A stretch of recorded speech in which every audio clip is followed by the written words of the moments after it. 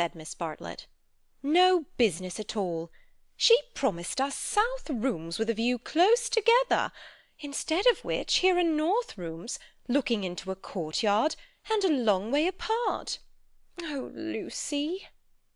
"And a cockney besides," said Lucy, who had been further saddened by the Signora's unexpected accent. "It might be London." She looked at the 2 rows of English people who were sitting at the table, at the row of white bottles of water and red bottles of wine that ran between the English people, at the portraits of the late Queen and the late Poet Laureate that hung behind the English people, heavily framed, at the notice of the English Church, Reverend Cuthbert Eager, M.A., Oxon, that was the only other decoration of the wall. "Charlotte, don't you feel too that we might be in London? I can hardly believe that all kinds of other things are just outside. I suppose it is one's being so tired." "This meat has surely been used for soup," said Miss Bartlett, laying down her fork. "I want so to see the Arno. The rooms the Signora promised us in her letter would have overlooked the Arno. The Signora had no business to do it at all. Oh, it is a shame." "Any nook does for me," Miss Bartlett continued, "but it does seem hard that you shouldn't have a view." Lucy felt that she had been selfish. "Charlotte, you mustn't spoil me. Of course you must look over the Arno too. I meant that. The first vacant room in the front." "You must have it," said Miss Bartlett, part of whose travelling expenses were paid by Lucy's mother, a piece of generosity to which she made many a tactful allusion. "No, no, you must have it." "I insist on it. Your mother would never forgive me, Lucy." "She would never forgive me." The ladies' voices grew animated, and, if the sad truth be owned, a little peevish. They were tired, and under the guise of unselfishness they wrangled. Some of their neighbours interchanged glances, and one of them, one of the ill-bred people whom one does meet abroad, leant forward over the table and actually intruded into their argument. He said, "I have a view. I have a view." Miss Bartlett was startled. Generally, at a pension, people looked them over for a day or two before speaking, and often did not find out that they would do till they had gone. She knew that the intruder was ill-bred even before she glanced at him. He was an old man, of heavy build, with a fair shaven face and large eyes. There was something childish in those eyes, though it was not the childishness of senility. What exactly it was, Miss Bartlett did not stop to consider, for her glance passed on to his clothes. These did not attract her. He was probably trying to become acquainted with them before they got into the swim. So she assumed a dazed expression when he spoke to her, and then said, "A view? Oh, a view! How delightful a view is!" "This is my son," said the old man. "His name's George. He has a view too." "Ah!" said Miss Bartlett, repressing Lucy, who was about to speak. "What I mean," he continued, "is that you can have our rooms, and we'll have yours. We'll change." The better class of tourist was shocked at this, and sympathized with the newcomers. Miss Bartlett, in reply, opened her mouth as little as possible, and said, "Thank you, very much indeed. That is out of the question." "Why?" said the old man, with both fists on the table. "Because it is quite out of the question, thank you." "You see, we don't like to take—" began Lucy. Her cousin again repressed her. "But why?" he persisted. "Women like looking at a view. Men don't." And he thumped with his fists like a naughty child, and turned to his son, saying, "George, persuade them." "It's so obvious they should have the rooms," said the son. "There's nothing else to say." He did not look at the ladies as he spoke, but his voice was perplexed and sorrowful. Lucy, too, was perplexed, but she saw that they were in for what is known as quite a scene, and she had an odd feeling that whenever these ill-bred tourists spoke, the contest widened and deepened till it dealt, not with rooms and views, but with—well, with something quite different, whose existence she had not realized before. Now the old man attacked Miss Bartlett almost violently. Why should she not change? What possible objection had she? They would clear out in half an hour. Miss Bartlett, though skilled in the delicacies of conversation, was powerless in the presence of brutality. It was impossible to snub any one so gross. Her face reddened with displeasure.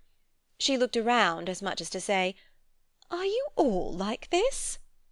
And two little old ladies, who were sitting further up the table with shawls hanging over the backs of the chairs, looked back, clearly indicating, "We are not. We are genteel." "Eat your dinner, dear," she said to Lucy, and began to toy again with the meat that she had once censured. Lucy mumbled that those seemed very odd people opposite. "Eat your dinner, dear. This pension is a failure. To-morrow we will make a change." Hardly had she announced this fell decision when she reversed it. The curtains at the end of the room parted, and revealed a clergyman, stout but attractive, who hurried forward to take his place at the table, cheerfully apologizing for his lateness.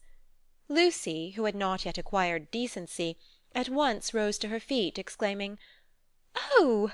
Oh! Why, it's Mr. Beebe! Oh, how perfectly lovely! Oh, Charlotte, we must stop now, however bad the rooms are. Oh!" Miss Bartlett said with more restraint, "How do you do, Mr. Beebe? I expect that you have forgotten us, Miss Bartlett and Miss Honeychurch, who were at Tunbridge Wells when you helped the vicar of St. Peter's that very cold Easter." The clergyman, who had the air of one on holiday, did not remember the ladies quite as clearly as they remembered him, but he came forward pleasantly enough, and accepted the chair into which he was beckoned by Lucy. "I am so glad to see you," said the girl, who was in a state of spiritual starvation, and would have been glad to see the waiter if her cousin had permitted it. "Just fancy how small the world is. Summer Street, too, makes it so specially funny." "Miss Honeychurch lives in the parish of Summer Street," said Miss Bartlett, filling up the gap, "and she happened to tell me in the course of conversation that you have just accepted the living—" "Yes, I heard from mother so last week. She didn't know that I knew you at Tunbridge Wells, but I wrote back at once, and I said, 'Mr. Beebe is—'" "Quite right," said the clergyman. "I move into the rectory at Summer Street next June. I am lucky to be appointed to such a charming neighbourhood." "Oh, how glad I am! The name of our house is Windy Corner." Mr. Beebe bowed. "There is mother and me generally, and my brother, though it's not often we get him to the church is rather far off, I mean." "Lucy, dearest, let Mr. Beebe eat his dinner." "I am eating it, thank you, and enjoying it." He preferred to talk to Lucy, whose playing he remembered, rather than to Miss Bartlett, who probably remembered his sermons. He asked the girl whether she knew Florence well, and was informed at some length that she had never been there before. It is delightful to advise a newcomer, and he was first in the field. "Don't neglect the country round," his advice concluded. "The first fine afternoon, drive up to Fiesole, and round by Settignano, or something of that sort." "No!" cried a voice from the top of the table. "Mr. Beebe, you are wrong. The first fine afternoon you ladies must go to Prato." "That lady looks so clever," whispered Miss Bartlett to her cousin. "We are in luck." And indeed, a perfect torrent of information burst on them. People told them what to see, when to see it, how to stop the electric trams, how to get rid of the beggars, how much to give for a vellum blotter, how much the place would grow upon them. The Pension Bertolini had decided, almost enthusiastically, that they would do. Whichever way they looked, kind ladies smiled and shouted at them, and above all rose the voice of the clever lady, crying, "Prato! They must go to Prato! That place is too sweetly squalid for words. I love it. I revel in shaking off the trammels of respectability, as you know." The young man named George glanced at the clever lady, and then returned moodily to his plate. Obviously he and his father did not do. Lucy, in the midst of her success, found time to wish they did. It gave her no extra pleasure that any one should be left in the cold, and when she rose to go, she turned back and gave the two outsiders a nervous little bow. The father did not see it. The son acknowledged it, not by another bow, but by raising his eyebrows and smiling. He seemed to be smiling across something. She hastened after her cousin, who had already disappeared through the curtains which smote one in the face, and seemed heavy with more than cloth. Beyond them stood the unreliable Signora, bowing good evening to her guests, and supported by "Henry, a little boy, and Victoria, a daughter." It made a curious little scene, this attempt of the Cockney to convey the grace and geniality of the South, and even more curious was the drawing-room, which attempted to rival the solid comfort of a Bloomsbury boarding-house. Was this really Italy? Miss Bartlett was already seated on a tightly stuffed armchair, which had the colour and the contours of a tomato. She was talking to Mr. Beebe, and as she spoke, her long narrow head drove backwards and forwards, slowly, regularly, as though she were demolishing some invisible obstacle. "We are most grateful to you," she was saying. "The first evening means so much. When you arrived we were in for a peculiarly mauvais quart d'heure." He expressed his regret. "Do you, by any chance, know the name of an old man who sat opposite us at dinner?" "Emerson." "Is he a friend of yours?" "We are friendly, as one is in pensions." "Then I will say no more." He pressed her very slightly, and she said more.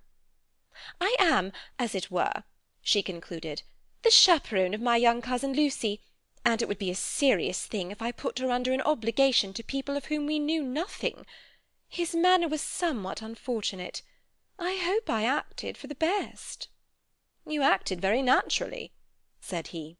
He seemed thoughtful, and after a few moments added, "All the same, I don't think much harm would have come of accepting." "No harm, of course, but we could not be under an obligation." "He is rather a peculiar man." Again he hesitated, and then said gently, "I think he would not take advantage of your acceptance, nor expect you to show gratitude. He has the merit, if it is one, of saying exactly what he means. He has rooms he does not value, and he thinks you would value them. He has no more thought of putting you under an obligation than he thought of being polite. It is so difficult, at least I find it difficult, to understand people who speak the truth." Lucy was pleased, and said, "I was hoping that he was nice. I do so always hope that people will be nice." "I think he is, nice and tiresome.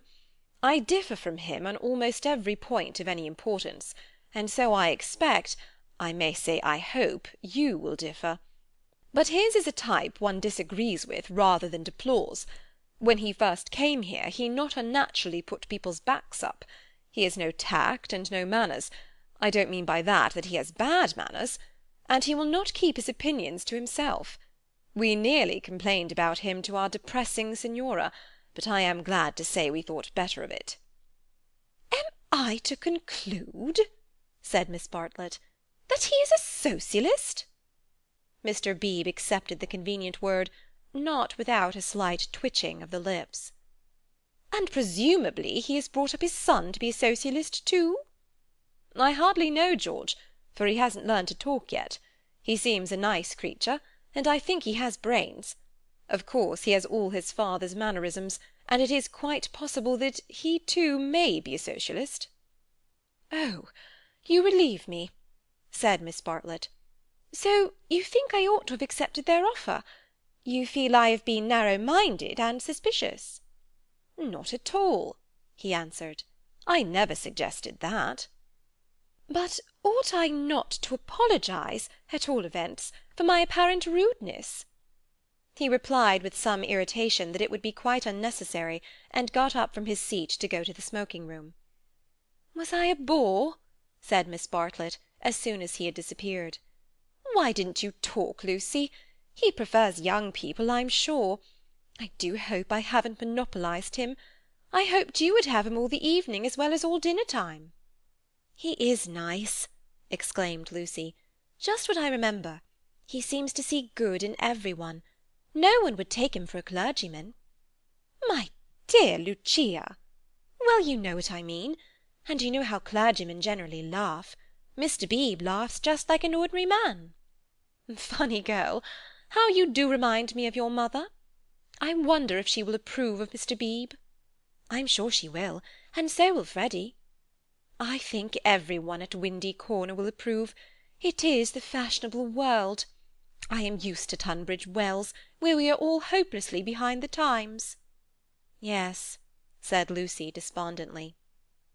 There was a haze of disapproval in the air, but whether the disapproval was of herself, or of Mr. Beebe, or of the fashionable world at Windy Corner, or of the narrow world at Tunbridge Wells, she could not determine. She tried to locate it, but as usual she blundered. Miss Bartlett sedulously denied disapproving of any one, and added, "I am afraid you are finding me a very depressing companion."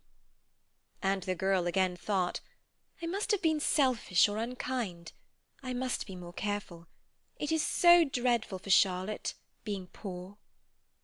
Fortunately one of the little old ladies, who for some time had been smiling very benignly, now approached and asked if she might be allowed to sit where Mr. Beebe had sat. Permission granted, she began to chatter gently about Italy, the plunge it had been to come there, the gratifying success of the plunge, the improvement in her sister's health, the necessity of closing the bedroom windows at night, and of thoroughly emptying the water-bottles in the morning. She handled her subjects agreeably, and they were perhaps more worthy of attention than the high discourse upon Guelphs and Ghibellines which was proceeding tempestuously at the other end of the room. It was a real catastrophe, not a mere episode, that evening of hers at Venice, when she had found in her bedroom something that is one worse than a flea, though one better than something else. "But here you are as safe as in England. Signora Bertolini is so English." "Yet our rooms smell," said poor Lucy. "We dread going to bed." "Ah, then you look into the court," she sighed. "If only Mr. Emerson were more tactful. We were so sorry for you at dinner." "I think he was meaning to be kind." "Undoubtedly he was," said Miss Bartlett. "Mr. Beebe has just been scolding me for my suspicious nature. Of course I was holding back on my cousin's account." "Of course," said the little old lady, and they murmured that one could not be too careful with a young girl. Lucy tried to look demure, but could not help feeling a great fool. No one was careful with her at home, or at all events she had not noticed it. "About old Mr. Emerson, I hardly know. No, he is not tactful. Yet have you ever noticed that there are people who do things which are most indelicate, and yet, at the same time, beautiful?" "Beautiful?" said Miss Bartlett, puzzled at the word. "Are not beauty and delicacy the same?" "So one would have thought," said the other helplessly. "But things are so difficult, I sometimes think." She proceeded no further into things, for Mr. Beebe reappeared, looking extremely pleasant. "Miss Bartlett," he cried, "it's all right about the rooms. I'm so glad. Mr. Emerson was talking about it in the smoking-room, and knowing what I did, I encouraged him to make the offer again. He has let me come and ask you. He would be so pleased." "Oh, Charlotte!" cried Lucy to her cousin, "we must have the rooms now. The old man is just as nice and kind as he can be." Miss Bartlett was silent. "I fear," said Mr. Beebe after a pause, "that I have been officious. I must apologize for my interference." Gravely displeased, he turned to go. Not till then did Miss Bartlett reply, "My own wishes, dearest Lucy, are unimportant in comparison with yours. It would be hard indeed if I stopped you doing as you liked at Florence, when I am only here through your kindness. If you wish to turn these gentlemen out of their rooms, I will do it. Would you then, Mr. Beebe, kindly tell Mr. Emerson that I accept his kind offer, and then conduct him to me, in order that I may thank him personally?" She raised her voice as she spoke. It was heard all over the drawing-room, and silenced the Guelphs and the Ghibellines. The clergyman, inwardly cursing the female sex, bowed and departed with her message. "Remember, Lucy, I alone am implicated in this. I do not wish the acceptance to come from you. Grant me that at all events." Mr. Beebe was back, saying rather nervously, "Mr. Emerson is engaged, but here is his son instead." The young man gazed down on the three ladies, who felt seated on the floor, so low were their chairs. "My father," he said, "is in his bath, so you cannot thank him personally, but any message given by you to me will be given by me to him as soon as he comes out." Miss Bartlett was unequal to the bath. All her barbed civilities came forth wrong end first. Young Mr. Emerson scored a notable triumph to the delight of Mr. Beebe and to the secret delight of Lucy. "Poor young man," said Miss Bartlett, as soon as he had gone. "How angry he is with his father about the rooms! It is all he can do to keep polite." "In half an hour or so your rooms will be ready," said Mr. Beebe. Then, looking rather thoughtfully at the two cousins, he retired to his own rooms, to write up his philosophic diary. "Oh dear!" breathed the little old lady, and shuddered as if all the winds of heaven had entered the apartment. "Gentlemen sometimes do not realize—" Her voice faded away, but Miss Bartlett seemed to understand, and a conversation developed, in which gentlemen who did not thoroughly realize played a principal part. Lucy, not realizing either, was reduced to literature. Taking up Baedeker's Handbook to Northern Italy, she committed to memory the most important dates of Florentine history, for she was determined to enjoy herself on the morrow. Thus the half-hour crept profitably away, and at last Miss Bartlett rose with a sigh and said, "I think one might venture now. No, Lucy, do not stir. I will superintend the move." "How you do everything," said Lucy. "Naturally, dear. It is my affair." "But I would like to help you." "No, dear." Charlotte's energy, and her unselfishness. She had been thus all her life, but really on this Italian tour she was surpassing herself. So Lucy felt, or strove to feel. And yet there was a rebellious spirit in her which wondered whether the acceptance might not have been less delicate and more beautiful. At all events, she entered her own room without any feeling of joy. "I want to explain," said Miss Bartlett, "why it is that I have taken the largest room. Naturally, of course, I should have given it to you, but I happen to know that it belongs to the young man, and I was sure your mother would not like it." Lucy was bewildered. "If you are to accept a favour, it is more suitable you should be under an obligation to his father than to him. I am a woman of the world, in my small way, and I know where things lead to. However, Mr. Beebe is a guarantee of a sort that they will not presume on this." "Mother wouldn't mind, I'm sure," said Lucy, but again had the sense of larger and unsuspected issues. Miss Bartlett only sighed, and enveloped her in a protecting embrace as she wished her good night. It gave Lucy the sensation of a fog, and when she reached her own room, she opened the window and breathed the clean night air, thinking of the kind old man who had enabled her to see the lights dancing in the Arno, and the cypresses of San Miniato, and the foothills of the Apennines, black against the rising moon. Miss Bartlett, in her room, fastened the window-shutters and locked the door, and then made a tour of the apartment to see where the cupboards led, and whether there were any oubliettes or secret entrances. It was then that she saw, pinned up over the washstand, a sheet of paper, on which was scrawled an enormous note of interrogation, nothing more. "What does it mean?" she thought, and she examined it carefully by the light of a candle. Meaningless at first, it gradually became menacing, obnoxious, portentous with evil.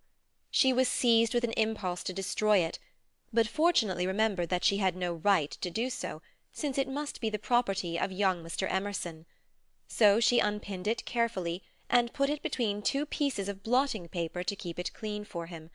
Then she completed her inspection of the room, sighed heavily, according to her habit, and went to bed. End of Chapter 1. It was pleasant to wake up in Florence, to open the eyes upon a bright bare room, with a floor of red tiles which look clean, though they are not, with a painted ceiling whereon pink griffins and blue amorini sport in a forest of yellow violins and bassoons. It was pleasant, too, to fling wide the windows, pinching the fingers in unfamiliar fastenings, to lean out into sunshine with beautiful hills and trees and marble churches opposite, and close below, the Arno, gurgling against the embankment of the road. Over the river men were at work with spades and sieves on the sandy foreshore, and on the river was a boat, also diligently employed for some mysterious end. An electric tram came rushing underneath the window. No one was inside it, except one tourist, but its platforms were overflowing with Italians, who preferred to stand. Children tried to hang on behind, and the conductor, with no malice, spat in their faces to make them let go. Then soldiers appeared, good-looking, undersized men, wearing each a knapsack covered with mangy fur, and a greatcoat which had been cut for some larger soldier. Beside them walked officers, looking foolish and fierce, and before them went little boys, turning somersaults in time with the band. The tram-car became entangled in their ranks, and moved on painfully, like a caterpillar in a swarm of ants. One of the little boys fell down, and some white bullocks came out of an archway. Indeed, if it had not been for the good advice of an old man who was selling button-hooks, the road might never have got clear. Over such trivialities as these many a valuable hour may slip away, and the traveller who has gone to Italy to study the tactile values of Giotto or the corruption of the papacy may return remembering nothing but the blue sky and the men and women who live under it. So it was as well that Miss Bartlett should tap and come in, and having commented on Lucy's leaving the door unlocked, and on her leaning out of the window before she was fully dressed, should urge her to hasten herself, or the best of the day would be gone. By the time Lucy was ready her cousin had done her breakfast, and was listening to the clever lady among the crumbs. A conversation then ensued, on not unfamiliar lines. Miss Bartlett was, after all, a wee bit tired, and thought they had better spend the morning settling in, unless Lucy would at all like to go out? Lucy would rather like to go out, as it was her first day in Florence, but of course she could go alone. Miss Bartlett could not allow this. Of course she would accompany Lucy everywhere. Oh, certainly not. Lucy would stop with her cousin. Oh, no, that would never do. Oh, yes. At this point the clever lady broke in. "If it is Mrs. Grundy who is troubling you, I do assure you that you can neglect the good person. Being English, Miss Honeychurch will be perfectly safe. Italians understand. A dear friend of mine, Contessa Baroncelli, has 2 daughters, and when she cannot send a maid to school with them, she lets them go in sailor hats instead. Everyone takes them for English, you see, especially if their hair is strained tightly behind." Miss Bartlett was unconvinced by the safety of Contessa Baroncelli's daughters. She was determined to take Lucy herself, her head not being so very bad. The clever lady then said that she was going to spend a long morning in Santa Croce, and if Lucy would come too, she would be delighted. "I will take you by a dear dirty back way, Miss Honeychurch, and if you bring me luck we shall have an adventure." Lucy said that this was most kind, and at once opened the Baedeker to see where Santa Croce was. "Ah, tut, tut, Miss Lucy, I hope we shall soon emancipate you from Baedeker. He does but touch the surface of things. As to the true Italy, he does not even dream of it. The true Italy is only to be found by patient observation." This sounded very interesting, and Lucy hurried over her breakfast and started with her new friend in high spirits. Italy was coming at last.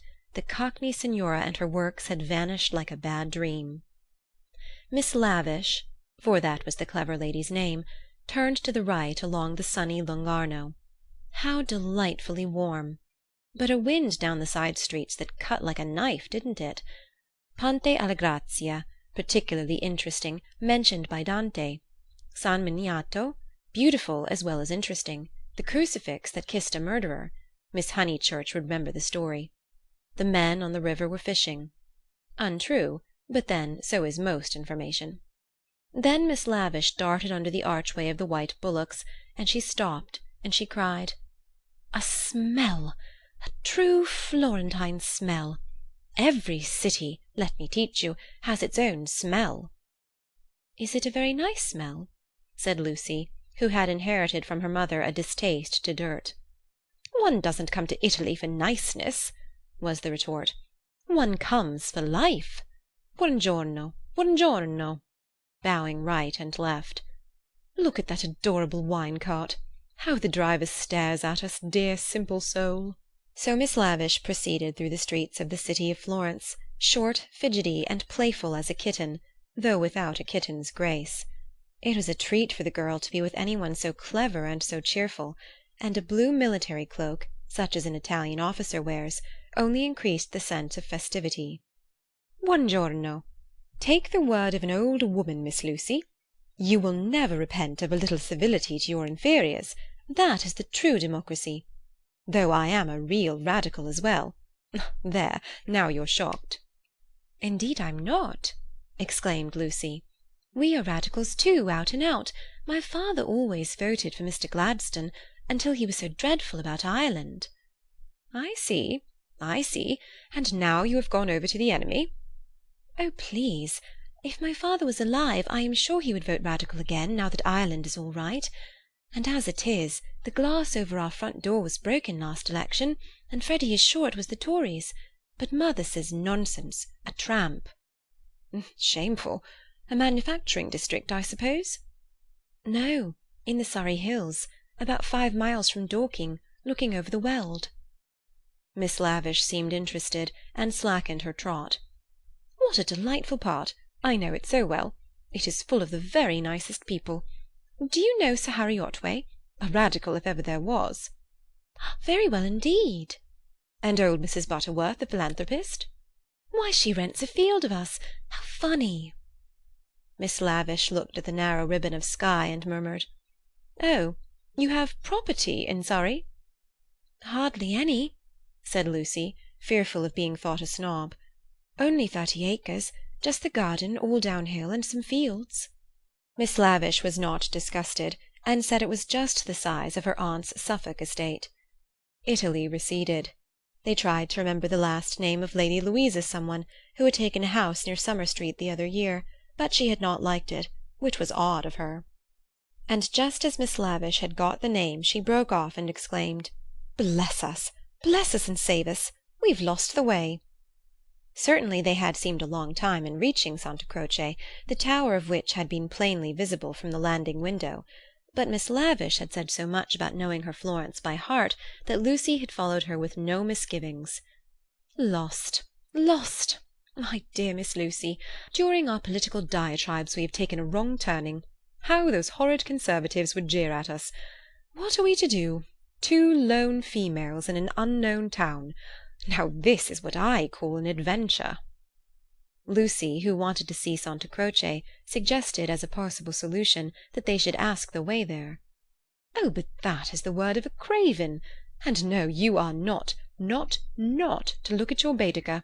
Give it to me. I shan't let you carry it. We will simply drift."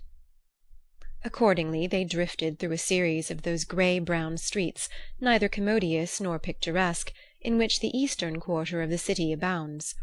Lucy soon lost interest in the discontent of Lady Louisa, and became discontented herself. For one ravishing moment Italy appeared. She stood in the square of the Annunziata, and saw in the living terra cotta those divine babies whom no cheap reproduction can ever stale. There they stood, with their shining limbs bursting from the garments of charity, and their strong white arms extended against circlets of heaven. Lucy thought she had never seen anything more beautiful.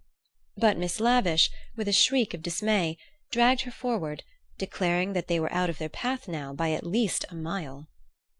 The hour was approaching at which the continental breakfast begins, or rather ceases to tell, and the ladies bought some hot chestnut paste out of a little shop, because it looked so typical. It tasted partly of the paper in which it was wrapped, partly of hair oil, partly of the great unknown. But it gave them strength to drift into another piazza, large and dusty, on the farther side of which rose a black and white façade of surpassing ugliness. Miss Lavish spoke to it dramatically. It was Santa Croce. The adventure was over. "Stop a minute. Let those two people go on, or I shall have to speak to them. I do detest conventional intercourse. Nasty. They are going into the church too. Oh, the British are abroad." "We sat opposite them at dinner last night. They have given us their rooms. They were so very kind." "Look at their figures," laughed Miss Lavish. "They walk through my Italy like a pair of cows. It's very naughty of me, but I would like to set an examination paper at Dover, and turn back every tourist who couldn't pass it." "What would you ask us?" Miss Lavish laid her hand pleasantly on Lucy's arm, as if to suggest that she, at all events, would get full marks. In this exalted mood they reached the steps of the great church, and were about to enter it when Miss Lavish stopped, squeaked, flung up her arms, and cried, "There goes my local colour-box! I must have a word with him." And in a moment she was away over the piazza, her military cloak flapping in the wind, nor did she slacken speed till she caught up with an old man with white whiskers, and nipped him playfully upon the arm. Lucy waited for nearly 10 minutes. Then she began to get tired. The beggars worried her, the dust blew in her eyes, and she remembered that a young girl ought not to loiter in public places. She descended slowly into the piazza, with the intention of rejoining Miss Lavish, who was really almost too original. But at that moment Miss Lavish and her local colour box moved also, and disappeared down a side street, both gesticulating largely. Tears of indignation came to Lucy's eyes, partly because Miss Lavish had jilted her, partly because she had taken her Baedeker. How could she find her way home? How could she find her way about in Santa Croce? Her first morning was ruined, and she might never be in Florence again. A few minutes ago she had been all high spirits, talking as a woman of culture, and half persuading herself that she was full of originality. Now she entered the church depressed and humiliated, not even able to remember whether it was built by the Franciscans or the Dominicans. Of course it must be a wonderful building, but how like a barn, and how very cold! Of course it contained frescoes by Giotto, in the presence of whose tactile values she was capable of feeling what was proper, but who was to tell her which they were? She walked about disdainfully, unwilling to be enthusiastic over monuments of uncertain authorship or date. There was no one even to tell her which, of all the sepulchral slabs that paved the nave and transepts, was the one that was really beautiful, the one that had been most praised by Mr. Ruskin. Then the pernicious charm of Italy worked on her, and instead of acquiring information, she began to be happy. She puzzled out the Italian notices, the notice that forbade people to introduce dogs into the church, the notice that prayed people, in the interests of health and out of respect to the sacred edifice in which they found themselves, not to spit. She watched the tourists. Their noses were as red as their Baedekers, so cold was Santa Croce. She beheld the horrible fate that overtook 3 papists, 2 he-babies and a she-baby, who began their career by sousing each other with the holy water, and then proceeded to the Machiavelli memorial, dripping but hallowed. Advancing towards it very slowly, and from immense distances, they touched the stone with their fingers, with their handkerchiefs, with their heads, and then retreated. What could this mean? They did it again and again. Then Lucy realized that they had mistaken Machiavelli for some saint, and by continual contact with his shrine were hoping to acquire virtue. Punishment followed quickly. The smallest he-baby stumbled over one of the sepulchral slabs so much admired by Mr. Ruskin, and entangled his feet in the features of a recumbent bishop. Protestant as she was, Lucy darted forward. She was too late. He fell heavily upon the prelate's upturned toes. "Hateful bishop!" exclaimed the voice of old Mr. Emerson, who had darted forward also. "Hard in life, hard in death. Go out into the sunshine, little boy, and kiss your hand to the sun, for that is where you ought to be. Intolerable bishop!" The child screamed frantically at these words, and at these dreadful people who picked him up, dusted him, rubbed his bruises, and told him not to be superstitious. "Look at him," said Mr. Emerson to Lucy. "Here's a mess, a baby hurt, cold, and frightened. But what else can you expect from a church?" The child's legs had become as melting wax. Each time that old Mr. Emerson and Lucy set it erect, it collapsed with a roar. Fortunately, an Italian lady, who ought to have been saying her prayers, came to the rescue. By some mysterious virtue which mothers alone possess, she stiffened the little boy's backbone and imparted strength to his knees. He stood. Still gibbering with agitation, he walked away. "You are a clever woman," said Mr. Emerson. "You have done more than all the relics in the world. I am not of your creed, but I do believe in those who make their fellow creatures happy. There is no scheme of the universe—" He paused for a phrase. "Niente," said the Italian lady, and returned to her prayers. "I'm not sure she understands English," suggested Lucy. In her chastened mood she no longer despised the Emersons. She was determined to be gracious to them, beautiful rather than delicate, and if possible to erase Miss Bartlett's civility by some gracious reference to the pleasant rooms. "That woman understands everything," was Mr. Emerson's reply. "But what are you doing here? Are you doing the church? Are you through with the church?" "No," cried Lucy, remembering her grievance. "I came here with Miss Lavish, who was to explain everything, and just by the door—it is too bad—she simply ran away, and after waiting quite a time, I had to come in by myself." "Why shouldn't you?" said Mr. Emerson. "Yes, why shouldn't you come by yourself?" said the son, addressing the young lady for the first time. "But Miss Lavish has even taken away Baedeker." "Baedeker?" said Mr. Emerson. "I'm glad it's that you minded. It's worth minding, the loss of a Baedeker. That's worth minding." Lucy was puzzled. She was again conscious of some new idea, and was not sure whither it would lead her. "If you've no Baedeker," said the son, "you'd better join us." Was this where the idea would lead? She took refuge in her dignity. "Thank you very much, but I could not think of that. I hope you do not suppose that I came to join on to you. I really came to help with the child, and to thank you for so kindly giving us your rooms last night. I hope that you have not been put to any great inconvenience." "My dear," said the old man gently, "I think that you are repeating what you have heard older people say. You are pretending to be touchy, but you are not really. Stop being so tiresome, and tell me instead what part of the church you want to see. To take you to it will be a real pleasure." Now, this was abominably impertinent, and she ought to have been furious. But it is sometimes as difficult to lose one's temper as it is difficult at other times to keep it. Lucy could not get cross. Mr. Emerson was an old man, and surely a girl might humour him. On the other hand, his son was a young man, and she felt that a girl ought to be offended with him, or at all events be offended before him. It was at him that she gazed before replying.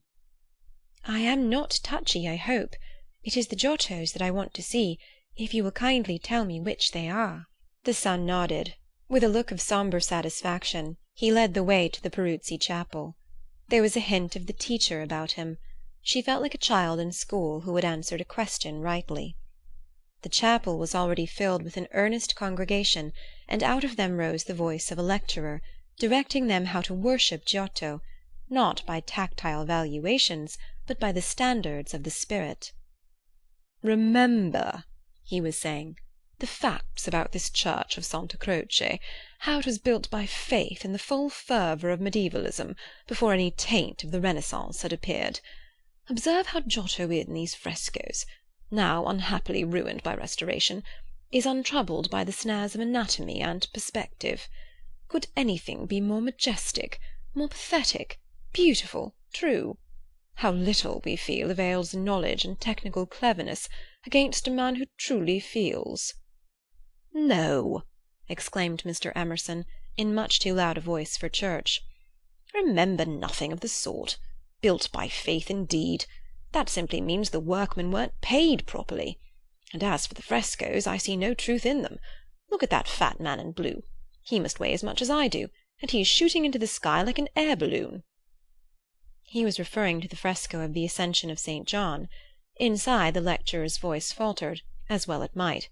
The audience shifted uneasily, and so did Lucy. She was sure that she ought not to be with these men, but they had cast a spell over her. They were so serious and so strange that she could not remember how to behave. "Now did this happen or didn't it? Yes or no?" George replied. It happened like this, if it happened at all. I would rather go up to heaven by myself than be pushed by cherubs, and if I got there I should like my friends to lean out of it, just as they do here." "You will never go up," said his father. "You and I, dear boy, will lie at peace in the earth that bore us, and our names will disappear as surely as our work survives." "Some of the people can only see the empty grave, not the saint, whoever he is, going up. It did happen like that, if it happened at all." "Pardon me," said a frigid voice. "The chapel is somewhat small for two parties. We will incommode you no longer." The lecturer was a clergyman, and his audience must also be his flock, for they held prayer books as well as guide books in their hands. They filed out of the chapel in silence. Amongst them were the two little old ladies of the Pension Bertolini, Miss Teresa and Miss Catherine Allen. "Stop!" cried Mr. Emerson. "There's plenty of room for us all. Stop!" The procession disappeared without a word. Soon the lecturer could be heard in the next chapel, describing the life of St. Francis. "George, I do believe that clergyman is the Brixton curate." George went into the next chapel and returned, saying, "Perhaps he is. I don't remember." "Then I had better speak to him and remind him who I am. It's that Mr. Eager. Why did he go? Did we talk too loud? How vexatious! I shall go and say we are sorry. Hadn't I better? Then perhaps he will come back." "He will not come back," said George. But Mr. Emerson, contrite and unhappy, hurried away to apologize to the Reverend Cuthbert Eager. Lucy, apparently absorbed in a lunette, could hear the lecture again interrupted, the anxious, aggressive voice of the old man, the curt, injured replies of his opponent. The son, who took every little contretemps as if it were a tragedy, was listening also. "My father has that effect on nearly every one," he informed her. "He will try to be kind." "I hope we all try," said she, smiling nervously, "because we think it improves our characters. But he is kind to people because he loves them, and they find him out and are offended or frightened." "How silly of them," said Lucy, though in her heart she sympathized. "I think that a kind action done tactfully—" "Tact?" He threw up his head in disdain. Apparently she had given the wrong answer.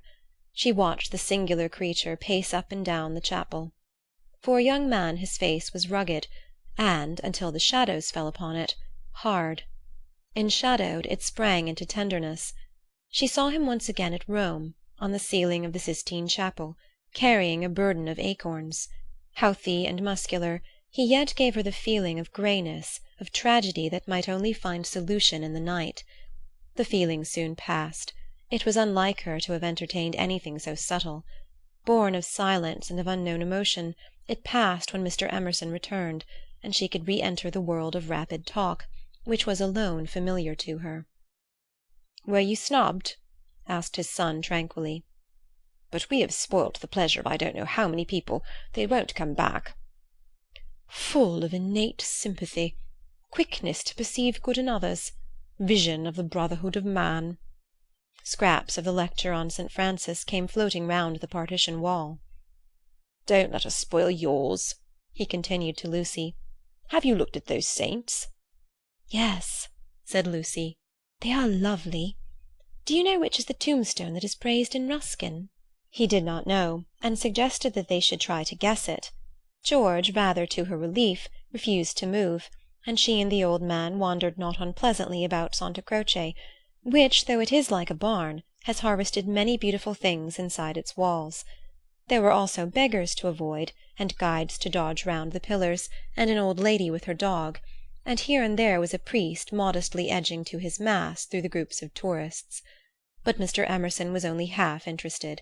He watched the lecturer, whose success he believed that he had impaired, and then he anxiously watched his son. "Why will he look at that fresco?" he said uneasily. "I saw nothing in it." "I like Giotto," she replied. "It is so wonderful what they say about his tactile values, though I like things like the Della Robbia babies better." "So you ought. A baby is worth a dozen saints, and my baby is worth the whole of paradise, and as far as I can see, he lives in hell." Lucy again felt that this did not do. "In hell," he repeated. "He's unhappy." "Oh dear," said Lucy. "How can he be unhappy when he is strong and alive? What more is one to give him? And think how he has been brought up, free from all the superstition and ignorance that lead men to hate one another in the name of God. With such an education as that, I thought he was bound to grow up happy." She was no theologian, but she felt that here was a very foolish old man, as well as a very irreligious one. She also felt that her mother might not like her talking to that kind of person, and that Charlotte would object most strongly. "What are we to do with him?" he asked. "He comes out for his holiday to Italy and behaves like that, like the little child who ought to have been playing, and who hurt himself upon the tombstone. Eh? What did you say?" Lucy had made no suggestion. Suddenly he said, "Now don't be stupid over this. I don't require you to fall in love with my boy, but I do think you might try and understand him. You are nearer his age, and if you let yourself go, I'm sure you are sensible. You might help me. He has known so few women, and you have the time. You stop here several weeks, I suppose. But let yourself go. You are inclined to get muddled, if I may judge from last night. Let yourself go. Pull out from the depths those thoughts that you do not understand, and spread them out in the sunlight and know the meaning of them. By understanding George, you may learn to understand yourself. It'll be good for both of you." To this extraordinary speech Lucy found no answer. "I only know what it is that's wrong with him, not why it is." "And what is it?" asked Lucy fearfully, expecting some harrowing tale. "The old trouble. Things won't fit." "What things?" "The things of the universe. It is quite true, they don't." "Oh, Mr. Emerson, whatever do you mean?"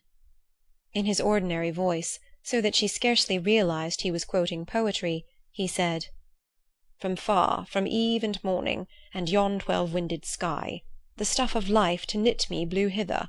Here am I. George and I both know this, but why does it distress him? We know that we come from the winds, and that we shall return to them, that all life is perhaps a knot, a tangle, a blemish in the eternal smoothness. But why should this make us unhappy? Let us rather love one another, and work and rejoice. I don't believe in this world's sorrow." Miss Honeychurch assented. "Then make my boy think like us. Make him realize that by the side of the everlasting why there is a yes, a transitory yes, if you like, but a yes." Suddenly she laughed. Surely one ought to laugh. A young man melancholy because the universe wouldn't fit, because life was a tangle or a wind or a yes, or something. "I'm very sorry," she cried. "You'll think me unfeeling, but—" Then she became matronly. "Oh, but your son wants employment. Has he no particular hobby? Why, I myself have worries, but I can generally forget them at the piano. And collecting stamps did no end of good for my brother. Perhaps Italy bores him. You ought to try the Alps or the lakes." The old man's face saddened, and he touched her gently with his hand. This did not alarm her. She thought that her advice had impressed him, and that he was thanking her for it. Indeed, he no longer alarmed her at all. She regarded him as a kind thing, but quite silly. Her feelings were as inflated spiritually as they had been an hour ago aesthetically, before she lost Baedeker. The dear George, now striding towards them over the tombstones, seemed both pitiable and absurd. He approached, his face in the shadow. He said, "Miss Bartlett." "Oh, good gracious me!" said Lucy, suddenly collapsing, and again seeing the whole of life in a new perspective. "Where? Where?" "In the nave." "I see. Those gossiping little old Miss Allens must have—" She checked herself. "Poor girl!" exploded old Mr. Emerson. "Poor girl!" She could not let this pass, for it was just what she was feeling herself. "Poor girl? I fail to understand the point of that remark. I think myself a very fortunate girl, I assure you. I'm thoroughly happy, and having a splendid time.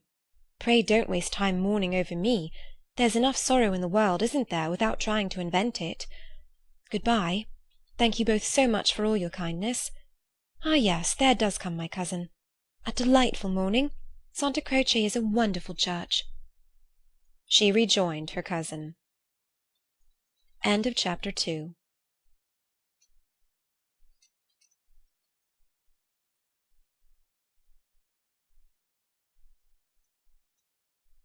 Life rather chaotic, entered a more solid world when she opened the piano.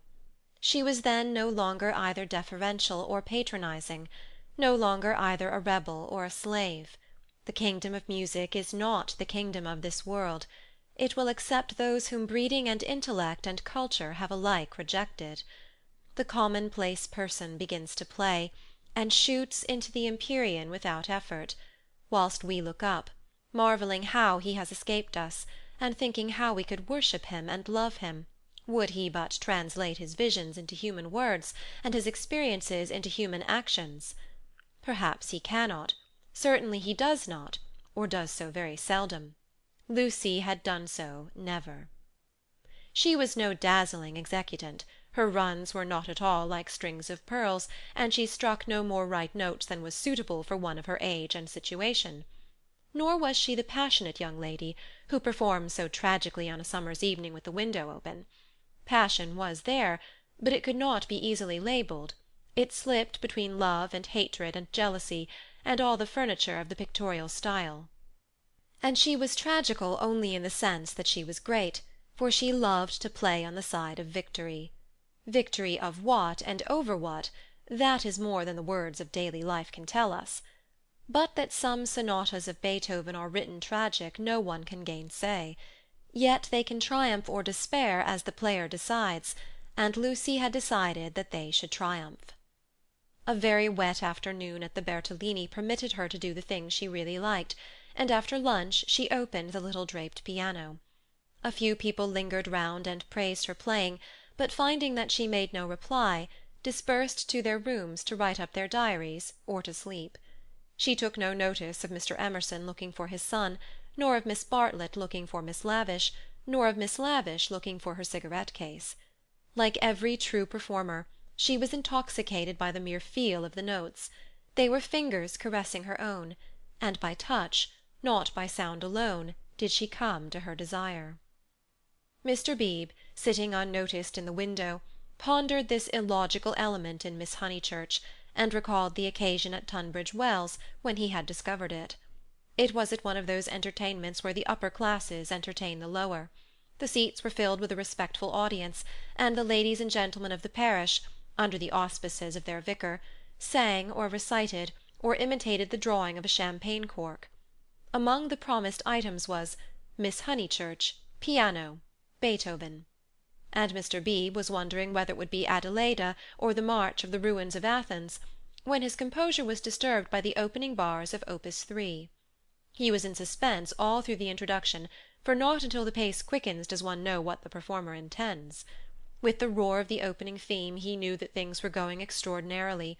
In the chords that herald the conclusion he heard the hammer strokes of victory. He was glad that she only played the first movement, for he could have paid no attention to the winding intricacies of the measures of 9/16. The audience clapped, no less respectful. It was Mr. Beebe who started the stamping. It was all that one could do. "Who is she?" he asked the vicar afterwards. "Cousin of one of my parishioners. I do not consider her choice of piece happy. Beethoven is usually so simple and direct in his appeal that it is sheer perversity to choose a thing like that, which, if anything, disturbs." "Introduce me." "She will be delighted. She and Miss Bartlett are full of the praises of your sermon." "My sermon!" cried Mr. Beebe. "Why ever did she listen to it?"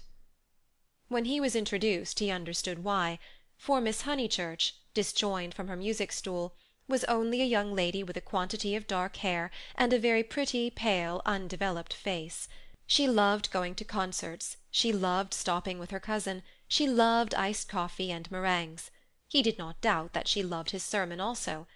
But before he left Tunbridge Wells he made a remark to the vicar, which he now made to Lucy herself when she closed the little piano and moved dreamily towards him. "If Miss Honeychurch ever takes to live as she plays, it will be very exciting, both for us and for her. Lucy at once re-entered daily life. Oh, what a funny thing! Someone said just the same to mother, and she said she trusted I should never live a duet. Doesn't Mrs. Honeychurch like music? She doesn't mind it, but she doesn't like one to get excited over anything. She thinks I am silly about it. She thinks I can't make out. Once, you know, I said that I liked my own playing better than anyone else's. She has never got over it. Of course, I didn't mean that I played well. I only meant— Of course, said he, wondering why she bothered to explain. Music, said Lucy, as if attempting some generality. She could not complete it, and looked out absently upon Italy in the wet. The whole life of the South was disorganized, and the most graceful nation in Europe had turned into formless lumps of clothes. The street and the river were dirty yellow, the bridge was dirty grey, and the hills were dirty purple. Somewhere in their folds were concealed Miss Lavish and Miss Bartlett, who had chosen this afternoon to visit the Torre del Gallo. "What about music?" said Mr. Beebe. "Poor Charlotte will be sopped," was Lucy's reply. The expedition was typical of Miss Bartlett, who would return cold, tired, hungry, and angelic, with a ruined skirt, a pulpy Baedeker, and a tickling cough in her throat. On another day, when the whole world was singing and the air ran into the mouth like wine, she would refuse to stir from the drawing-room, saying that she was an old thing, and no fit companion for a hearty girl. "Miss Lavish has led your cousin astray. She hopes to find the true Italy in the wet, I believe." "Miss Lavish is so original," murmured Lucy. This was a stock remark, the supreme achievement of the Pension Bertolini in the way of definition. Miss Lavish was so original. Mr. Beebe had his doubts, but they would have been put down to clerical narrowness.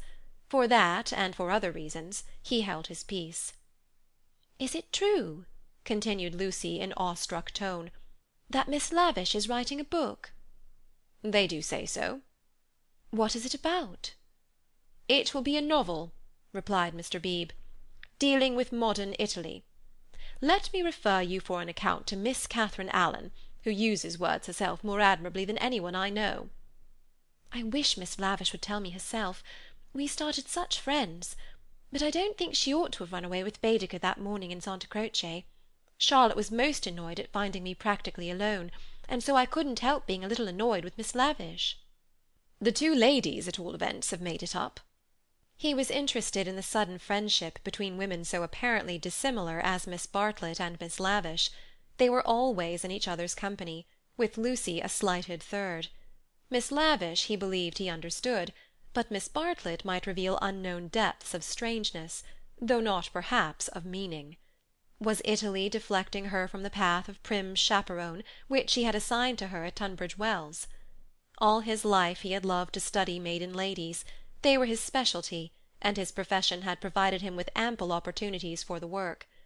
Girls like Lucy were charming to look at, but Mr. Beebe was, from rather profound reasons, somewhat chilly in his attitude towards the other sex, and preferred to be interested rather than enthralled. Lucy, for the third time, said that poor Charlotte would be sopped. The Arno was rising in flood, washing away the traces of the little carts upon the foreshore. But in the south-west there had appeared a dull haze of yellow, which might mean better weather if it did not mean worse. She opened the window to inspect, and a cold blast entered the room, drawing a plaintive cry from Miss Catherine Allen, who entered at the same moment by the door. "Oh, dear Miss Honeychurch, you will catch a chill. And Mr. Beebe here besides. Who would suppose this is Italy? There is my sister actually nursing the hot water can. No comforts or proper provisions." She sidled towards them and sat down, self-conscious as she always was on entering a room which contained one man, or a man and one woman. "I could hear your beautiful playing, Miss Honeychurch, though I was in my room with the door shut. Doors shut, indeed, most necessary. No one has the least idea of privacy in this country, and one person catches it from another." Lucy answered suitably. Mr. Beebe was not able to tell the ladies of his adventure at Medina, where the chambermaid burst in upon him in his bath, exclaiming cheerfully, Fa niente, sono vecchia. He contented himself with saying, I quite agree with you, Miss Allen. The Italians are a most unpleasant people. They pry everywhere, they see everything, and they know what we want before we know it ourselves. We are at their mercy. They read our thoughts, they foretell our desires. From the cab-driver down to Giotto, they turn us inside out, and I resent it. Yet in their heart of hearts they are, how superficial! They have no conception of the intellectual life. How right is Signora Bertolini, who exclaimed to me the other day, "Oh, Mr. Beebe, if you knew what I suffer over the children's education! I won't have my little Victoria taught by an ignorant Italian what can't explain nothing." Miss Allen did not follow, but gathered that she was being mocked in an agreeable way. Her sister was a little disappointed in Mr. Beebe, having expected better things from a clergyman whose head was bald, and who wore a pair of russet whiskers. Indeed, who would have supposed that tolerance, sympathy, and a sense of humour would inhabit that militant form? In the midst of her satisfaction, she continued to sidle, and at last the cause was disclosed. From the chair beneath her she extracted a gun-metal cigarette-case, on which were powdered in turquoise the initials E.L. "That belongs to Lavish," said the clergyman. "A good fellow, Lavish, but I wish she'd start a pipe." "Oh, Mr. Beebe!" said Miss Allen, divided between awe and mirth. "Indeed, though it is dreadful for her to smoke, it is not quite as dreadful as you suppose. She took to it, practically in despair, after her life's work was carried away in a landslip.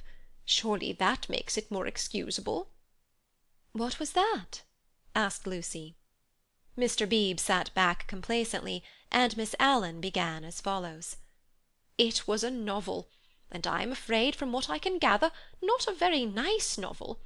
It is so sad when people who have abilities misuse them, and I must say they nearly always do. Anyhow, she left it almost finished in the grotto of the Calvary at the Cappuccini Hotel at Amalfi while she went for a little ink. She said, 'Can I have a little ink, please?' But you know what Italians are. And meanwhile the grotto fell roaring on to the beach, and the saddest thing of all is that she cannot remember what she has written. The poor thing was very ill after it, and so got tempted into cigarettes. It is a great secret, but I am glad to say that she is writing another novel. She told Teresa and Miss Pole the other day that she had got up all the local colour. This novel is to be about modern Italy, the other was historical. But that she could not start till she had an idea. First she tried Perugia for an inspiration, then she came here. This must on no account get round. And so cheerful through it all. I cannot help thinking that there is something to admire in everyone, even if you do not approve of them." Miss Allen was always thus being charitable against her better judgment. A delicate pathos perfumed her disconnected remarks, giving them unexpected beauty, just as, in the decaying autumn woods, there sometimes rise odours reminiscent of spring. She felt she had made almost too many allowances, and apologized hurriedly for her toleration. "All the same, she is a little too, I hardly like to say unwomanly, but she behaved most strangely when the Emersons arrived." Mr. Beebe smiled as Miss Allen plunged into an anecdote which he knew she would be unable to finish in the presence of a gentleman. "I don't know, Miss Honeychurch, if you have noticed that Miss Pole, the lady who has so much yellow hair, takes lemonade. That old Mr. Emerson, who puts things very strangely." Her jaw dropped. She was silent. Mr. Beebe, whose social resources were endless, went out to order some tea, and she continued to Lucy in a hasty whisper, "Stomach! He warned Miss Pole of her stomach acidity, he called it, and he may have meant to be kind. I must say I forgot myself and laughed, it was so sudden. As Teresa truly said, it was no laughing matter. But the point is that Miss Lavish was positively attracted by his mentioning S, and said she liked plain speaking, and meeting different grades of thought. She thought they were commercial travellers, drummers was the word she used, and all through dinner she tried to prove that England, our great and beloved country, rests on nothing but commerce. Teresa was very much annoyed, and left the table before the cheese, saying as she did so, 'There, Miss Lavish, is one who can confute you better than I,' and pointed to that beautiful picture of Lord Tennyson. Then Miss Lavish said, 'Tut, the early Victorians!' Just imagine! Tut, the early Victorians! My sister had gone, and I felt bound to speak. I said, 'Miss Lavish, I am an early Victorian. At least, that is to say, I will hear no breath of censure against our dear Queen.' It was horrible speaking. I reminded her how the Queen had been to Ireland when she did not want to go, and I must say she was dumbfounded and made no reply. But unluckily Mr. Emerson overheard this part, and called in his deep voice, 'Quite so, quite so. I honour the woman for her Irish visit.' The woman! Oh, I tell things so badly, but you see what a tangle we were in by this time, all on account of S having been mentioned in the first place. But that was not all. After dinner, Miss Lavish actually came up and said, 'Miss Allen, I am going into the smoking-room to talk to those two nice men. Come too.' Needless to say, I refused such an unsuitable invitation, and she had the impertinence to tell me that it would broaden my ideas, and said that she had 4 brothers, all university men, except one who was in the army, who always made a point of talking to commercial travellers." "Let me finish the story," said Mr. Beebe, who had returned. "Miss Lavish tried Miss Pole, myself, everyone, and finally said, 'I shall go alone.' She went. At the end of 5 minutes she returned unobtrusively with a green baize board and began playing Patience." "Whatever happened?" cried Lucy. "No one knows. No one will ever know. Miss Lavish will never dare to tell, and Mr. Emerson does not think it worth telling." "Mr. Beebe, old Mr. Emerson, is he nice or not nice? I do so want to know." Mr. Beebe laughed and suggested that she should settle the question for herself. "No, but it is so difficult. Sometimes he is so silly, and then I do not mind him. Miss Allen, what do you think? Is he nice?" The little old lady shook her head, and sighed disapprovingly. Mr. Beebe, whom the conversation amused, stirred her up by saying, "I consider that you are bound to class him as nice, Miss Allen, after that business of the violets." "Violets? Oh dear!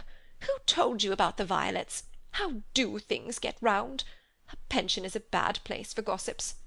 No, I cannot forget how they behaved at Mr. Eager's lecture at Santa Croce. Oh, poor Miss Honeychurch! It really was too bad. No, I have quite changed.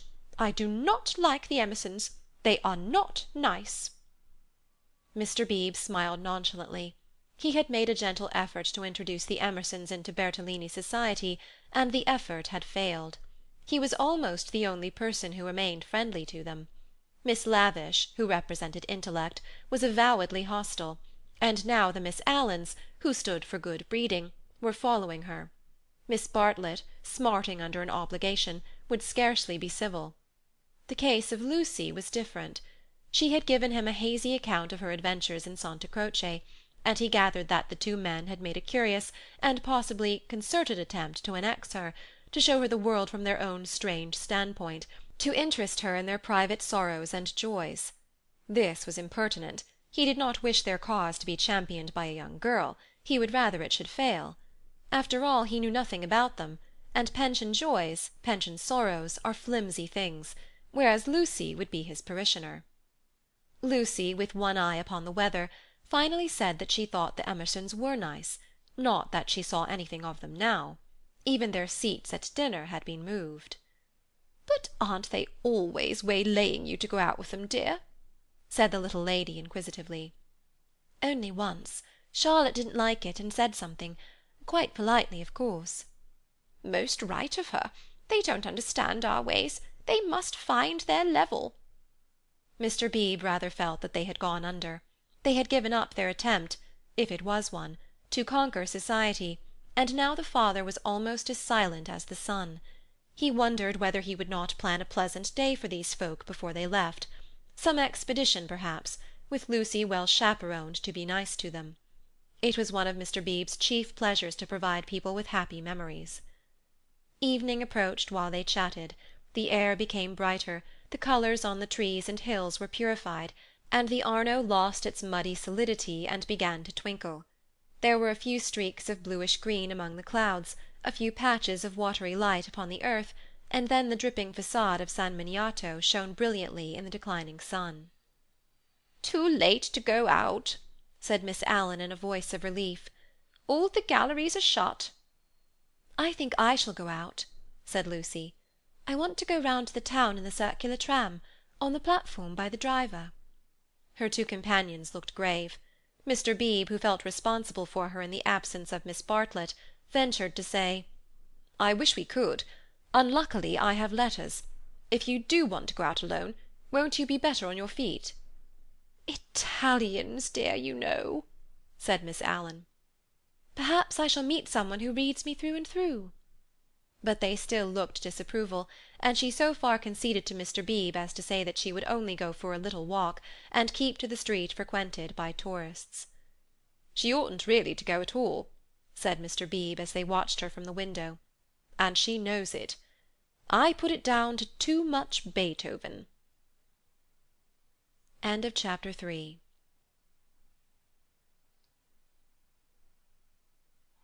Mr. Beebe was right. Lucy never knew her desires so clearly as after music. She had not really appreciated the clergyman's wit, nor the suggestive twitterings of Miss Allen. Conversation was tedious. She wanted something big, and she believed that it would have come to her on the wind-swept platform of an electric tram. This she might not attempt.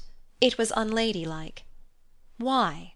Why were most big things unladylike? Charlotte had once explained to her why. It was not that ladies were inferior to men, it was that they were different. Their mission was to inspire others to achievement rather than to achieve themselves.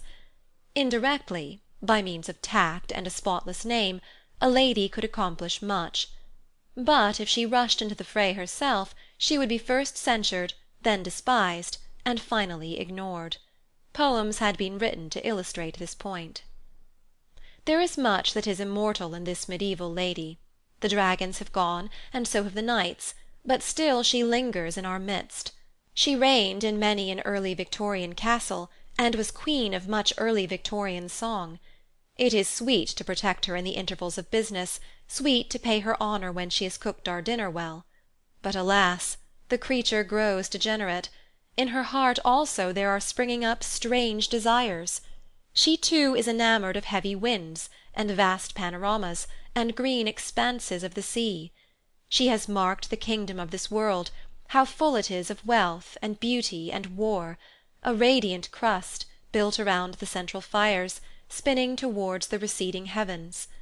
Men, declaring that she inspires them to it, move joyfully over the surface, having the most delightful meetings with other men, happy not because they are masculine, but because they are alive. Before the show breaks up she would like to drop the august title of the eternal woman, and go there as her transitory self. Lucy does not stand for the medieval lady, who was rather an ideal to which she was bidden to lift her eyes when feeling serious. Nor has she any system of revolt. Here and there a restriction annoyed her particularly, and she would transgress it, and perhaps be sorry that she had done so. This afternoon she was peculiarly restive. She would really like to do something of which her well-wishers disapproved. As she might not go on the electric tram, she went to Alinari's shop. There she bought a photograph of Botticelli's Birth of Venus. Venus, being a pity, spoilt the picture, otherwise so charming, and Miss Bartlett had persuaded her to do without it. A pity in art of course signified the nude. Giorgione's Tempesta, the Idolino, some of the Sistine frescoes, and the Apoxymenos were added to it. She felt a little calmer then, and bought Fra Angelico's Coronation, Giotto's Ascension of St. John, some Della Robbia babies, and some Guido Reni Madonnas. For her taste was catholic, and she extended uncritical approval to every well-known name. But though she spent nearly 7 lire, the gates of liberty still seemed unopened. She was conscious of her discontent. It was new to her to be conscious of it. The world, she thought, is certainly full of beautiful things, If only I could come across them." It was not surprising that Mrs. Honeychurch disapproved of music, declaring that it always left her daughter peevish, unpractical, and touchy. "Nothing ever happens to me," she reflected, as she entered the Piazza Signoria and looked nonchalantly at its marvels, now fairly familiar to her. The great square was in shadow, the sunshine had come too late to strike it. Neptune was already unsubstantial in the twilight, half god, half ghost, and his fountain plashed dreamily to the men and satyrs who idled together on its marge. The loggia showed as the triple entrance of a cave, wherein many a deity, shadowy but immortal, looked forth upon the arrivals and departures of mankind. It was the hour of unreality, the hour, that is, when unfamiliar things are real.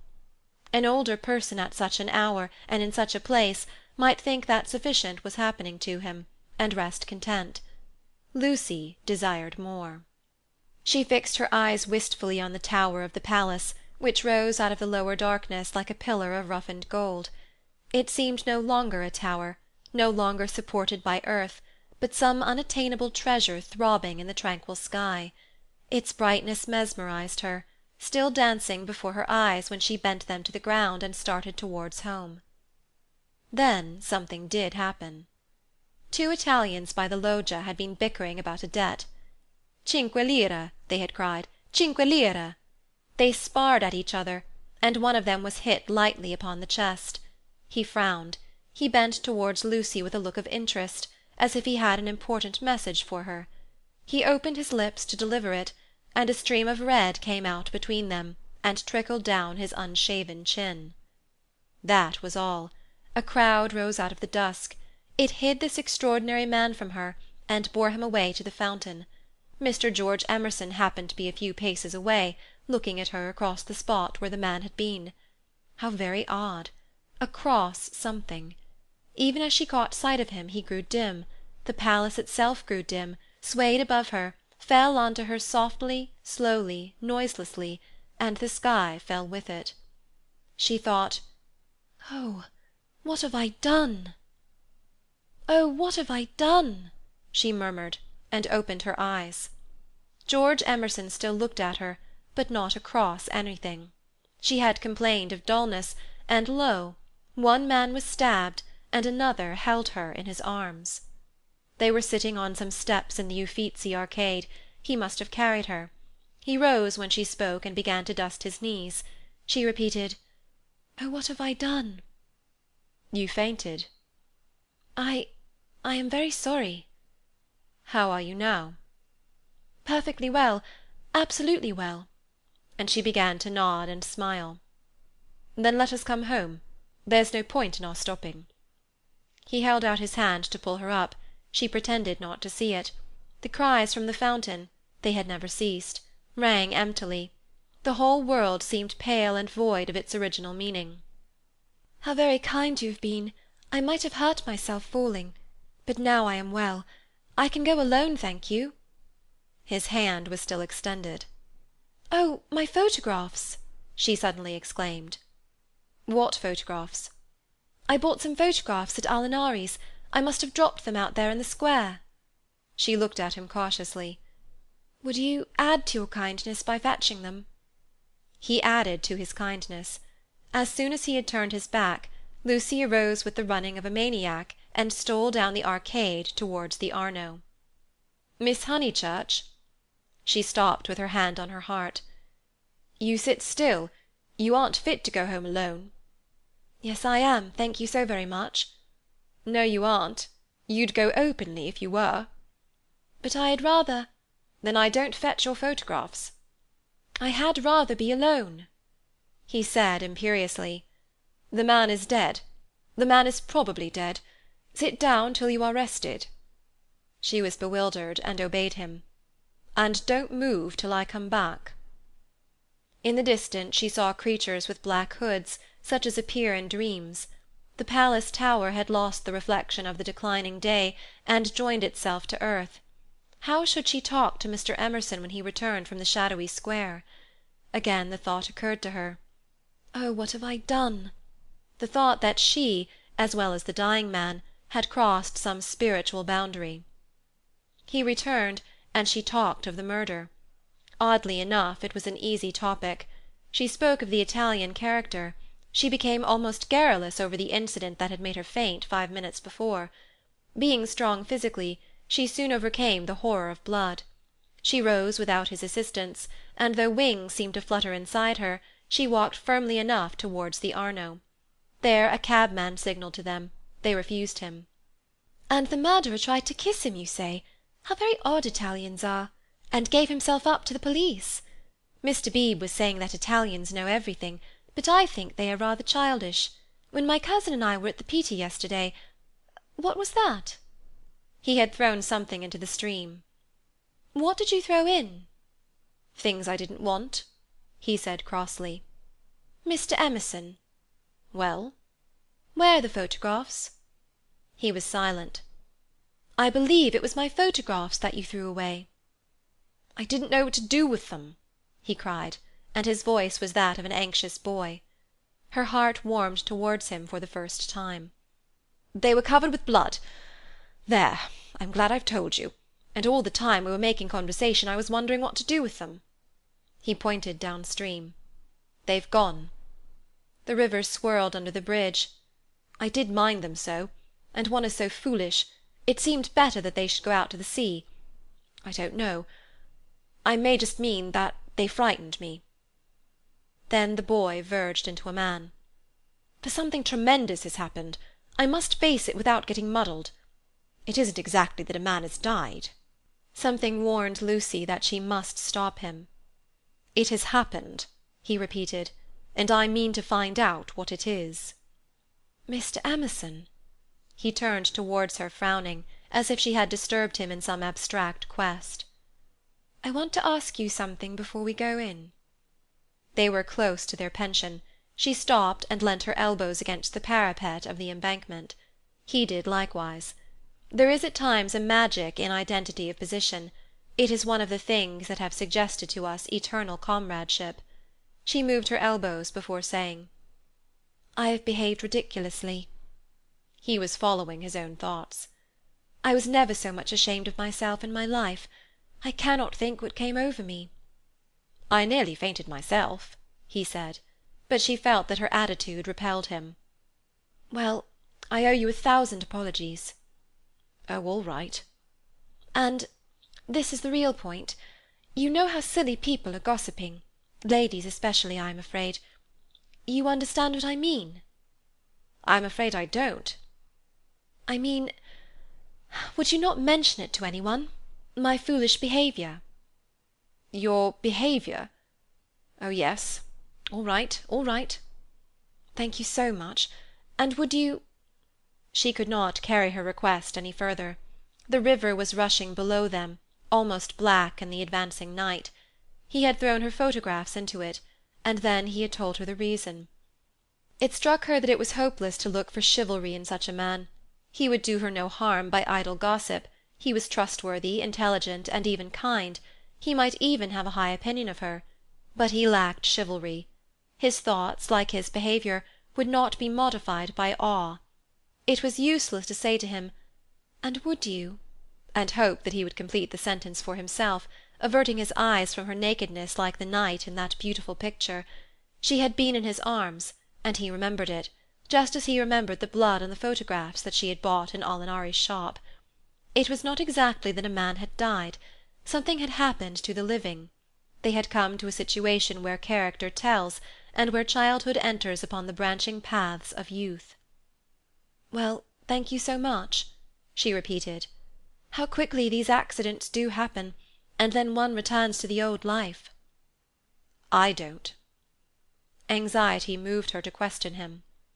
His answer was puzzling. "I shall probably want to live." "But why, Mr. Emerson? What do you mean?" "I shall want to live, I say." Leaning her elbows on the parapet, she contemplated the river Arno, whose roar was suggesting some unexpected melody to her ears. End of Chapter 4.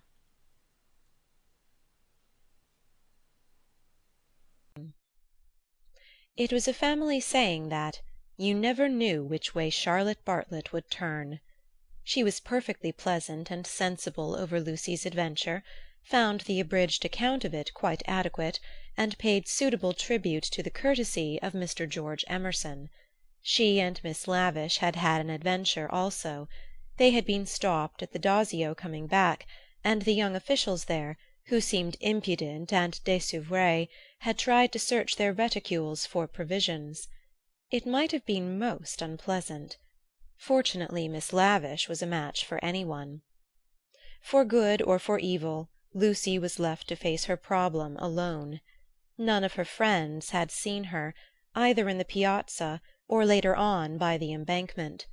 Mr. Beebe, indeed, noticed her startled eyes at dinner-time, had again passed to himself the remark of "too much Beethoven." But he only supposed that she was ready for an adventure, not that she had encountered it. This solitude oppressed her. She was accustomed to have her thoughts confirmed by others, or at all events contradicted.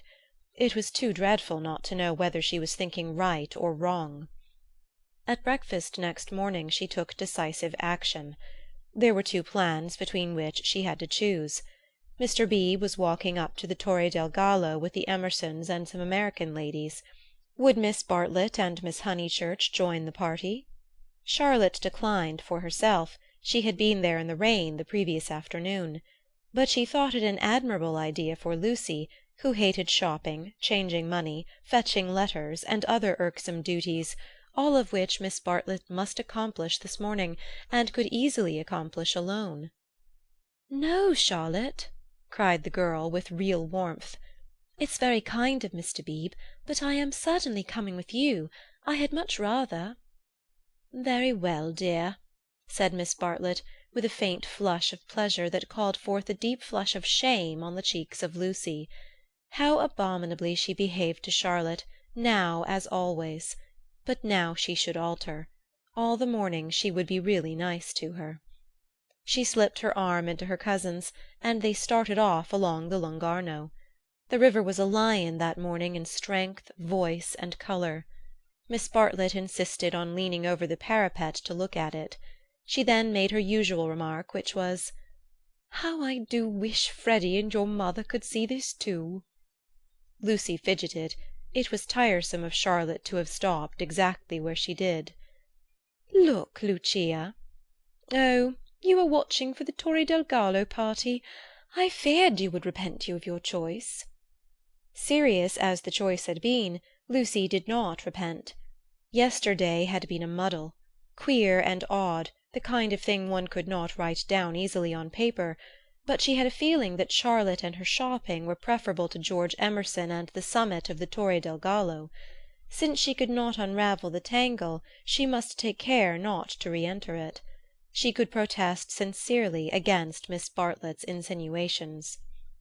But though she had avoided the chief actor, the scenery unfortunately remained. Charlotte, with the complacency of fate, led her from the river to the Piazza Signoria. She could not have believed that stones, a loggia, a fountain, a palace tower, would have such significance. For a moment she understood the nature of ghosts. The exact site of the murder was occupied, not by a ghost, but by Miss Lavish, who had the morning newspaper in her hand. She hailed them briskly. The dreadful catastrophe of the previous day had given her an idea which she thought would work up into a book. "Oh, let me congratulate you," said Miss Bartlett. "After your despair of yesterday, what a fortunate thing! Aha! Miss Honeychurch, come you here? I am in luck. Now you are to tell me absolutely everything that you saw, from the beginning." Lucy poked at the ground with her parasol. "But perhaps you would rather not?" "I'm sorry. If you could manage without it, I think I would rather not." The elder ladies exchanged glances, not of disapproval. It is suitable that a girl should feel deeply. "It is I who am sorry," said Miss Lavish. "We literary hacks are shameless creatures. I believe there's no secret of the human heart into which we wouldn't pry." She marched cheerfully to the fountain and back, and did a few calculations in realism. Then she said that she had been in the piazza since 8 o'clock collecting material. A good deal of it was unsuitable. but of course one always had to adapt. The two men had quarrelled over a 5-franc note. For the 5-franc note she should substitute a young lady, which would raise the tone of the tragedy, and at the same time furnish an excellent plot. "What is the heroine's name?" asked Miss Bartlett. "Leonora," said Miss Lavish. Her own name was Eleanor. "I do hope she's nice." That desideratum would not be omitted. "And what is the plot?" Love, murder, abduction, revenge was the plot. Out it all came while the fountain plashed to the satyrs in the morning sun. "I hope you'll excuse me for boring on like this," Miss Lavish concluded. "It is so tempting to talk to really sympathetic people. Of course this is the barest outline. There will be a deal of local colouring, descriptions of Florence and the neighbourhood, and I shall also introduce some humorous characters. And let me give you all fair warning. I intend to be unmerciful to the British tourist." "Oh, you wicked woman!" cried Miss Bartlett. "I am sure you are thinking of the Emersons." Miss Lavish gave a Machiavellian smile. "I confess that in Italy my sympathies are not with my own countrymen. It is the neglected Italians who attract me, and whose lives I am going to paint so far as I can. For I repeat and I insist, and I have always held most strongly, that a tragedy such as yesterday's is not the less tragic because it happened in humble life."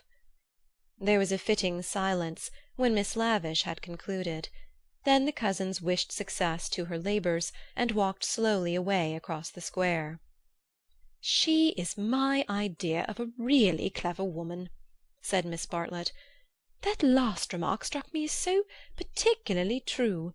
It should be a most pathetic novel." Lucy assented. At present her great aim was not to get put into it.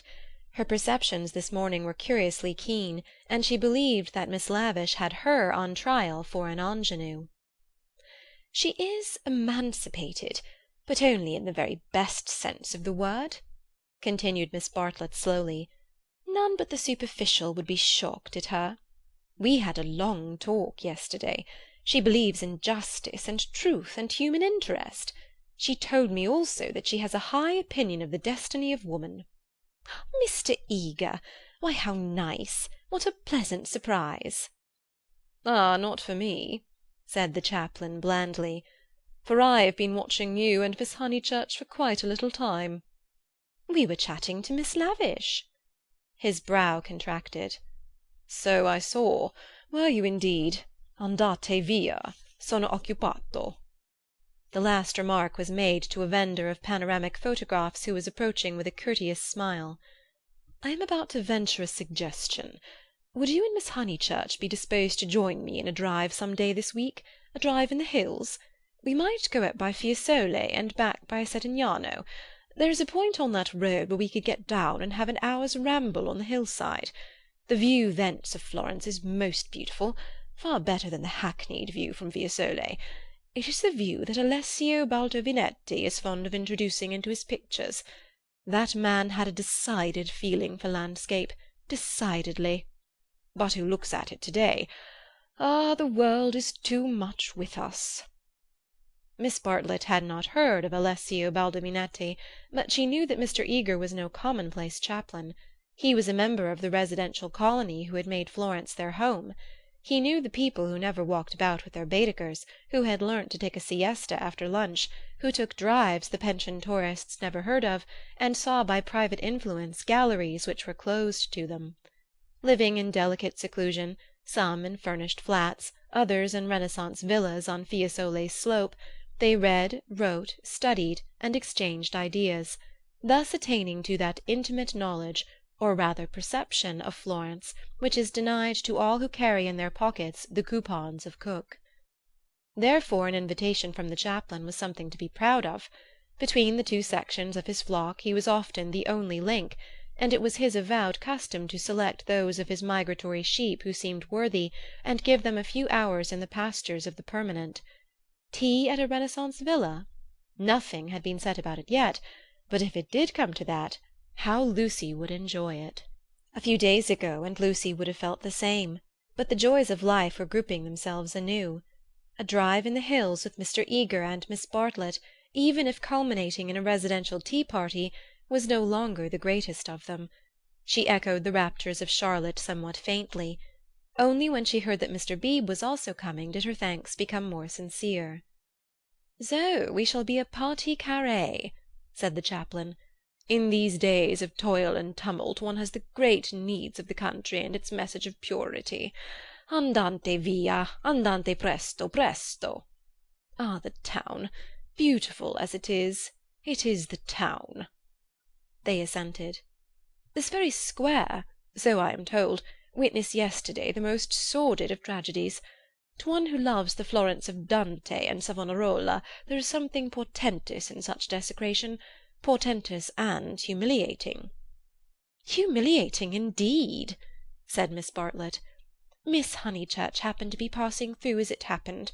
She can hardly bear to speak of it." She glanced at Lucy proudly. "And how came we to have you here?" asked the chaplain paternally. Miss Bartlett's recent liberalism oozed away at the question. "Do not blame her, please, Mr. Eager. The fault is mine. I left her unchaperoned." "So you were here alone, Miss Honeychurch?" His voice suggested sympathetic reproof, but at the same time indicated that a few harrowing details would not be unacceptable. His dark, handsome face drooped mournfully towards her to catch her reply. "Practically." "One of our pension acquaintances kindly brought her home," said Miss Bartlett, adroitly concealing the sex of the preserver. "For her also it must have been a terrible experience. I trust that neither of you were at all—that it was not in your immediate proximity." Of the many things Lucy was noticing to-day, not the least remarkable was this: the ghoulish fashion in which respectable people will nibble after blood. George Emerson had kept the subject strangely pure. "He died by the fountain, I believe," was her reply. "And you and your friend?" "Were over at the loggia." "That must have saved you much. You have not, of course, seen the disgraceful illustrations which the gutter press— This man is a public nuisance. He knows that I am a resident perfectly well, and yet he goes on worrying me to buy his vulgar views." Surely the vendor of photographs was in league with Lucy, in the eternal league of Italy with youth.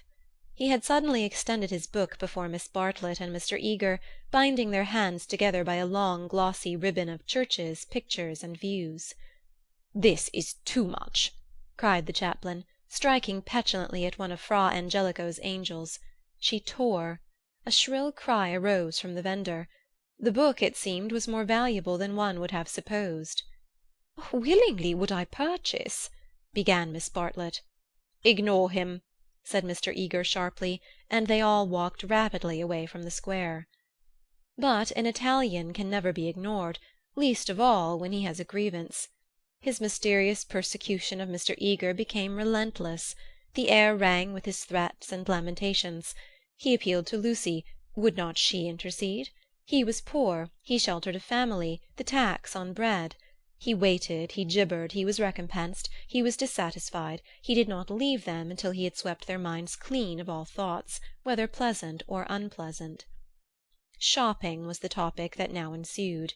Under the chaplain's guidance they selected many hideous presents and mementos, florid little picture frames that seemed fashioned in gilded pastry, other little frames, more severe, that stood on little easels, and were carven out of oak, a blotting-book of vellum, a Dante of the same material, cheap mosaic brooches which the maids next Christmas would never tell from real, pins, pots, heraldic saucers, brown art photographs, Eros and Psyche in alabaster, St. Peter to match, all of which would have cost less in London.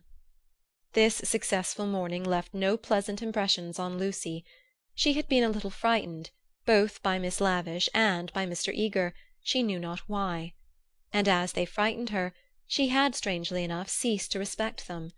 She doubted that Miss Lavish was a great artist. She doubted that Mr. Eager was as full of spirituality and culture as she had been led to suppose. They were tried by some new test, and they were found wanting. As for Charlotte, she was exactly the same. It might be possible to be nice to her, it was impossible to love her.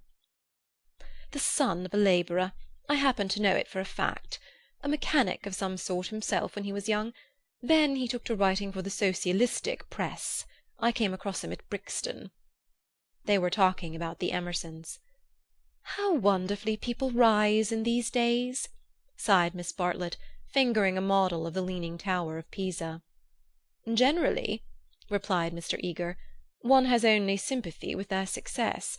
That desire for education and for social advance. In these things there is something not wholly vile. There are some working men whom one would be very willing to see out here in Florence, little as they would make of it." "Is he a journalist now?" Miss Bartlett asked. "He is not. He made an advantageous marriage." He uttered this remark with a voice full of meaning, and ended it with a sigh. "Oh, so he has a wife?" "Dead, Miss Bartlett, dead. I wonder—yes, I wonder how he has the effrontery to look me in the face, to dare to claim acquaintance with me. He was in my London parish long ago. The other day, in Santa Croce, when he was with Miss Honeychurch, I snubbed him. Let him beware that he does not get more than a snub." "What?" cried Lucy, flushing. "Exposure," hissed Mr. Eager. He tried to change the subject, but in scoring a dramatic point he had interested his audience more than he had intended. Miss Bartlett was full of very natural curiosity. Lucy, though she wished never to see the Emersons again, was not disposed to condemn them on a single word. "Do you mean," she asked, "that he is an irreligious man? We know that already." "Lucy, dear," said Miss Bartlett, gently reproving her cousin's penetration, "I should be astonished if you knew all. The boy, an innocent child at the time, I will exclude. God knows what his education and his inherited qualities may have made him." "Perhaps," said Miss Bartlett, "it is something that we had better not hear." "To speak plainly," said Mr. Eager, "it is. I will say no more." For the first time Lucy's rebellious thoughts swept out in words, for the first time in her life. "You have said very little." "It was my intention to say very little," was his frigid reply. He gazed indignantly at the girl, who met him with equal indignation. She turned towards him from the shop counter, her breast heaved quickly. He observed her brow and the sudden strength of her lips. It was intolerable that she should disbelieve him. "Murder, if you want to know," he cried angrily. "That man murdered his wife." "How?" she retorted. "To all intents and purposes he murdered her. That day in Santa Croce, did they say anything against me?" "Not a word, Mr. Eager. Not a single word." "Oh, I thought they had been libelling me to you. But I suppose it is only their personal charms that make you defend them." "I'm not defending them," said Lucy, losing her courage and relapsing into the old chaotic methods. "They're nothing to me." "How could you think she was defending them?" said Miss Bartlett, much discomfited by the unpleasant scene. The shopman was possibly listening. "She will find it difficult, for that man has murdered his wife in the sight of God." The addition of God was striking, but the chaplain was really trying to qualify a rash remark. A silence followed which might have been impressive, but was merely awkward. Then Miss Bartlett hastily purchased the Leaning Tower, and led the way into the street. "I must be going," said he, shutting his eyes and taking out his watch. Miss Bartlett thanked him for his kindness, and spoke with enthusiasm of the approaching drive. "Drive? Oh, is our drive to come off?" Lucy was recalled to her manners, and after a little exertion the complacency of Mr. Eager was restored. "Bother the drive!" exclaimed the girl as soon as he had departed. "It is just the drive we had arranged with Mr. Beebe without any fuss at all. Why should he invite us in that absurd manner? We might as well invite him. We are each paying for ourselves." Miss Bartlett, who had intended to lament over the Emersons, was launched by this remark into unexpected thoughts. "If that is so, dear, if the drive we and Mr. Beebe are going with Mr. Eager is really the same as the one we were going with Mr. Beebe, then I foresee a sad kettle of fish." "How?" "Because Mr. Beebe has asked Eleanor Lavish to come too." Oh, that will mean another carriage. Far worse. Mr. Eager does not like Eleanor. She knows it herself. The truth must be told. She is too unconventional for him. They were now in the newspaper room at the English Bank. Lucy stood by the central table, heedless of Punch and the Graphic, trying to answer, or at all events to formulate the questions rioting in her brain. The well-known world had broken up, and there emerged Florence, a magic city where people thought and did the most extraordinary things. Murder, accusations of murder, a lady clinging to one man and being rude to another, were these the daily incidents of her streets? Was there more in her frank beauty than met the eye? The power, perhaps, to evoke passions, good and bad, and to bring them speedily to a fulfilment? Happily Charlotte, who, though greatly troubled over things that did not matter, seemed oblivious to things that did, who could conjecture with admirable delicacy where things might lead to, but apparently lost sight of the goal as she approached it. Now she was crouching in the corner trying to extract a circular note from a kind of linen nose-bag which hung in chaste concealment round her neck. She had been told that this was the only safe way to carry money in Italy. It must only be broached within the walls of the English Bank. As she groped she murmured, "Whether it is Mr. Beebe who forgot to tell Mr. Eager, or Mr. Eager who forgot when he told us, or whether they have decided to leave Eleanor out altogether, which they could scarcely do, but in any case we must be prepared. It is you they really want. I am only asked for appearances. You shall go with the two gentlemen, and I and Eleanor will follow behind. A one-horse carriage would do for us. Yet how difficult it is." "It is indeed," replied the girl, with a gravity that sounded sympathetic. "What do you think about it?" asked Miss Bartlett, flushed from the struggle and buttoning up her dress. "I don't know what I think, nor what I want." "Oh, dear Lucy, I do hope Florence isn't boring you. Speak the word, and as you know, I would take you to the ends of the earth to-morrow." "Thank you, Charlotte," said Lucy, and pondered over the offer. There were letters for her at the bureau, one from her brother full of athletics and biology, one from her mother, delightful as only her mother's letters could be. She read in it of the crocuses which had been bought for yellow and were coming up puce, of the new parlour-maid, who had watered the ferns with essence of lemonade, and of the semi-detached cottages which were ruining Summer Street, and breaking the heart of Sir Harry Otway. She recalled the free, pleasant life of her home, where she was allowed to do everything, and where nothing ever happened to her. The road up through the pine woods, the clean drawing-room, the view over the Sussex Weald, all hung before her bright and distinct, but pathetic as the pictures in a gallery, to which, after much experience, a traveller returns. "And the news?" asked Miss Bartlett. "Mrs. Vyse and her son have gone to Rome," said Lucy, giving the news that interested her least. "Do you know the Vyses?" "Oh, not that way back. We can never have too much of the dear Piazza Signoria." "They're nice people, the Vyses. So clever. My idea of what's really clever. Don't you long to be in Rome?" "I die for it." The Piazza Signoria is too stony to be brilliant. It has no grass, no flowers, no frescoes, no glittering walls of marble or comforting patches of ruddy brick. By an odd chance, unless we believe in a presiding genius of places, the statues that relieve its severity suggest, not the innocence of childhood, nor the glorious bewilderment of youth, but the conscious achievements of maturity. Perseus and Judith, Hercules and Thesnelda, they have done or suffered something, and though they are immortal, immortality has come to them after experience, not before. Here, not only in the solitude of nature, might a hero meet a goddess, or a heroine a god. "Charlotte," cried the girl suddenly, "here's an idea. What if we popped off to Rome to-morrow, straight to the Vyses' hotel? For I do know what I want. I'm sick of Florence. Now you said you'd go to the ends of the earth. Do." Miss Bartlett, with equal vivacity, replied, "Oh, you droll person! Pray, what would become of your drive in the hills?" They passed together through the gaunt beauty of the square, laughing over the unpractical suggestion. Chapter 6.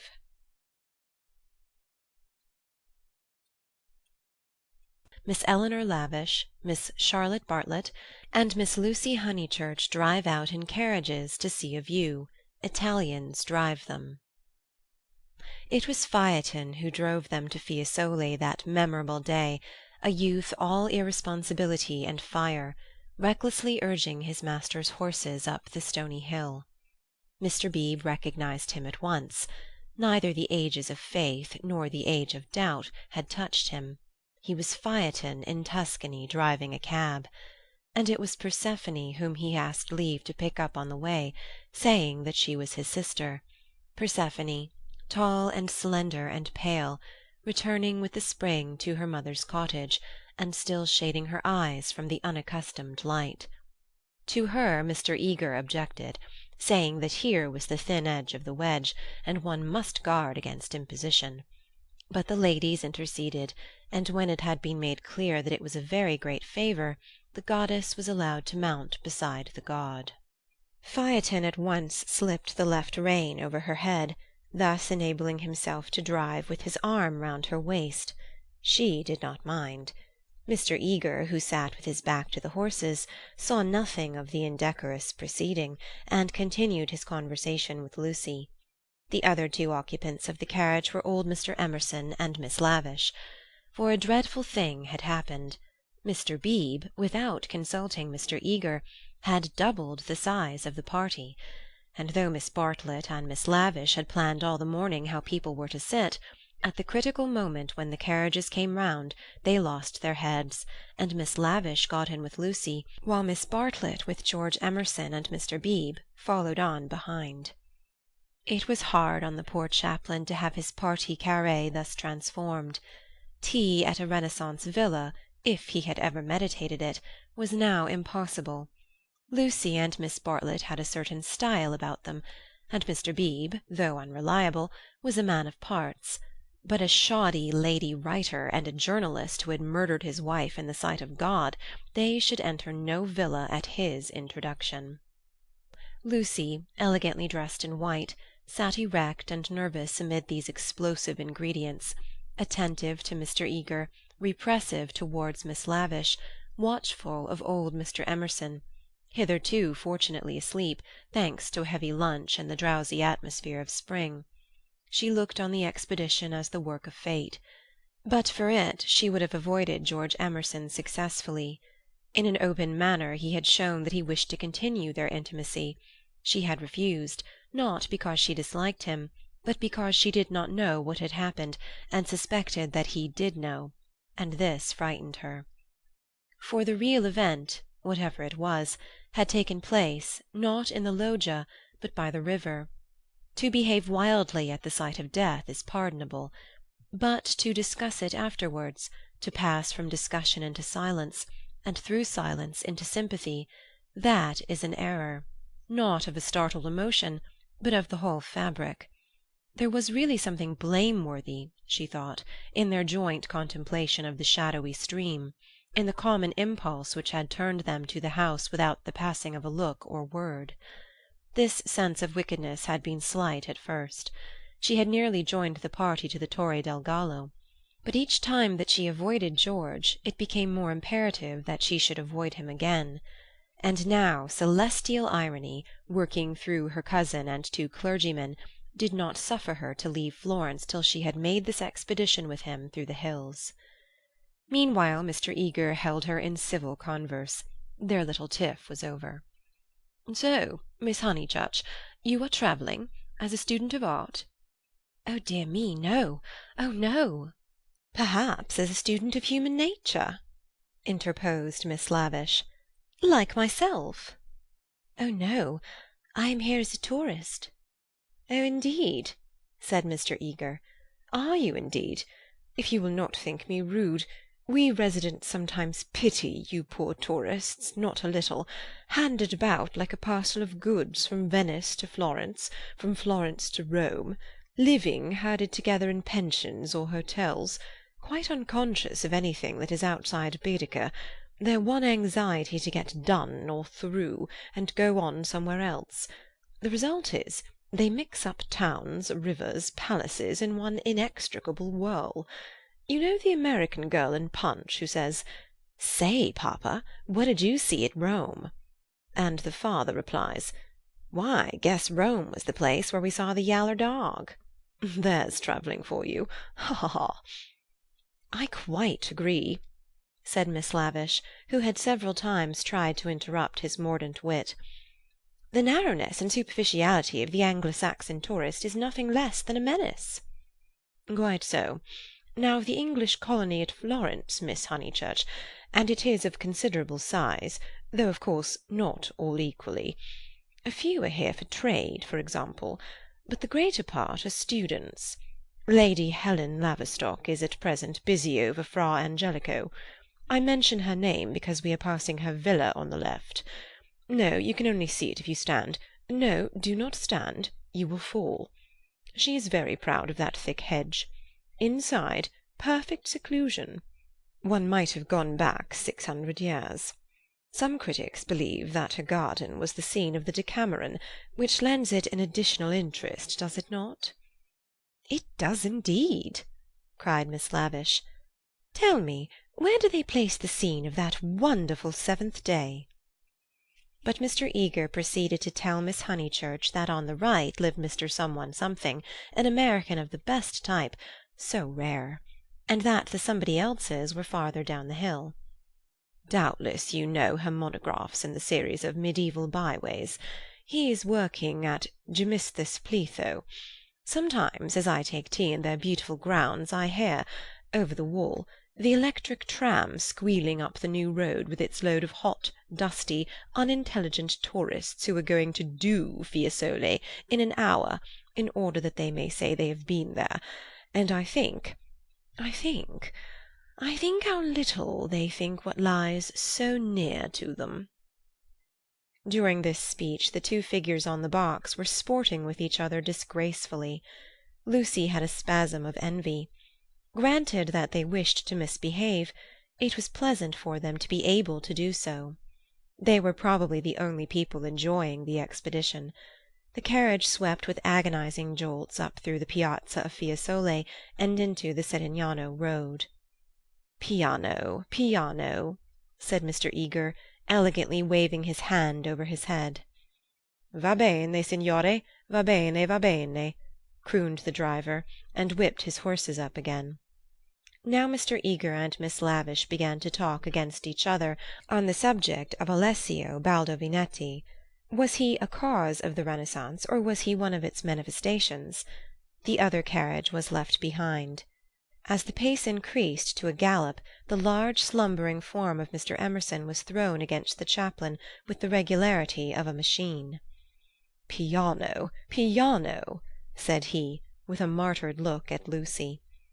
An extra lurch made him turn angrily in his seat. Phaeton, who for some time had been endeavouring to kiss Persephone, had just succeeded. A little scene ensued, which, as Miss Bartlett said afterwards, was most unpleasant. The horses were stopped, the lovers were ordered to disentangle themselves, the boy was to lose his pourboire, the girl was immediately to get down. "She is my sister," said he, turning round on them with piteous eyes. Mr. Eager took the trouble to tell him that he was a liar.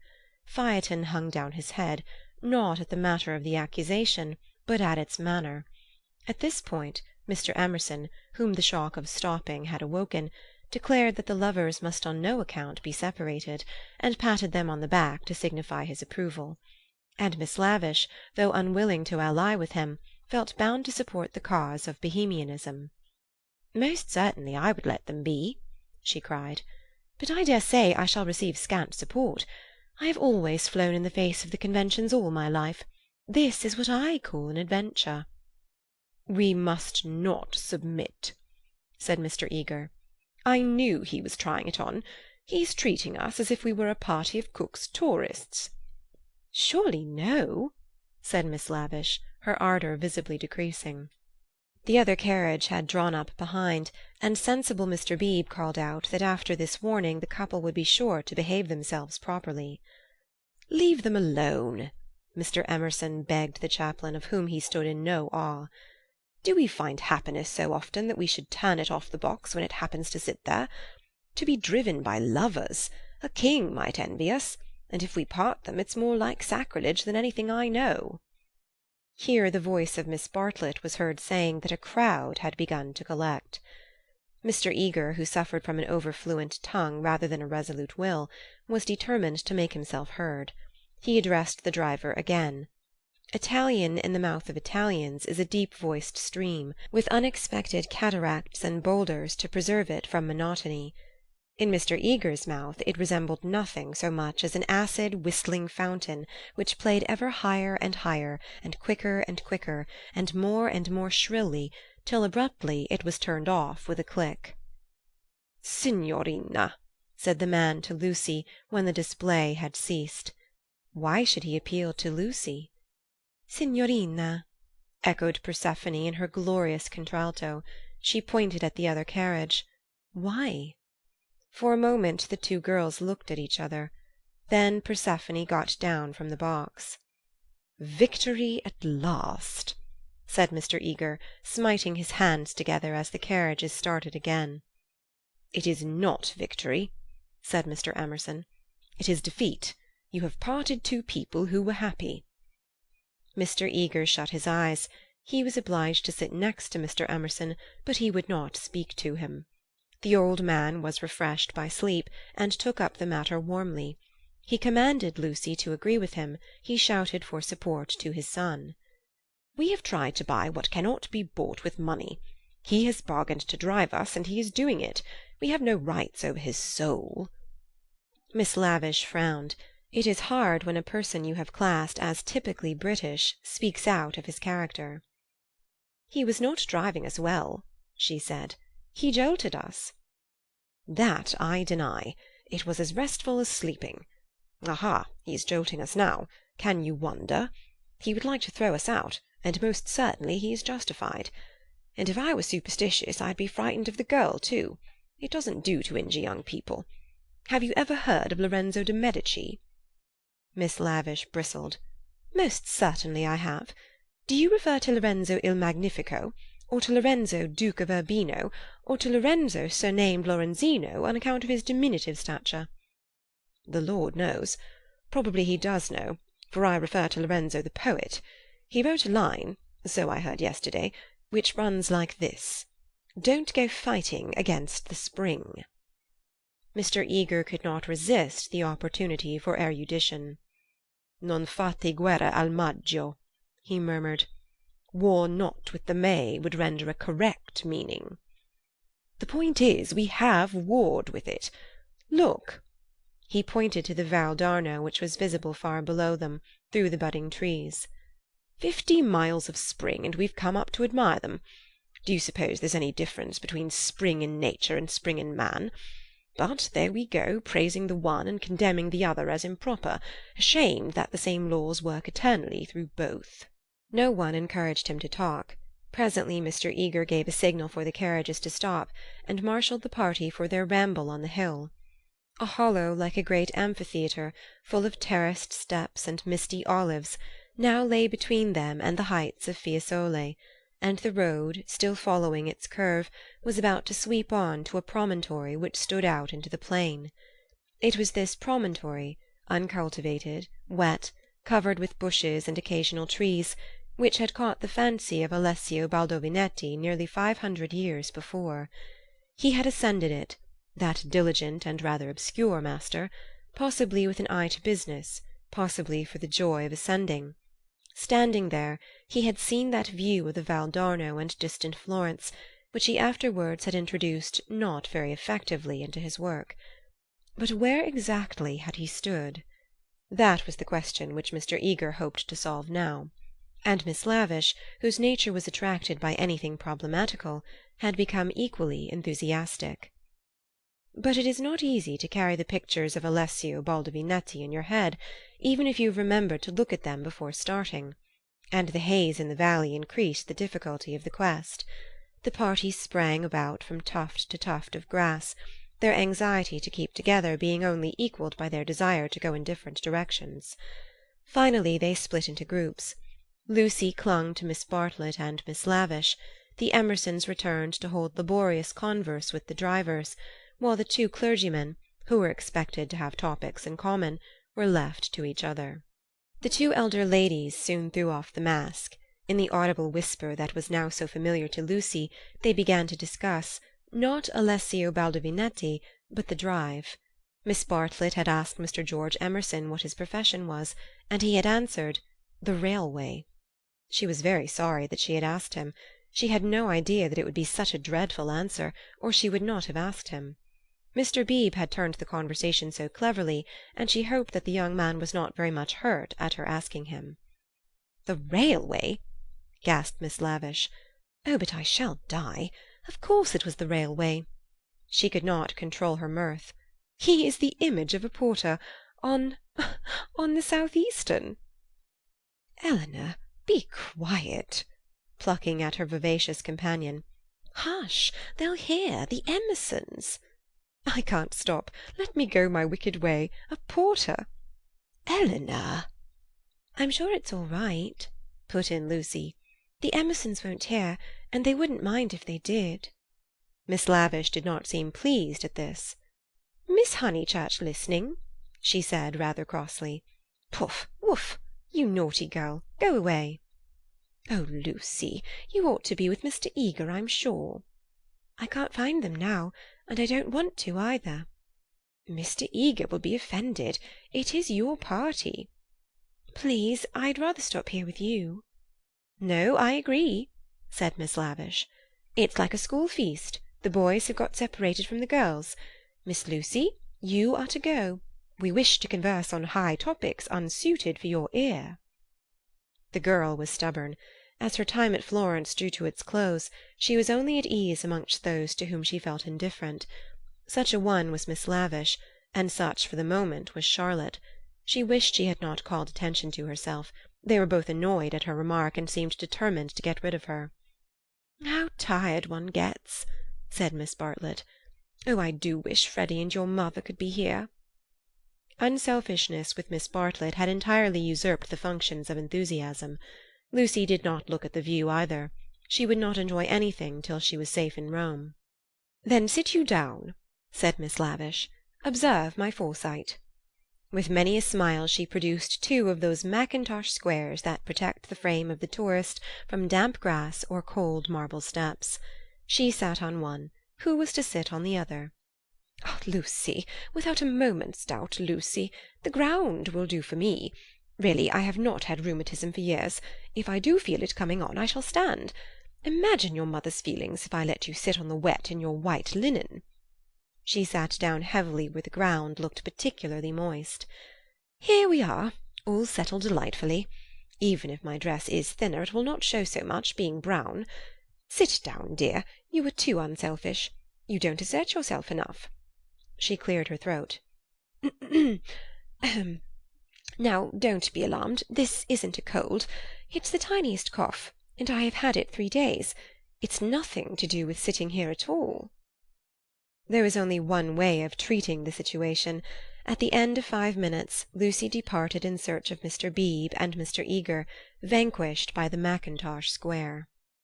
She addressed herself to the drivers, who were sprawling in the carriages, perfuming the cushions with cigars. The miscreant, a bony young man scorched black by the sun, rose to greet her with the courtesy of a host and the assurance of a relative. "Dove?" said Lucy, after much anxious thought. His face lit up. Of course he knew where. Not so far either. His arm swept 3/4 of the horizon. He should just think he did know where. He pressed his fingertips to his forehead, and then pushed them towards her, as if oozing with visible extract of knowledge. More seemed necessary.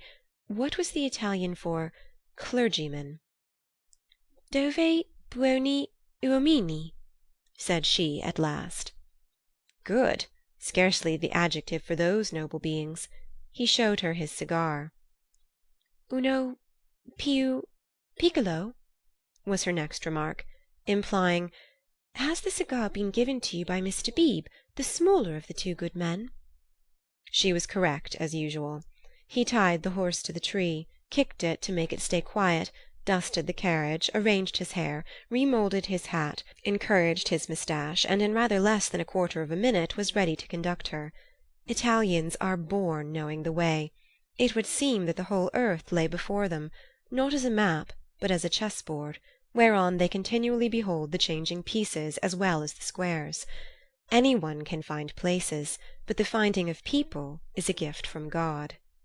He only stopped once, to pick her some great blue violets. She thanked him with real pleasure.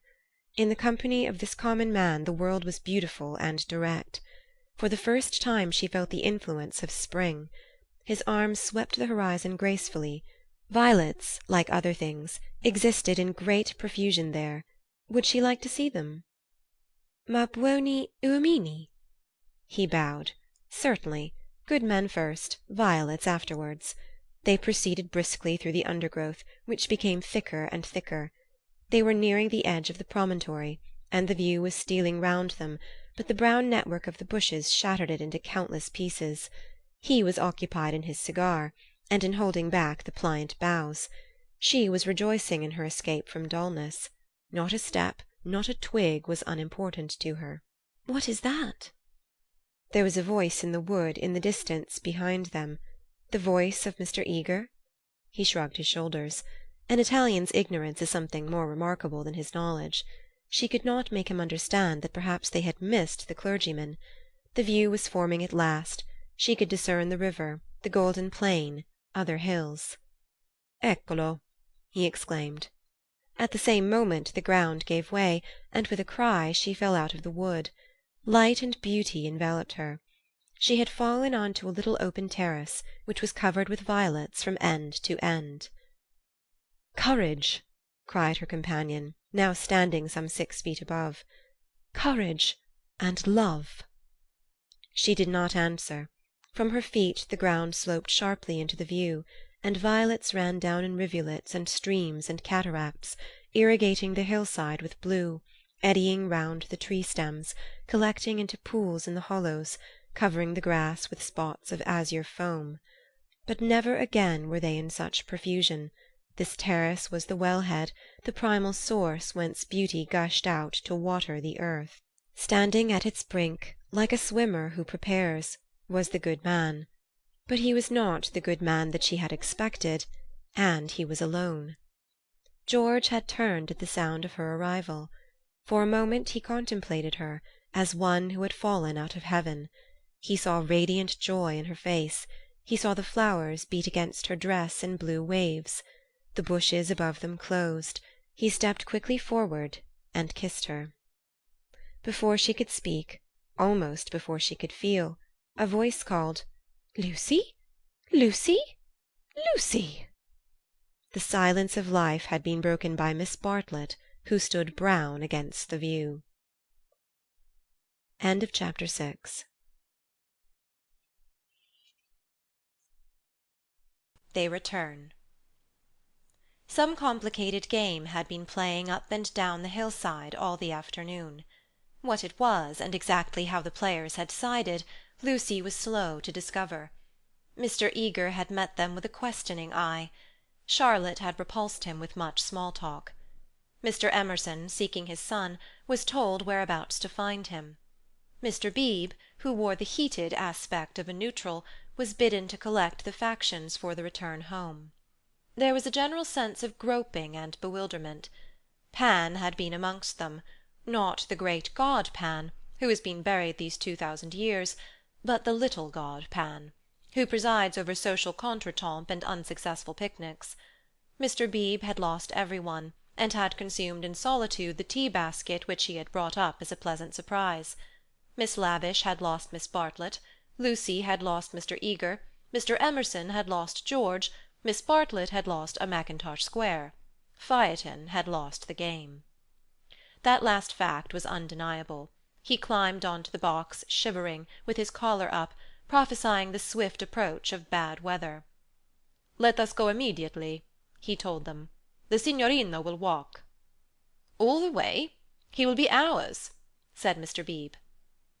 "Apparently. I told him it was unwise." He would look no one in the face. Perhaps defeat was particularly mortifying for him. He alone had played skilfully, using the whole of his instinct, while the others had used scraps of their intelligence. He alone had divined what things were, and what he wished them to be. He alone had interpreted the message that Lucy had received 5 days before from the lips of a dying man. Persephone, who spends half her life in the grave, she could interpret it also. Not so these English. They gain knowledge slowly, and perhaps too late. The thoughts of a cab-driver, however just, seldom affect the lives of his employers. He was the most competent of Miss Bartlett's opponents, but infinitely the least dangerous. Once back in the town, he and his insight and his knowledge would trouble English ladies no more. Of course it was most unpleasant. She had seen his black head in the bushes. He might make a tavern story out of it. But after all, what have we to do with taverns? Real menace belongs to the drawing-room. It was of drawing-room people that Miss Bartlett thought as she journeyed downwards towards the fading sun.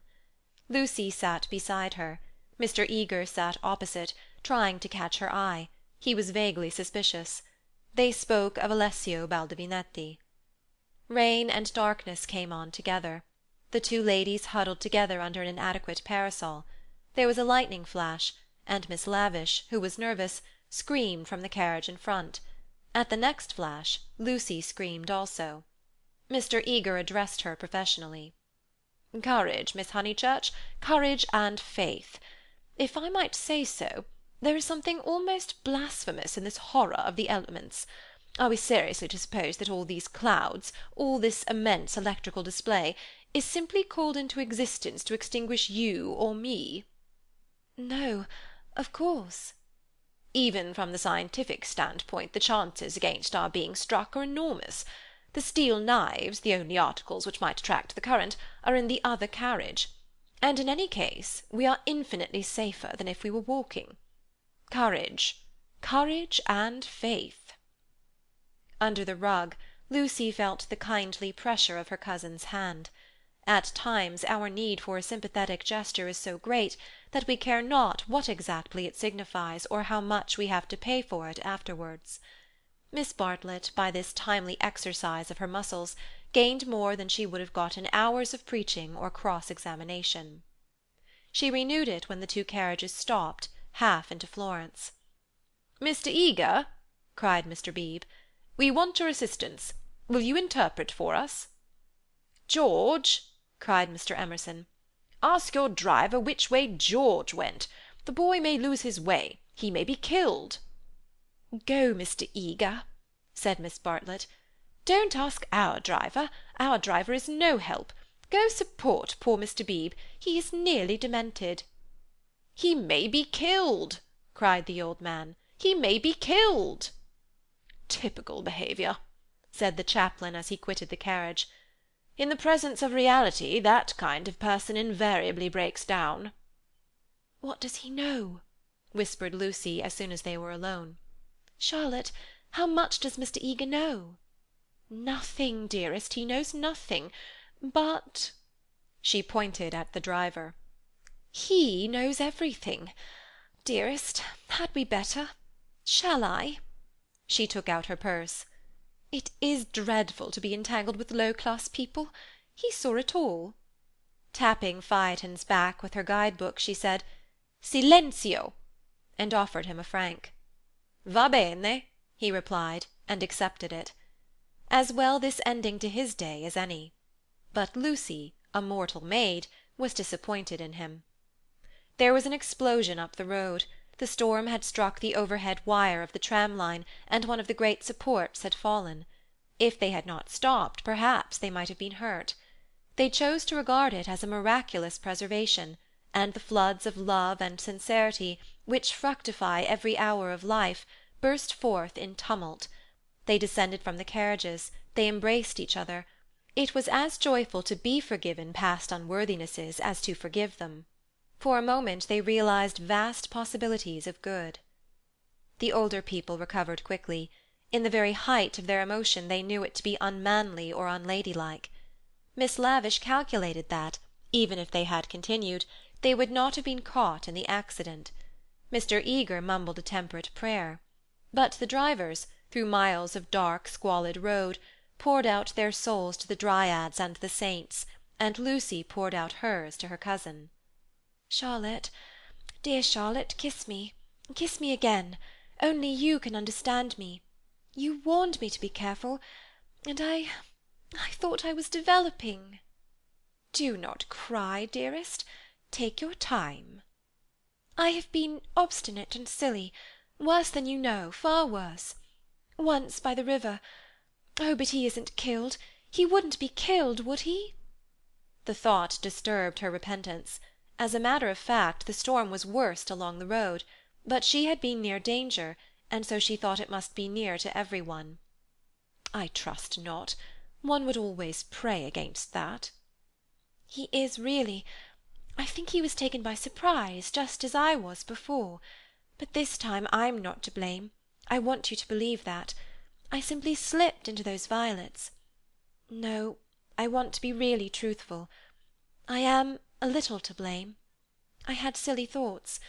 The sky, you know, was gold, and the ground all blue, and for a moment he looked like someone in a book." "In a book?" "Heroes, gods, the nonsense of schoolgirls." "And then?" "But, Charlotte, you know what happened then." Miss Bartlett was silent. Indeed, she had little more to learn. With a certain amount of insight, she drew her young cousin affectionately to her. All the way back, Lucy's body was shaken by deep sighs, which nothing could repress. "I want to be truthful," she whispered. "It is so hard to be absolutely truthful." "Don't be troubled, dearest. Wait till you are calmer. We will talk it over before bedtime in my room." So they re-entered the city with hands clasped. It was a shock to the girl to find how far emotion had ebbed in others. The storm had ceased, and Mr. Emerson was easier about his son. Mr. Beebe had regained good humour, and Mr. Eager was already snubbing Miss Lavish. Charlotte alone she was sure of. Charlotte, whose exterior concealed so much insight and love. The luxury of self-exposure kept her almost happy through the long evening.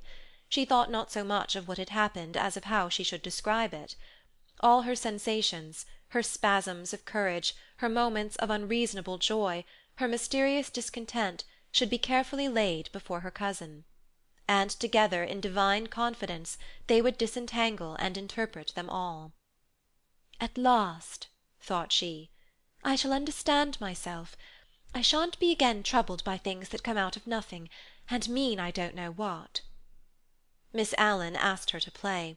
She refused vehemently. Music seemed to her the employment of a child. She sat close to her cousin, who, with commendable patience, was listening to a long story about lost luggage. When it was over, she capped it by a story of her own. Lucy became rather hysterical with the delay. In vain she tried to check, or at all events to accelerate the tale. It was not till a late hour that Miss Bartlett had recovered her luggage, and could say in her usual tone of gentle reproach, "Well, dear, I at all events am ready for Bedfordshire. Come into my room, and I will give a good brush to your hair." With some solemnity the door was shut, and a cane chair placed for the girl. Then Miss Bartlett said, "So, what is to be done?" She was unprepared for the question. It had not occurred to her that she would have to do anything. A detailed exhibition of her emotions was all that she had counted upon. "What is to be done? A point, dearest, which you alone can settle." The rain was streaming down the black windows, and the great room felt damp and chilly. One candle burnt trembling on the chest of drawers close to Miss Bartlett's toque, which cast monstrous and fantastic shadows on the bolted door. A tram roared by in the dark, and Lucy felt unaccountably sad, though she had long since dried her eyes. She lifted them to the ceiling, where the griffins and bassoons were colourless and vague, the very ghosts of joy. "It has been raining for nearly 4 hours," she said at last. Miss Bartlett ignored the remark. "How do you propose to silence him?" "The driver?" "My dear girl, no. Mr. George Emerson." Lucy began to pace up and down the room. "I don't understand," she said at last. She understood very well, but she no longer wished to be absolutely truthful. "How are you going to stop him talking about it?" "I have a feeling that talk is a thing he will never do." "I, too, intend to judge him charitably, but unfortunately I have met the type before. They seldom keep their exploits to themselves." "Exploits!" cried Lucy, wincing under the horrible plural. "My poor dear, did you suppose that this was his first? Come here and listen to me. I am only gathering it from his own remarks. Do you remember that day at lunch when he argued with Miss Allen that liking one person is an extra reason for liking another?" "Yes," said Lucy, whom at the time the argument had pleased. "Well, I am no prude. There is no need to call him a wicked young man, but obviously he is thoroughly unrefined. Let us put it down to his deplorable antecedents and education, if you wish. But we are no farther on with our question. What do you propose to do?" An idea rushed across Lucy's brain, which, had she thought of it sooner and made it part of her, might have proved victorious. "I propose to speak to him," she said. Miss Bartlett uttered a cry of genuine alarm. "You see, Charlotte, your kindness, I shall never forget it. But, as you said, it is my affair, mine and his." "And you are going to implore him, to beg him to keep silence?" "Certainly not. There would be no difficulty. Whatever you ask him, he answers yes or no. Then it is over. I have been frightened of him, but now I am not one little bit."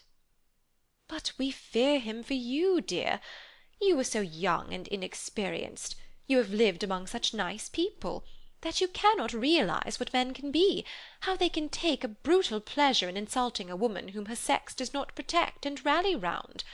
This afternoon, for example, if I had not arrived, what would have happened?" "I can't think," said Lucy gravely. Something in her voice made Miss Bartlett repeat her question, intoning it more vigorously. "What would have happened if I hadn't arrived?" "I can't think," said Lucy again. "When he insulted you, how would you have replied?" "I hadn't time to think. You came." "Yes, but won't you tell me now what you would have done?" "I should have—" She checked herself, and then broke the sentence off. She went up to the dripping window and strained her eyes into the darkness. She could not think what she would have done. "Come away from the window, dear," said Miss Bartlett. "You will be seen from the road." Lucy obeyed. She was in her cousin's power. She could not modulate out the key of self-abasement in which she had started. Neither of them referred again to her suggestion that she should speak to George and settle the matter, whatever it was, with him. Miss Bartlett became plaintive. "Oh, for a real man! We are only two women, you and I. Mr. Beebe is hopeless. There is Mr. Eager, but you do not trust him. Oh, for your brother! He is young, but I know that his sister's insult would rouse in him a very lion. Thank God, chivalry is not yet dead. There are still left some men who can reverence woman." As she spoke, she pulled off her rings, of which she wore several, and ranged them upon the pincushion.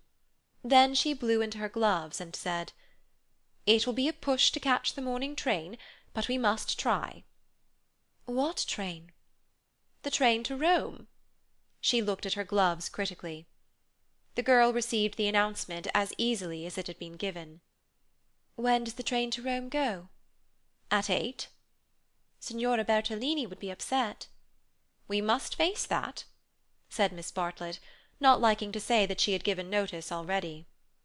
"She will make us pay for a whole week's pension." "I expect she will. However, we shall be much more comfortable at the Visors Hotel. Isn't afternoon tea given there for nothing?" "Yes, but they pay extra for wine." After this remark she remained motionless and silent. To her tired eyes Charlotte throbbed and swelled like a ghostly figure in a dream. They began to sort their clothes for packing, for there was no time to lose if they were to catch the train to Rome. Lucy, when admonished, began to move to and fro between the rooms, more conscious of the discomforts of packing by candlelight than of a subtler ill.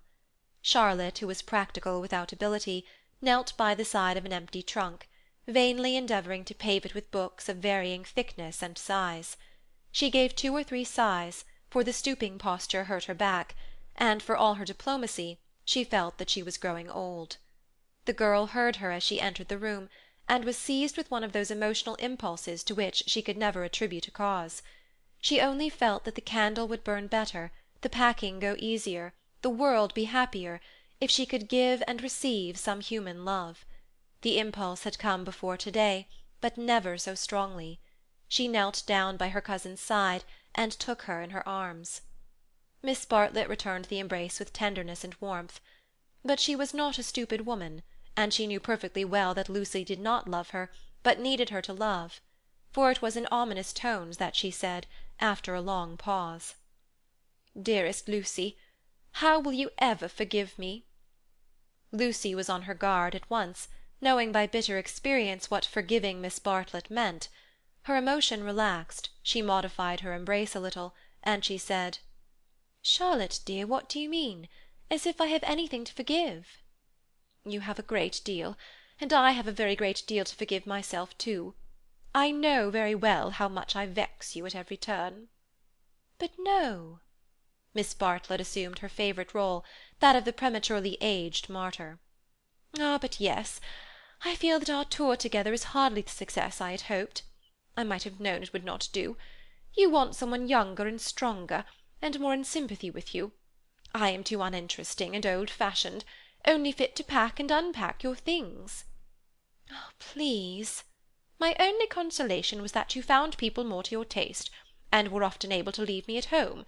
I had my own poor ideas of what a lady ought to do, but I hope I did not inflict them on you more than was necessary.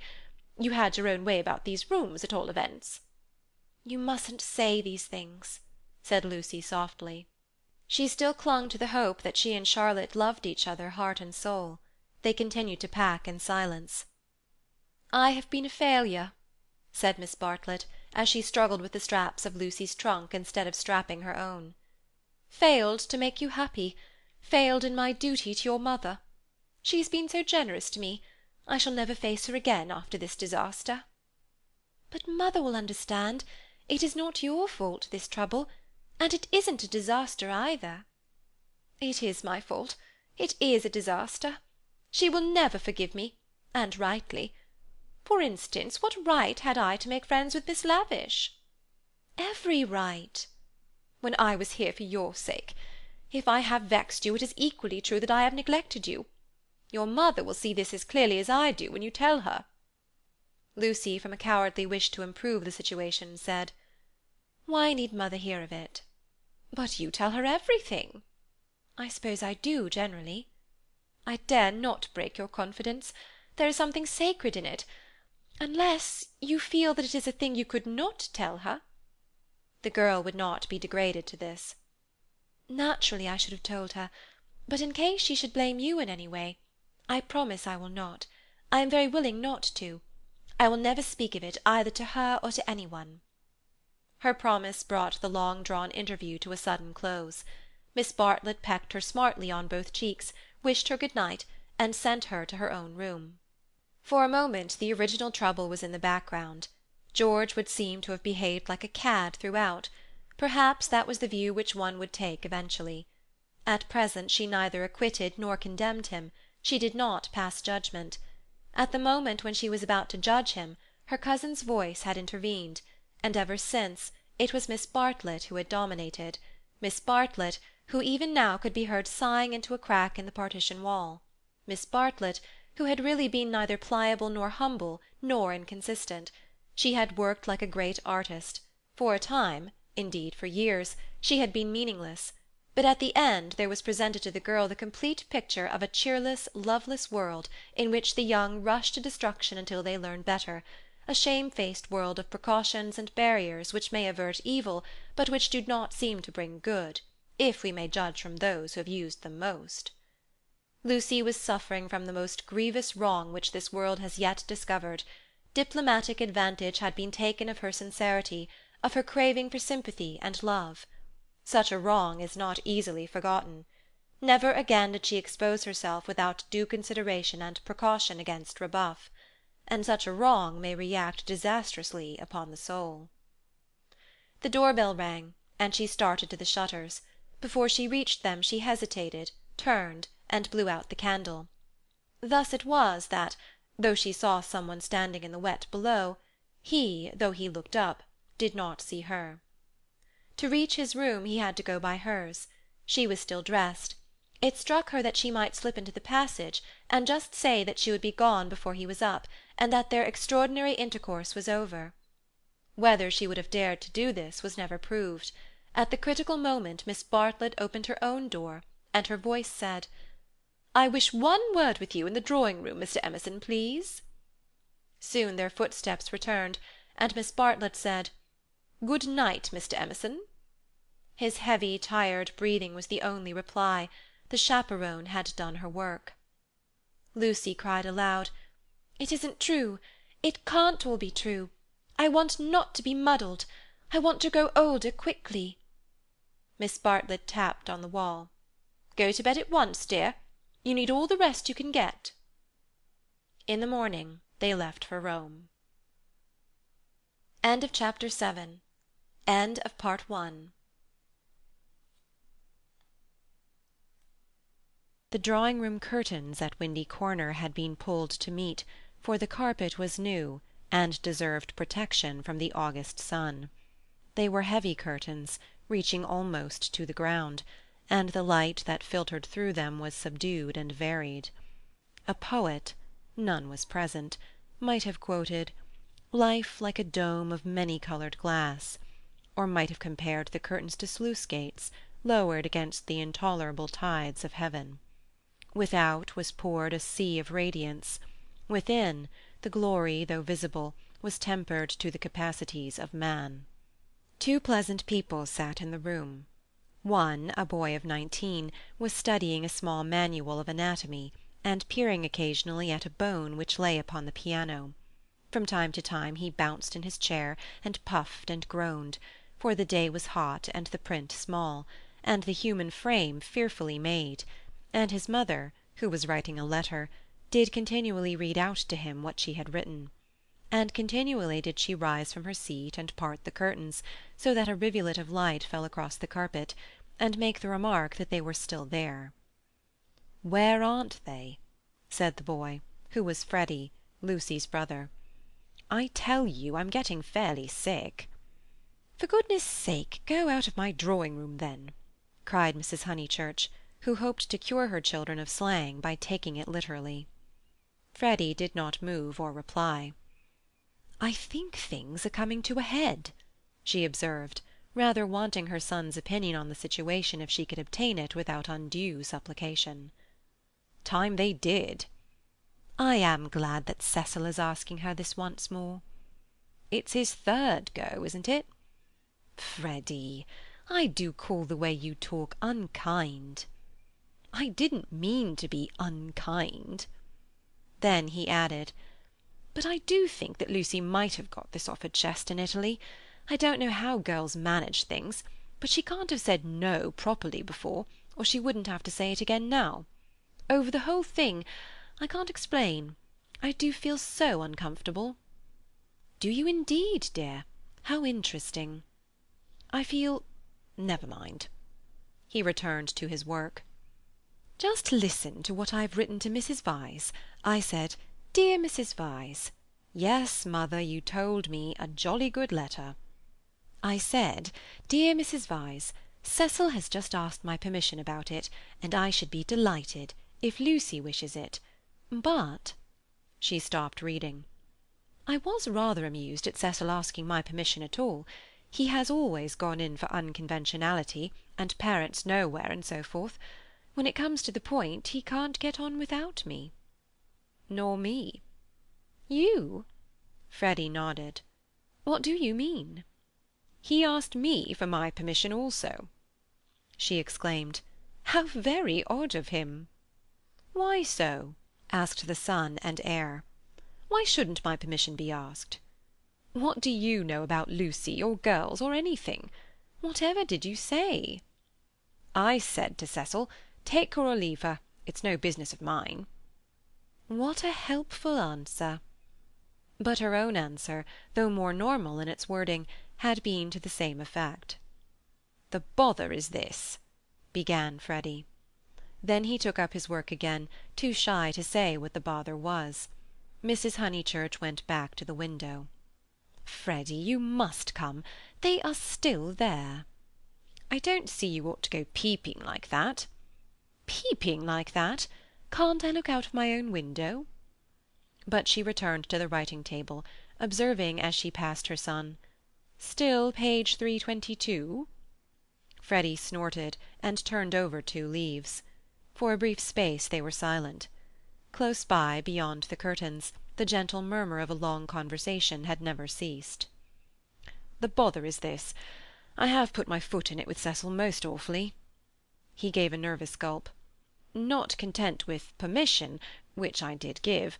That is to say, I said, I don't mind. Well, not content with that, he wanted to know whether I wasn't off my head with joy. He practically put it like this: wasn't it a splendid thing for Lucy and for Windy Corner generally if he married her? And he would have an answer. He said it would strengthen his hand. "I hope you gave a careful answer, dear." "I answered no," said the boy, grinding his teeth.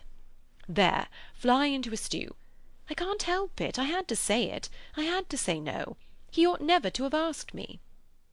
"Ridiculous child!" cried his mother. "You think you're so holy and truthful, but really it's only abominable conceit. Do you suppose that a man like Cecil would take the slightest notice of anything you say? I hope he boxed your ears. How dare you say no?" "Oh, do keep quiet, mother. I had to say no when I couldn't say yes. I tried to laugh as if I didn't mean what I said, and as Cecil laughed too and went away, it may be all right. But I feel my foot's in it. Oh, do keep quiet, though, and let a man do some work." "No," said Mrs. Honeychurch, with the air of one who had considered the subject. "I shall not keep quiet. You know all that has passed between them in Rome. You know why he is down here, and yet you deliberately insult him and try to turn him out of my house." "Not a bit," he pleaded. "I only let out I didn't like him. I don't hate him, but I don't like him. What I mind is that he'll tell Lucy." He glanced at the curtains dismally. "Well, I like him," said Mrs. Honeychurch. "I know his mother. He's good, he's clever, he's rich, he's well-connected. Oh, you needn't kick the piano. He's well-connected. I'll say it again if you like. He's well-connected." She paused, as if rehearsing her eulogy, but her face remained dissatisfied. She added, "And he has beautiful manners." "I liked him till just now. I suppose it's having him spoiling Lucy's first week at home, and it's also something that Mr. Beebe said, not knowing." "Mr. Beebe?" said his mother, trying to conceal her interest. "I don't see how Mr. Beebe comes in." "You know Mr. Beebe's funny way, when you never quite know what he means. He said, 'Mr. Vyse is an ideal bachelor.' I was very cute. I asked him what he meant. He said, 'Oh, he's like me, better detached.' I couldn't make him say any more, but it set me thinking. Since Cecil has come after Lucy, he hasn't been so pleasant. At least, I can't explain." "You never can, dear, but I can. You are jealous of Cecil, because he may stop Lucy knitting you silk ties." The explanation seemed plausible, and Freddy tried to accept it. But at the back of his brain there lurked a dim mistrust. Cecil praised one too much for being athletic. Was that it? Cecil made one talk in his way, instead of letting one talk in one's own way. This tired one. Was that it? And Cecil was the kind of fellow who would never wear another fellow's cap. Unaware of his own profundity, Freddy checked himself. He must be jealous, or he would not dislike a man for such foolish reasons. "Will this do?" called his mother. "Dear Mrs. Vyse, Cecil has just asked my permission about it, and I should be delighted if Lucy wishes it." Then I put in at the top, "and I have told Lucy so." I must write the letter out again. "And I have told Lucy so. But Lucy seems very uncertain, and in these days young people must decide for themselves." I said that because I didn't want Mrs. Vyse to think us old-fashioned. She goes in for lectures and improving her mind, and all the time a thick layer of flue under the beds, and the maid's dirty thumb marks where you turn on the electric light. She keeps that flat abominably. Suppose Lucy marries Cecil. Would she live in a flat, or in the country? Don't interrupt so foolishly. Where was I? Oh, yes. Young people must decide for themselves. I know that Lucy likes your son, because she tells me everything, and she wrote to me from Rome when he asked her first. No, I'll cross that last bit out. It looks patronising. I'll stop at because she tells me everything. Or shall I cross that out too? Cross it out too, said Freddy. Mrs. Honeychurch left it in. Then the whole thing runs, Dear Mrs. Vyse, Cecil has just asked my permission about it, and I should be delighted if Lucy wishes it, and I have told Lucy so. But Lucy seems very uncertain, and in these days young people must decide for themselves. I know that Lucy likes your son, because she tells me everything, but I do not know. Look out, cried Freddy. The curtains parted. Cecil's first movement was one of irritation. He couldn't bear the Honeychurch habit of sitting in the dark to save the furniture. Instinctively he gave the curtains a twitch, and sent them swinging down their poles. Light entered. There was revealed a terrace, such as is owned by many villas, with trees each side of it, and on it a little rustic seat and 2 flower-beds. But it was transfigured by the view beyond, for Windy Corner was built on the range that overlooks the Sussex Weald. Lucy, who was in the little seat, seemed on the edge of a green magic carpet which hovered in the air above the tremulous world. Cecil entered. Appearing thus late in the story, Cecil must be at once described. He was medieval, like a Gothic statue, tall and refined, with shoulders that seemed braced square by an effort of the will, and a head that was tilted a little higher than the usual level of vision. He resembled those fastidious saints who guard the portals of a French cathedral. Well educated, well endowed, and not deficient physically, he remained in the grip of a certain devil whom the modern world knows as self-consciousness, and whom the medieval, with dimmer vision, worshipped as asceticism. A Gothic statue implies celibacy, just as a Greek statue implies fruition, and perhaps this was what Mr. Beebe meant. And Freddy, who ignored history and art, perhaps meant the same when he failed to imagine Cecil wearing another fellow's cap. Mrs. Honeychurch left her letter on the writing-table, and moved towards her young acquaintance. "Oh, Cecil!" she exclaimed. "Oh, Cecil, do tell me!" "I promessi sposi," said he. They stared at him anxiously. "She has accepted me," he said, and the sound of the thing in English made him flush and smile with pleasure and look more human. "I am so glad," said Mrs. Honeychurch, while Freddy proffered a hand that was yellow with chemicals. They wished that they also knew Italian, for our phrases of approval and of amazement are so connected with little occasions that we fear to use them on great ones. We are obliged to become vaguely poetic, or to take refuge in scriptural reminiscences. "Welcome as one of the family," said Mrs. Honeychurch, waving her hand at the furniture. "This is indeed a joyous day. I feel sure that you will make dear Lucy happy." "I hope so," replied the young man, shifting his eyes to the ceiling. "We mothers," simpered Mrs. Honeychurch, and then realized that she was affected, sentimental, bombastic, all the things she hated most. Why could she not be as Freddy, who stood stiff in the middle of the room, looking very cross and almost handsome? "I say, Lucy," called Cecil, for conversation seemed to flag. Lucy rose from the seat. She moved across the lawn and smiled in at them, just as if she was going to ask them to play tennis. Then she saw her brother's face. Her lips parted, and she took him in her arms. He said, "Steady on." "Not a kiss for me?" asked her mother. Lucy kissed her also. "Would you take them into the garden and tell Mrs. Honeychurch all about it?" Cecil suggested. "And I'd stop here and tell my mother." "We go with Lucy," said Freddy, as if taking orders. "Yes, you go with Lucy." They passed into the sunlight. Cecil watched them cross the terrace and descend out of sight by the steps. They would descend, he knew their ways, past the shrubbery, and past the tennis lawn and the dahlia bed, until they reached the kitchen garden, and there, in the presence of the potatoes and the peas, the great event would be discussed.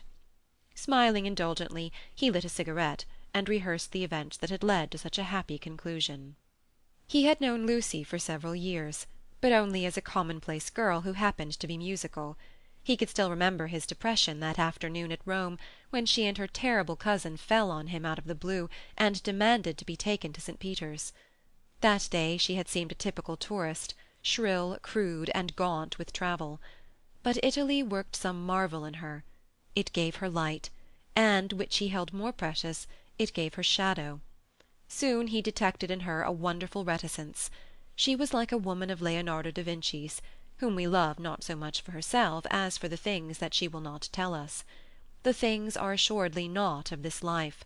No woman of Leonardo's could have anything so vulgar as a story. She did develop most wonderfully day by day. So it happened that from patronizing civility he had slowly passed, if not to passion, at least to a profound uneasiness. Already at Rome he had hinted to her that they might be suitable for each other. It had touched him greatly that she had not broken away at the suggestion. Her refusal had been clear and gentle. After it, as the horrid phrase went, she had been exactly the same to him as before. 3 months later, on the margin of Italy, among the flower-clad Alps, he had asked her again in bald traditional language. She reminded him of a Leonardo more than ever. Her sunburnt features were shadowed by fantastic rocks. At his words she had turned and stood between him and the light with immeasurable plains behind her. He walked home with her unashamed, feeling not at all like a rejected suitor. The things that really mattered were unshaken. So now he had asked her once more, and, clear and gentle as ever, she had accepted him, giving no coy reasons for her delay, but simply saying that she loved him, and would do her best to make him happy.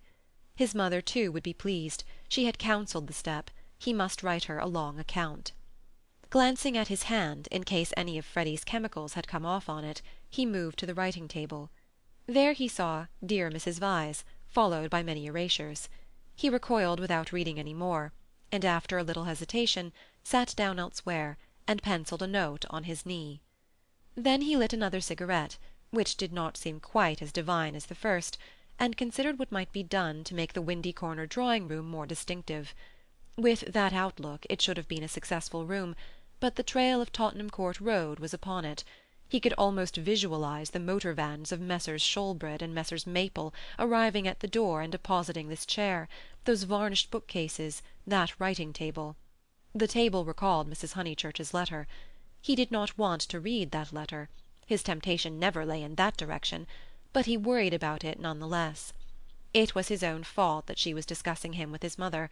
He had wanted her support in his third attempt to win Lucy. He wanted to feel that others, no matter who they were, agreed with him, and so he had asked their permission. Mrs. Honeychurch had been civil, but obtuse in essentials, while as for Freddy— "He is only a boy," he reflected. "I represent all that he despises. Why should he want me for a brother-in-law?" The Honeychurches were a worthy family, but he began to realize that Lucy was of another clay, and perhaps—he did not put it very definitely—he ought to introduce her into more congenial circles as soon as possible. "Mr. Beebe," said the maid, and the new rector of Summer Street was shown in. He had at once started on friendly relations, owing to Lucy's praise of him in her letters from Florence. Cecil greeted him rather critically. "I've come for tea, Mr. Vyse. Do you suppose that I shall get it?" "I should say so. Food is the thing one does get here. Don't sit in that chair. Young Honeychurch has left a bone in it." "Pfui!" "I know," said Cecil. "I know. I can't think why Mrs. Honeychurch allows it." For Cecil considered the bone and the Maples furniture separately.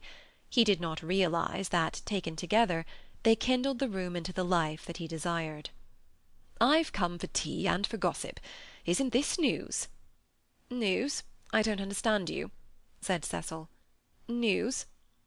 Mr. Beebe, whose news was of a very different nature, prattled forward. "I met Sir Harry Otway as I came up. I have every reason to hope that I am first in the field. He has bought Cissy and Albert from Mr. Flack." "Has he indeed?" said Cecil, trying to recover himself.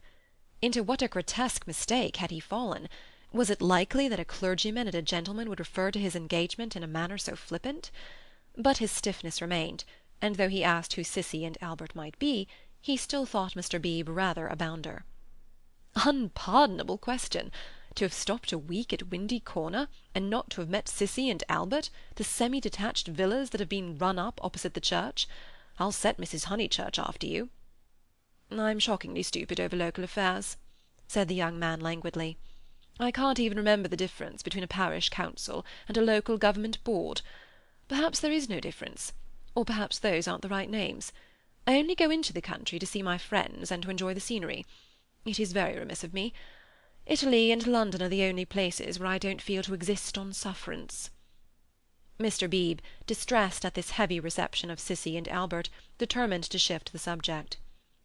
Let me see, Mr. Vyse. I forget. What is your profession? I have no profession, said Cecil. It is another example of my decadence. My attitude, quite an indefensible one, is that so long as I am no trouble to anyone, I have a right to do as I like. I know I ought to be getting money out of people, or devoting myself to things I don't care a straw about, but somehow I have not been able to begin. You are very fortunate, said Mr. Beebe. It is a wonderful opportunity, the possession of leisure. His voice was rather parochial, but he did not see quite his way to answering naturally. He felt, as all who have regular occupation must feel, that others should have it also. I am glad that you approve. I daren't face the healthy person. For example, Freddy Honeychurch. Oh, Freddy's a good sort, isn't he? Admirable. The sort who has made England what she is. Cecil wondered at himself. Why on this day of all others was he so hopelessly contrary? He tried to get right by inquiring effusively after Mr. Beebe's mother, an old lady for whom he had no particular regard. Then he flattered the clergyman, praised his liberal-mindedness, his enlightened attitude towards philosophy and science. "Where are the others?" said Mr. Beebe at last. "I insist on extracting tea before evening service." "I suppose Anne never told them you were here. In this house one is so coached in the servants the day one arrives. The fault of Anne is that she begs your pardon when she hears you perfectly, and kicks the chair-legs with her feet. The faults of Mary—I forget the faults of Mary, but they are very grave. Shall we look in the garden?" "I know the faults of Mary. She leaves the dustbin standing on the stairs." "The fault of Euphemia is that she will not, simply will not, chop the suet sufficiently small." They both laughed, and things began to go better. "The faults of Freddy," Cecil continued. "Ah, he has too many. No one but his mother can remember the faults of Freddy. Try the faults of Miss Honeychurch. They are not innumerable."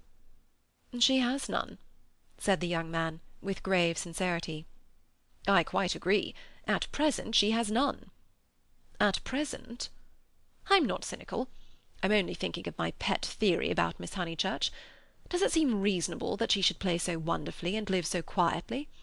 I suspect that one day she will be wonderful in both. The watertight compartments in her will break down, and music and life will mingle. Then we shall have her heroically good, heroically bad, too heroic, perhaps, to be good or bad." Cecil found his companion interesting. "And at present you think her not wonderful as far as life goes?" "Well, I must say I've only seen her at Tunbridge Wells, where she was not wonderful, and at Florence. Since I came to Summer Street she has been away. You saw her, didn't you, at Rome and in the Alps? Oh, I forgot, of course, you knew her before. No, she wasn't wonderful in Florence either, but I kept on expecting that she would be." "In what way?" Conversation had become agreeable to them, and they were pacing up and down the terrace. "I could as easily tell you what tune she'll play next. There was simply the sense that she had found wings and meant to use them. I can show you a beautiful picture in my Italian diary. Miss Honeychurch as a kite, Miss Bartlett holding the string. Picture number 2. The string breaks." The sketch was in his diary, but it had been made afterwards, when he viewed things artistically. At the time he had given surreptitious tugs to the string himself. "But the string never broke." "No. I mightn't have seen Miss Honeychurch rise, but I should certainly have heard Miss Bartlett fall." "It has broken now," said the young man in low, vibrating tones. Immediately he realized that of all the conceited, ludicrous, contemptible ways of announcing an engagement, this was the worst. He cursed his love of metaphor. Had he suggested that he was a star, and that Lucy was soaring up to reach him? "Broken? What do you mean?" "I meant," said Cecil stiffly, "that she is going to marry me." The clergyman was conscious of some bitter disappointment which he could not keep out of his voice. "I am sorry. I must apologize. I had no idea you were intimate with her, or I should never have talked in this flippant, superficial way. Mr. Vyse, you ought to have stopped me." And down the garden he saw Lucy herself. Yes, he was disappointed. Cecil, who naturally preferred congratulations to apologies, drew down his mouth at the corners. Was this the reception his action would get from the world? Of course he despised the world as a whole. Every thoughtful man should. It was almost a test of refinement. But he was sensitive to the successive particles of it which he encountered. Occasionally he could be quite crude. "I am sorry I have given you a shock," he said dryly. "I fear that Lucy's choice does not meet with your approval." "Not that. But you ought to have stopped me. I know Miss Honeychurch only a little as time goes. Perhaps I oughtn't to have discussed her so freely with any one. Certainly not with you." "You are conscious of having said something indiscreet?" Mr. Beebe pulled himself together. Really, Mr. Vyse had the art of placing one in the most tiresome positions. He was driven to use the prerogatives of his profession. "No, I have said nothing indiscreet. I foresaw at Florence that her quiet, uneventful childhood must end, and it has ended. I realized dimly enough that she might take some momentous step. She has taken it. She has learnt—you will let me talk freely, as I have begun freely— she has learnt what it is to love. The greatest lesson, some people will tell you, that our earthly life provides." It was now time for him to wave his hat at the approaching trio. He did not omit to do so. "She has learnt through you." And if his voice was still clerical, it was now also sincere. "Let it be your care that her knowledge is profitable to her." "Grazie tante," said Cecil, who did not like parsons. "Have you heard?" shouted Mrs. Honeychurch, as she toiled up the sloping garden. "Oh, Mr. Beebe, have you heard the news?" Freddy, now full of geniality, whistled the wedding march. Youth seldom criticizes the accomplished fact. "Indeed I have," he cried. He looked at Lucy. In her presence he could not act the parson any longer, at all events not without apology. "Mrs. Honeychurch, I'm going to do what I am always supposed to do, but generally I'm too shy. I want to invoke every kind of blessing on them, grave and gay, great and small. I want them all their lives to be supremely good and supremely happy as husband and wife, as father and mother. And now I want my tea." "You only asked for it just in time," the lady retorted. "How dare you be serious at Windy Corner?" He took his tone from her. There was no more heavy beneficence, no more attempts to dignify the situation with poetry or the Scriptures. None of them dared or was able to be serious any more. An engagement is so potent a thing that sooner or later it reduces all who speak of it to this state of cheerful awe. Away from it, in the solitude of their rooms, Mr. Beebe, and even Freddy, might again be critical. But in its presence, and in the presence of each other, they were sincerely hilarious. It has a strange power, for it compels not only the lips, but the very heart. The chief parallel, to compare one great thing with another, is the power over us of a temple of some alien creed. Standing outside, we deride or oppose it, or at the most feel sentimental. Inside, though the saints and gods are not ours, we become true believers, in case any true believer should be present.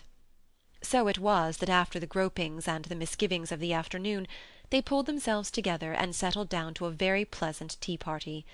If they were hypocrites, they did not know it, and their hypocrisy had every chance of setting and of becoming true. Anne, putting down each plate as if it were a wedding present, stimulated them greatly.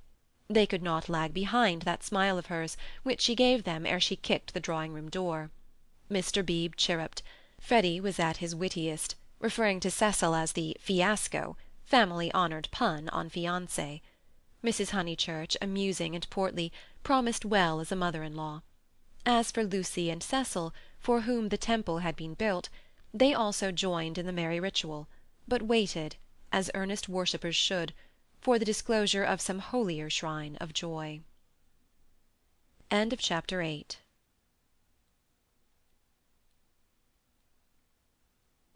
Honeychurch made Lucy and her fiasco come to a little garden party in the neighbourhood, for naturally she wanted to show people that her daughter was marrying a presentable man. Cecil was more than presentable. He looked distinguished, and it was very pleasant to see his slim figure keeping step with Lucy, and his long fair face responding when Lucy spoke to him. People congratulated Mrs. Honeychurch, which is, I believe, a social blunder, but it pleased her, and she introduced Cecil rather indiscriminately to some stuffy dowagers. At tea a misfortune took place. A cup of coffee was upset over Lucy's figured silk, and though Lucy feigned indifference, her mother feigned nothing of the sort, but dragged her indoors to have the frock treated by a sympathetic maid. They were gone some time, and Cecil was left with the dowagers. When they returned he was not as pleasant as he had been. "Do you go to much of this sort of thing?" he asked when they were driving home. "Oh, now and then," said Lucy, who had rather enjoyed herself. "Is it typical of country society?" "I suppose so. Mother, would it be?" "Plenty of society," said Mrs. Honeychurch, who was trying to remember the hang of one of the dresses. Seeing that her thoughts were elsewhere, Cecil bent towards Lucy and said, "To me it seemed perfectly appalling, disastrous, portentous." "I am so sorry that you were stranded." "Not that way, but the congratulations. It is so disgusting, the way an engagement is regarded as public property, a kind of waste place where every outsider may shoot his vulgar sentiment. All those old women smirking." "One has to go through it, I suppose. They won't notice us so much next time." "But my point is that the whole attitude is wrong. An engagement, horrid word in the first place, is a private matter, and should be treated as such." Yet the smirking old women, however wrong individually, were racially correct. The spirit of the generations has smiled through them, rejoicing in the engagement of Cecil and Lucy, because it promised the continuance of life on earth. To Cecil and Lucy it promised something quite different, personal love. Hence Cecil's irritation, and Lucy's belief that his irritation was just. "How tiresome," she said. "Couldn't you have escaped to tennis?" "I don't play tennis, at least not in public. The neighbourhood is deprived of the romance of me being athletic. Such romance as I have is that of the Inglese Italianato." "Inglese Italianato?" "E un diavolo incarnato. You know the proverb?" She did not. Nor did it seem applicable to a young man who had spent a quiet winter in Rome with his mother. But Cecil, since his engagement, had taken to affect a cosmopolitan naughtiness which he was far from possessing. "Well," said he, "I cannot help it if they do disapprove of me. There are certain irremovable barriers between myself and them, and I must accept them." "We all have our limitations, I suppose," said wise Lucy. "Sometimes they are forced on us, though," said Cecil, who saw from her remark that she did not quite understand his position. "How?" "It makes a difference, doesn't it, whether we fence ourselves in, or whether we are fenced out by the barriers of others?" She thought a moment, and agreed that it did make a difference. "Difference?" cried Mrs. Honeychurch, suddenly alert. "I don't see any difference. Fences are fences, especially when they are in the same place." "We were speaking of motives," said Cecil, on whom the interruption jarred. "My dear Cecil, look here." She spread out her knees and perched her card-case on her lap. "This is me, that's Windy Corner, the rest of the pattern is the other people. Motives are all very well, but the fence comes here." "We weren't talking of real fences," said Lucy, laughing. "Oh, I see, dear. Poetry." She leant placidly back. Cecil wondered why Lucy had been amused. "I tell you who has no fences, as you call them," she said, "and that's Mr. Beebe." "A parson fenceless would mean a parson defenceless."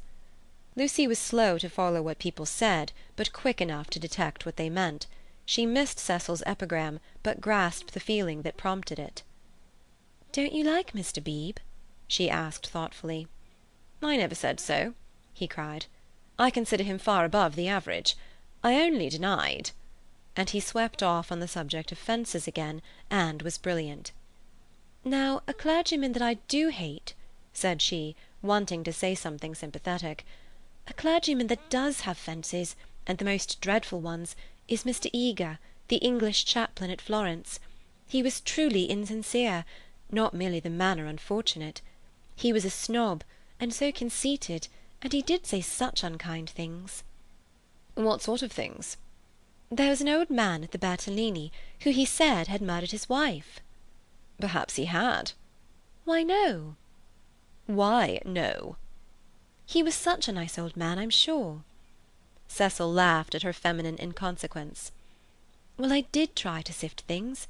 Mr. Eager would never come to the point.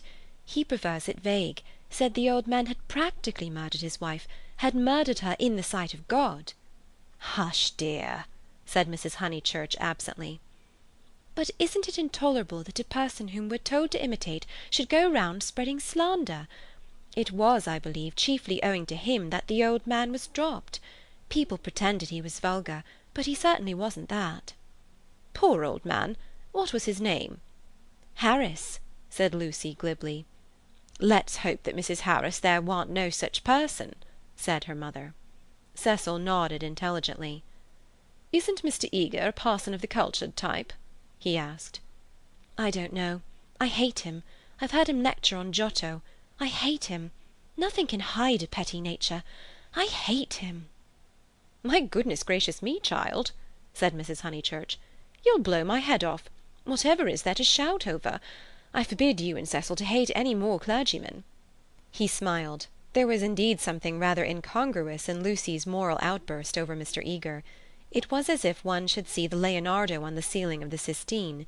He longed to hint to her that not here lay her vocation, that a woman's power and charm reside in mystery, not in muscular rant. But possibly rant is a sign of vitality. It mars the beautiful creature, but shows that she is alive. After a moment he contemplated her flushed face and excited gestures with a certain approval. He forbore to repress the sources of youth. Nature, simplest of topics, he thought, lay around them. He praised the pine woods, the deep lakes of bracken, the crimson leaves that spotted the hurt bushes, the serviceable beauty of the turnpike road. The outdoor world was not very familiar to him, and occasionally he went wrong in a question of fact. Mrs. Honeychurch's mouth twitched when he spoke of the perpetual green of the larch. "I count myself a lucky person," he concluded. "When I'm in London I feel I could never live out of it. When I'm in the country I feel the same about the country. After all, I do believe that birds and trees and the sky are the most wonderful things in life, and that the people who live amongst them must be the best. It's true that in 9 cases out of 10 they don't seem to notice anything. The country gentleman and the country labourer are each in their way the most depressing of companions. Yet they may have a tacit sympathy with the workings of nature which is denied to us of the town. Do you feel that, Mrs. Honeychurch?" Mrs. Honeychurch started and smiled. She had not been attending. Cecil, who was rather crushed on the front seat of the Victoria, felt irritable, and determined not to say anything interesting again. Lucy had not attended either. Her brow was wrinkled, and she still looked furiously cross, the result, he concluded, of too much moral gymnastics. It was sad to see her thus blind to the beauties of an August wood. "Come down, O maid, from yonder mountain height," he quoted, and touched her knee with his own. She flushed again and said, "What height?" "Come down, O maid, from yonder mountain height. What pleasure lives in height, the shepherd sang, in height and in the splendour of the hills. Let us take Mrs. Honeychurch's advice and hate clergymen no more. What's this place?" "Summer Street, of course," said Lucy, and roused herself. The woods had opened to leave space for a sloping triangular meadow. Pretty cottages lined it on 2 sides, and the upper and third side was occupied by a new stone church, expensively simple, with a charming shingled spire. Mr. Beebe's house was near the church. In height it scarcely exceeded the cottages. Some great mansions were at hand, but they were hidden in the trees. The scene suggested a Swiss Alp rather than the shrine and centre of a leisured world, and was only marred by 2 ugly little villas, the villas that had competed with Cecil's engagement, having been acquired by Sir Harry Otway the very afternoon that Lucy had been acquired by him. Cissy was the name of one of these villas, Albert of the other. These titles were not only picked out in shaded Gothic on the garden gates, but appeared a second time on the porches, where they followed the semicircular curve of the entrance arch in block capitals. Albert was inhabited. His tortured garden was bright with geraniums and lobelias and polished shells. His little windows were chastely swathed in Nottingham lace. Cissy was to let. 3 notice-boards, belonging to Dorking agents, lolled on her fence and announced the not surprising fact. Her paths were already weedy. Her pocket-handkerchief of a lawn was yellow with dandelions. "The place is ruined," said the ladies mechanically. "Summer Street will never be the same again." As the carriage passed, Cissy's door opened, and a gentleman came out of her. "Stop!" cried Mrs. Honeychurch, touching the coachman with her parasol. "Here's Sir Harry. Now we shall know. Sir Harry, pull those things down at once." Sir Harry Otway, who need not be described, came to the carriage and said, "Mrs. Honeychurch, I meant to. I really can't turn out Miss Flack." "Am I not always right? She ought to have gone before the contract was signed. Does she still live rent-free, as she did in her nephew's time?" "But what can I do?" He lowered his voice. "An old lady, so very vulgar, and almost bedridden." "Turn her out," said Cecil bravely. Sir Harry sighed and looked at the villas mournfully. He had had full warning of Mr. Flack's intentions, and might have bought the plot before building commenced, but he was apathetic and dilatory. He had known Summer Street for so many years that he could not imagine it being spoilt. Not till Mrs. Flack had laid the foundation stone, and the apparition of red and cream brick began to rise, did he take alarm. He called on Mr. Flack, the local builder, a most reasonable and respectful man, who agreed that tiles would have made a more artistic roof, but pointed out that slates were cheaper. He ventured to differ, however, about the Corinthian columns, which were to cling like leeches to the frames of the bow windows, saying that for his part he liked to relieve the façade by a bit of decoration. Sir Harry hinted that a column, if possible, should be structural as well as decorative. Mr. Flack replied that all the columns had been ordered, adding, "And the capital's different. One with dragons in the foliage, another approaching to the Ionian style, another introducing Mrs. Flack's initials, every one different." For he had read his Ruskin. He built his villas according to his desire, and not till he had inserted an immovable aunt into one of them did Sir Harry buy. This futile and unprofitable transaction filled the knight with sadness as he leant on Mrs. Honeychurch's carriage. He had failed in his duties to the countryside, and the countryside was laughing at him as well. He had spent money, and yet Summer Street was spoilt as much as ever. All he could do now was to find a desirable tenant for Cissy, someone really desirable. "The rent is absurdly low," he told them, "and perhaps I am an easy landlord. But it is such an awkward size. It is too large for the peasant class, and too small for anyone the least like ourselves." Cecil had been hesitating whether he should despise the villas or despise Sir Harry for despising them. The latter impulse seemed the more fruitful. "You ought to find a tenant at once," he said maliciously. "It would be a perfect paradise for a bank clerk." "Exactly," said Sir Harry excitedly. "That is exactly what I fear, Mr. Vyse. It will attract the wrong type of people. The train service has improved, a fatal improvement to my mind. And what are 5 miles from a station in these days of bicycles?" "Rather a strenuous clerk it would be," said Lucy. Cecil, who had his full share of medieval mischievousness, replied that the physique of the lower middle classes was improving at a most appalling rate. She saw that he was laughing at their harmless neighbour, and roused herself to stop him. "Sir Harry," she exclaimed, "I have an idea. How would you like spinsters?" "My dear Lucy, it would be splendid. Do you know any such?" "Yes, I met them abroad." "Gentlewomen?" he asked tentatively. "Yes, indeed, and at the present moment homeless. I heard from them last week. Miss Teresa and Miss Catherine Allen. I'm really not joking. They are quite the right people. Mr. Beebe knows them too. May I tell them to write to you?" "Indeed you may," he cried. "Here we are with the difficulty solved already. How delightful it is! Extra facilities. Please tell them they shall have extra facilities, for I shall have no agents' fees. Oh, the agents! The appalling people they have sent me!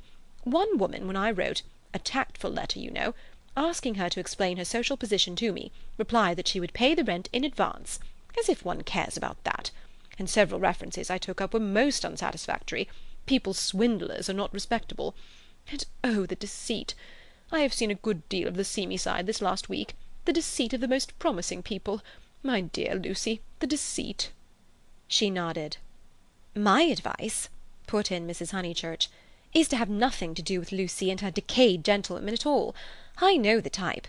Preserve me from people who have seen better days, and bring heirlooms with them that make the house smell stuffy. It's a sad thing, but I'd far rather let to someone who is going up in the world than to someone who has come down." "I think I follow you," said Sir Harry. "But it is, as you say, a very sad thing." "The Miss Alans aren't that," cried Lucy. "Yes, they are," said Cecil. "I haven't met them, but I should say they were a highly unsuitable addition to the neighbourhood." "Don't listen to him, Sir Harry. He's tiresome." "It is I who am tiresome," he replied. "I oughtn't to come with my troubles to young people. But really I am so worried, and Lady Otway will only say that I cannot be too careful, which is quite true, but no real help." "Then may I write to my Miss Alans?" "Please," he cried. But his eye wavered when Mrs. Honeychurch exclaimed, "Beware! They are certain to have canaries. Sir Harry, beware of canaries. They spit the seed out through the bars of the cage, and then the mice come. Beware of women altogether. Only let to a man." "Oh, really?" he murmured gallantly, though he saw the wisdom of her remark. "Men don't gossip over teacups. If they get drunk, there's an end of them. They lie down comfortably and sleep it off. If they're vulgar, they somehow keep it to themselves. It doesn't spread so. Give me a man. Of course, provided he's clean." Sir Harry blushed. Neither he nor Cecil enjoyed these open compliments to their sex. Even the exclusion of the dirty did not leave them much distinction. He suggested that Mrs. Honeychurch, if she had time, should descend from the carriage and inspect Cissy for herself. She was delighted. Nature had intended her to be poor and to live in such a house. Domestic arrangements always attracted her, especially when they were on a small scale. Cecil pulled Lucy back as she followed her mother. "Mrs. Honeychurch," he said, "what if we two walk home and leave you?" "Certainly," was her cordial reply.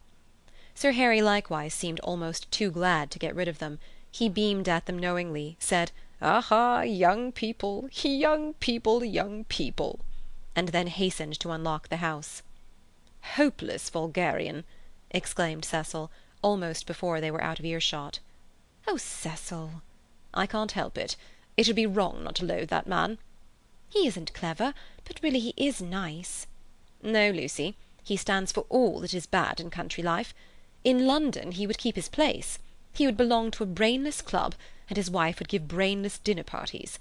But down here he acts the little god with his gentility and his patronage and his sham aesthetics, and everyone, even your mother, is taken in."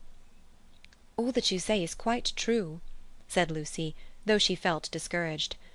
"I wonder whether it matters so very much." "It matters supremely.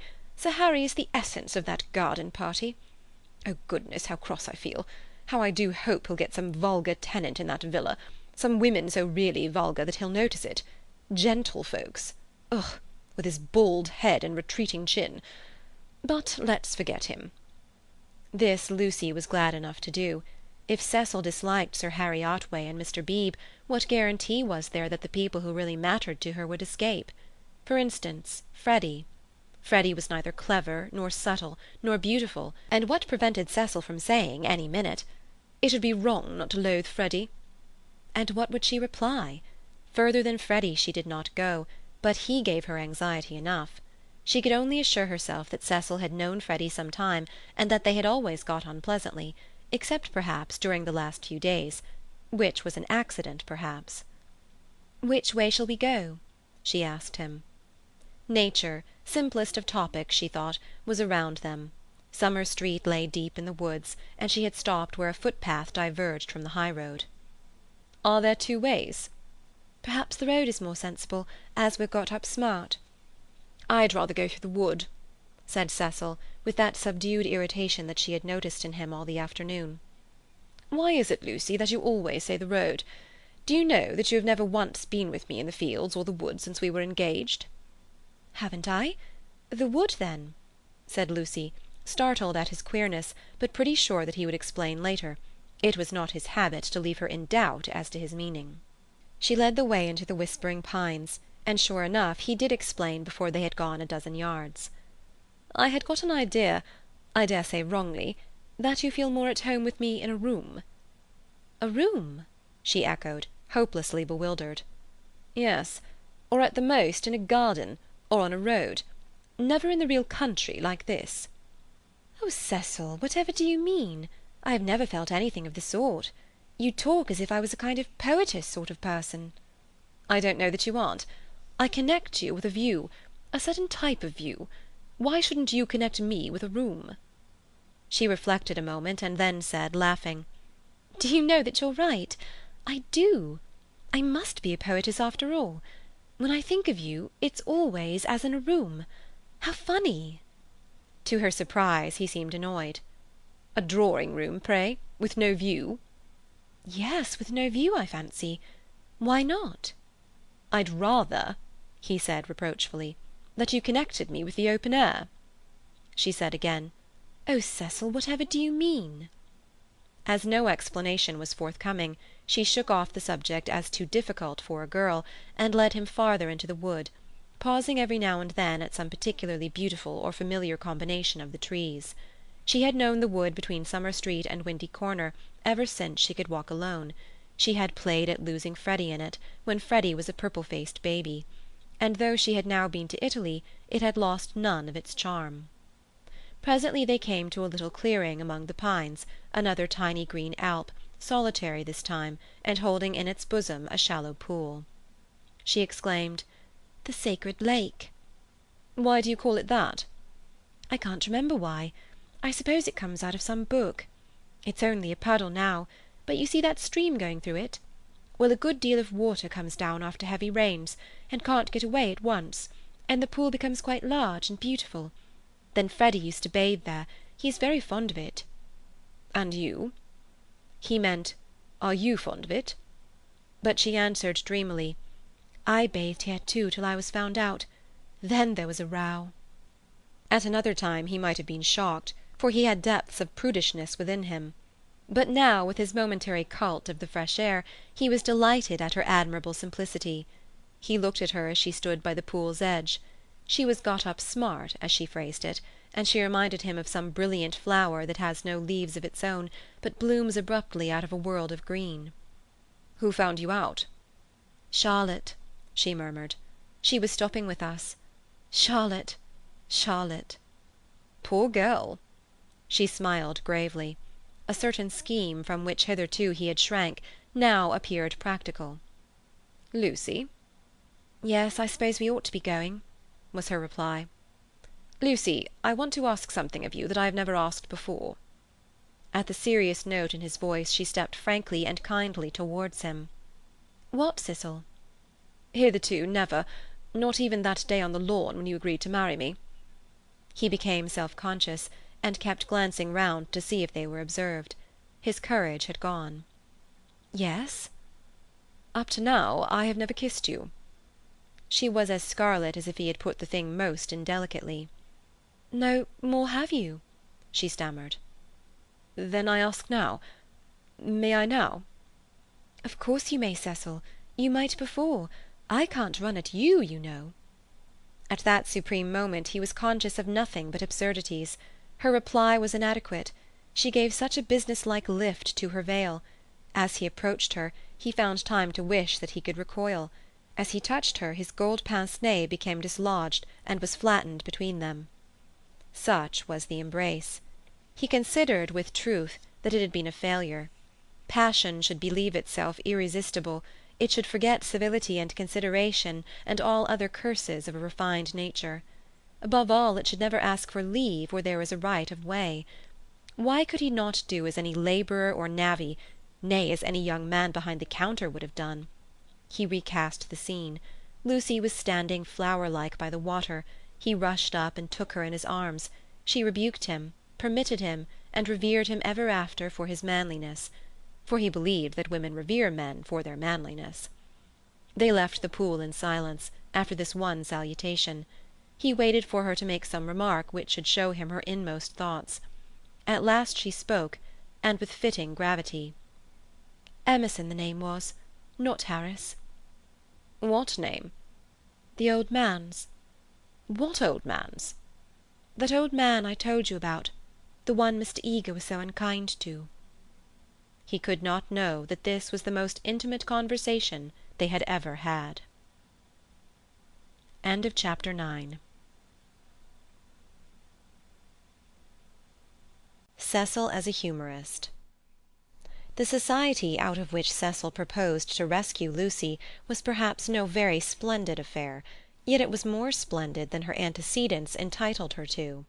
Her father, a prosperous local solicitor, had built Windy Corner as a speculation at the time the district was opening up, and falling in love with his own creation, had ended by living there himself. Soon after his marriage, the social atmosphere began to alter. Other houses were built on the brow of that steep southern slope, and others again among the pine trees behind, and northward on the chalk barrier of the downs. Most of these houses were larger than Windy Corner, and were filled by people who came, not from the district, but from London, and who mistook the Honeychurches for the remnants of an indigenous aristocracy. He was inclined to be frightened, but his wife accepted the situation without either pride or humility. "I cannot think what people are doing," she would say, "but it is extremely fortunate for the children." She called everywhere, her calls were returned with enthusiasm, and by the time people found out that she was not exactly of their milieu, they liked her, and it did not seem to matter. When Mr. Honeychurch died, he had the satisfaction, which few honest solicitors despise, of leaving his family rooted in the best society obtainable. The best obtainable. Certainly many of the immigrants were rather dull, and Lucy realized this more vividly since her return from Italy. Hitherto she had accepted their ideals without questioning, their kindly affluence, their inexplosive religion, their dislike of paper bags, orange peel, and broken bottles. A radical out and out, she learned to speak with horror of suburbia. Life, so far as she troubled to conceive it, was a circle of rich, pleasant people, with identical interests and identical foes. In this circle one thought, married, and died. Outside it were poverty and vulgarity for ever trying to enter, just as the London fog tries to enter the pine woods, pouring through the gaps in the northern hills. But in Italy, where any one who chooses may warm himself in equality, as in the sun, this conception of life vanished. Her senses expanded. She felt that there was no one whom she might not get to like, that social barriers were irremovable, doubtless, but not particularly high. You jump over them just as you jump into a peasant's olive yard in the Apennines, and he is glad to see you. She returned with new eyes. So did Cecil, but Italy had quickened Cecil, not to tolerance, but to irritation. He saw that the local society was narrow, but instead of saying, "Does this very much matter?" he rebelled, and tried to substitute for it the society he called broad. He did not realize that Lucy had consecrated her environment by the thousand little civilities that create a tenderness in time, and that though her eyes saw its defects, her heart refused to despise it entirely. Nor did he realize a more important point, that if she was too great for this society, she was too great for all society, and had reached the stage where personal intercourse would alone satisfy her. A rebel she was, but not of the kind he understood. A rebel who desired, not a wider dwelling-room, but equality beside the man she loved. For Italy was offering her the most priceless of all possessions, her own soul. Playing bumble-puppy with Minnie Beebe, niece to the rector and aged 13, an ancient and most honourable game, which consists in striking tennis balls high into the air, so that they fall over the net and immoderately bounce, some hit Mrs. Honeychurch, others are lost. The sentence is confused, but the better illustrates Lucy's state of mind, for she was trying to talk to Mr. Beebe at the same time. "Oh, it has been such a nuisance. First he, then they, no one knowing what they wanted, and everyone so tiresome." "But they really are coming now," said Mr. Beebe. "I wrote to Miss Teresa a few days ago. She was wondering how often the butcher called, and my reply of once a month must have impressed her favourably. They are coming. I heard from them this morning." "I shall hate those Miss Allens," Mrs. Honeychurch cried. "Just because they're old and silly one's expected to say, 'How sweet!' I hate their ifing and butting and anding. And poor Lucy, serve her right, worn to a shadow." Mr. Beebe watched the shadow springing and shouting over the tennis court. Cecil was absent. One did not play bumble puppy when he was there. "Well, if they are coming—" "No, Minnie, not Saturn." Saturn was a tennis ball whose skin was partially unsewn. When in motion his orb was encircled by a ring. "If they are coming, Sir Harry will let them move in before the 29th, and he will cross out the clause about whitewashing the ceilings, because it made them nervous, and put in the fair wear and tear one. That doesn't count. I told you not Saturn." "Saturn's all right for bumble puppy," cried Freddy, joining them. "Minnie, don't you listen to her." "Saturn doesn't bounce." "Saturn bounces enough." "No, he doesn't." "Well, he bounces better than the beautiful white devil." "Hush, dear," said Mrs. Honeychurch. "But look at Lucy, complaining of Saturn, and all the time's got the beautiful white devil in her hand ready to plug it in. That's right, Minnie, go for her. Get her over the shins with the racket. Get her over the shins." Lucy fell. The beautiful white devil rolled from her hand. Mr. Beebe picked it up and said, "The name of this ball is Vittoria Corombona, please." But his correction passed unheeded. Freddy possessed to a high degree the power of lashing little girls to fury, and in half a minute he had transformed Minnie from a well-mannered child into a howling wilderness. Up in the house Cecil heard them, and though he was full of entertaining news, he did not come down to impart it, in case he got hurt. He was not a coward, and bore necessary pain as well as any man, but he hated the physical violence of the young. How right it was! Sure enough, it ended in a cry. "I wish the Miss Allens could see this," observed Mr. Beebe, just as Lucy, who was nursing the injured Minnie, was in turn lifted off her feet by her brother. "Who are the Miss Allens?" Freddy panted. "They have taken Cissy Villa." "That wasn't the name." Here his foot slipped, and they all fell most agreeably on to the grass. An interval elapses. "Wasn't what name?" asked Lucy, with her brother's head in her lap. "Allen wasn't. The name of the people Sir Harry's let to." "Nonsense, Freddy, you know nothing about it." "Nonsense yourself. I've this minute seen him. He said to me, Honeychurch." Freddy was an indifferent mimic. "I have at last procured really desirable tenants." I said, "Hooray, old boy," and slapped him on the back. "Exactly. The Miss Allens?" "Rather not. More like Anderson." "Oh, good gracious! There isn't going to be another muddle," Mrs. Honeychurch exclaimed. "Do you notice, Lucy, I am always right. I said don't interfere with Cissy Villa. I am always right. I'm quite uneasy at being always so often right." "It's only another muddle of Freddy's. Freddy doesn't even know the name of the people he pretends have taken it instead." "Yes, I do. I've got it. Emerson." "What name?" "Emerson. I'll bet you anything you like." "What a weathercock Sir Harry is," said Lucy quietly. "I wish I had never bothered over it at all." Then she lay on her back and gazed at the cloudless sky. Mr. Beebe, whose opinion of her rose daily, whispered to his niece that that was the proper way to behave if any little thing went wrong. Meanwhile the name of the new tenants had diverted Mrs. Honeychurch from the contemplation of her own abilities. "Emerson, Freddy? Do you know what Emersons they are?" "I don't know whether they're any Emersons," retorted Freddy, who was democratic. Like his sister, and like most young people, he was naturally attracted by the idea of equality, and the undeniable fact that there are different kinds of Emersons annoyed him beyond due measure. "I trust they are the right sort of person." "All right, Lucy." She was sitting up again. "I see you looking down your nose and thinking your mother's a snob. But there is a right sort and a wrong sort, and it's affectation to pretend there isn't." "Emerson's a common enough name," Lucy remarked. She was gazing sideways. Seated on a promontory herself, she could see the pine-clad promontories descending one beyond another into the Weald. The farther one descended the garden, the more glorious was this lateral view. "I was merely going to remark, Freddy, that I trusted they were no relations of Emerson the philosopher, a most trying man. Pray, does that satisfy you?" "Oh, yes," he grumbled.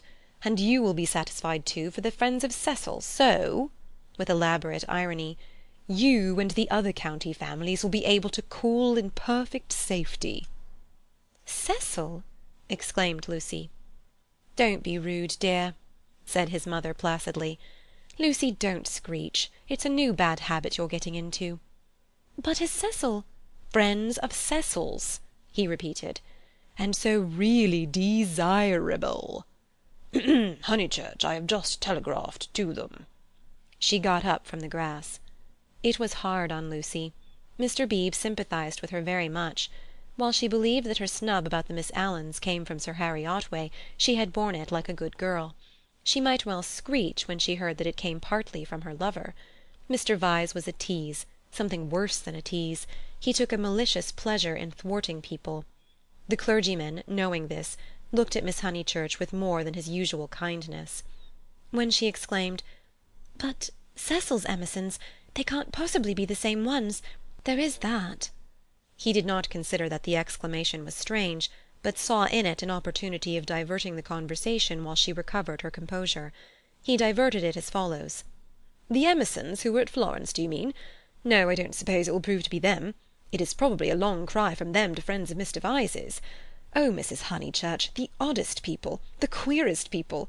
For our part, we liked them, didn't we?" He appealed to Lucy. "There was a great scene over some violets. They picked violets and filled all the vases in the room of these very Miss Alans who have failed to come to Cissy Villa. Poor little ladies, so very shocked and so pleased. It used to be one of Miss Catherine's great stories. 'My dear sister loves flowers,' it began. They found the whole room a mass of blue, vases and jugs, and the story ends with 'so ungentlemanly, and yet so beautiful. It is all very difficult.' Yes, I always connect those Florentine Emersons with violets." "Fiasco's done you this time," remarked Freddy, not seeing that his sister's face was very red. She could not recover herself. Mr. Beebe saw it, and continued to divert the conversation. "These particular Emersons consisted of a father and a son. The son a goodly, if not a good young man. Not a fool, I fancy, but very immature. Pessimism, etc.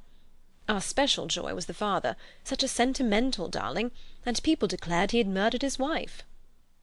In his normal state Mr. Beebe would never have repeated such gossip, but he was trying to shelter Lucy in her little trouble. He repeated any rubbish that came into his head. "Murdered his wife?" said Mrs. Honeychurch. "Lucy, don't desert us. Go on playing Bumble Puppy. Really, the Pension Bertolini must have been the oddest place. That's the second murderer I've heard of as being there. Whatever was Charlotte doing to stop? By the by, we really must ask Charlotte here some time." Mr. Beebe could recall no second murderer. He suggested that his hostess was mistaken. At the hint of opposition she warmed. She was perfectly sure that there had been a second tourist of whom the same story had been told. The name escaped her. What was the name? Oh, what was the name? She clasped her knees for the name, something in Thackeray. She struck her matronly forehead. Lucy asked her brother whether Cecil was in. "Oh, don't go!" he cried, and tried to catch her by the ankles. "I must go," she said gravely. "Don't be silly. You always overdo it when you play." As she left them, her mother's shout of "Harris!" shivered the tranquil air, and reminded her that she had told a lie and had never put it right. Such a senseless lie, too, yet it shattered her nerves, and made her connect these Emersons, friends of Cecil's, with a pair of nondescript tourists. Hitherto truth had come to her naturally. She saw that for the future she must be more vigilant, and be absolutely truthful? Well, at all events, she must not tell lies. She hurried up the garden, still flushed with shame. A word from Cecil would soothe her, she was sure. "Cecil?" "Hello," he called, and leant out of the smoking-room window. He seemed in high spirits. "I was hoping you'd come. I heard you all bear gardening, but there's better fun up here. Even I, have won a great victory for the comic muse. George Meredith's right. The cause of comedy and the cause of truth are really the same. And even I, have found tenants for the distressful Cissy Villa. Don't be angry, don't be angry. You'll forgive me when you hear it all." He looked very attractive when his face was bright, and he dispelled her ridiculous forebodings at once. "I have heard," she said. "Freddy told me. Naughty Cecil. I suppose I must forgive you. Just think of all the trouble I took for nothing. Certainly the Miss Alans are a little tiresome, and I'd rather have nice friends of yours, but you oughtn't to tease one so." "Friends of mine?" He laughed. "But, Lucy, the whole joke is to come. Come here." But she remained standing where she was. "Do you know where I met these desirable tenants? In the National Gallery, when I was up to see my mother last week." "What an odd place to meet people," she said nervously. "I don't quite understand." "In the Umbrian room. Absolute strangers. They were admiring Luca Signorelli, of course quite stupidly. However, we got to talking, and they refreshed me not a little. They had been to Italy." "But, Cecil—" he proceeded hilariously. "In the course of conversation they said that they wanted a country cottage, the father to live there, the son to run down for week-ends. I thought, what a chance of scoring off Sir Harry, and I took their address and a London reference, found they weren't actual blackguards—it was great sport—and wrote to him, making out—" "Cecil! No, it's not fair. I've probably met them before." He bore her down. "Perfectly fair. Anything is fair that punishes a snob. That old man will do the neighbourhood a world of good. Sir Harry is too disgusting with his decayed gentlewomen. I meant to read him a lesson some time. No, Lucy, the classes ought to mix, and before long you'll agree with me. There ought to be intermarriage, all sorts of things. I believe in democracy." "No, you don't," she snapped. "You don't know what the word means." He stared at her, and felt again that she had failed to be Leonardesque. "No, you don't." Her face was inartistic, that of a peevish virago. "It isn't fair, Cecil. I blame you. I blame you very much indeed. You had no business to undo my work about the Miss Alans, and make me look ridiculous. You call it scoring off Sir Harry, but do you realise that it is all at my expense? I consider it most disloyal of you." She left him. Temper? He thought, raising his eyebrows. No, it was worse than temper, snobbishness. As long as Lucy thought that his own smart friends were supplanting the Miss Alans, she had not minded. He perceived that these new tenants might be of value educationally. He would tolerate the father and draw out the son, who was silent. In the interests of the comic muse and of truth, he would bring them to Windy Corner. End of Chapter 10. The comic muse, though able to look after her own interests, did not disdain the assistance of Mr. Vyse. His idea of bringing the Emersons to Windy Corner struck her as decidedly good, and she carried through the negotiations without a hitch. Sir Harry Otway signed the agreement, met Mr. Emerson, who was duly disillusioned. The Miss Alans were duly offended, and wrote a dignified letter to Lucy, whom they held responsible for the failure. Mr. Beebe planned pleasant moments for the newcomers, and told Mrs. Honeychurch that Freddy must call on them as soon as they arrived. Indeed, so ample was the muse's equipment that she permitted Mr. Harris, never a very robust criminal, to droop his head, to be forgotten, and to die. Lucy, to descend from bright heaven to earth, whereon there are shadows because there are hills, Lucy was at first plunged into despair, but settled after a little thought that it did not matter the very least. Now that she was engaged, the Emersons would scarcely insult her, and were welcome into the neighbourhood. And Cecil was welcome to bring whom he would into the neighbourhood. Therefore Cecil was welcome to bring the Emersons into the neighbourhood. But, as I say, this took a little thinking, and, so illogical are girls, the event remained rather greater and rather more dreadful than it should have done. She was glad that a visit to Mrs. Vyse now fell due. The tenants moved into Cissy Villa while she was safe in the London flat. "Cecil, Cecil, darling," she whispered the evening she arrived, and crept into his arms. Cecil, too, became demonstrative. He saw that the needful fire had been kindled in Lucy. At last she longed for attention as a woman should, and looked up to him because he was a man. "So you do love me, little thing?" he murmured. "Oh, Cecil, I do, I do. I don't know what I should do without you." Several days passed. Then she had a letter from Miss Bartlett. A coolness had sprung up between the two cousins, and they had not corresponded since they parted in August. The coolness dated from what Charlotte would call the flight to Rome, and in Rome it had increased amazingly. For the companion who is merely uncongenial in the medieval world becomes exasperating in the classical. Charlotte, unselfish in the forum, would have tried a sweeter temper than Lucy's, and once, in the baths of Caracalla, they had doubted whether they could continue their tour. Lucy had said she would join the Vyses. Mrs. Vyse was an acquaintance of her mother, so there was no impropriety in the plan, and Miss Bartlett had replied that she was quite used to being abandoned suddenly. Finally nothing happened, but the coolness remained, and for Lucy was even increased when she opened the letter and read as follows. It had been forwarded from Windy Corner. Tunbridge Wells, September. Dearest Lucia, I have news of you at last. Miss Lavish has been bicycling in your parts, but was not sure whether a call would be welcome. Puncturing her tire near Summer Street, and it being mended while she sat very woebegone in that pretty churchyard, she saw to her astonishment a door open opposite, and the younger Emerson man come out. He said his father had just taken the house. He said he did not know that you lived in the neighbourhood. He never suggested giving Eleanor a cup of tea. Dear Lucy, I am much worried, and I advise you to make a clean breast of his past behaviour to your mother, Freddy, and Mr. Vyse, who will forbid him to enter the house, etc. That was a great misfortune, and I dare say you have told them already. Mr. Vyse is so sensitive. I remember how I used to get on his nerves at Rome. I am very sorry about it all, and should not feel easy unless I warned you. Believe me, your anxious and loving cousin, Charlotte. Lucy was much annoyed, and replied as follows. Beauchamp Mansions, S.W. Dear Charlotte, many thanks for your warning. When Mr. Emerson forgot himself on the mountain, you made me promise not to tell mother, because you said she would blame you for not being always with me. I have kept that promise, and cannot possibly tell her now. I have said both to her and Cecil that I met the Emersons at Florence, and that they are respectable people, which I do think, and the reason that he offered Miss Lavish no tea was probably that he had none himself. She should have tried at the rectory. I cannot begin making a fuss at this stage. You must see that it would be too absurd. If the Emersons heard I had complained of them, they would think themselves of importance, which is exactly what they are not.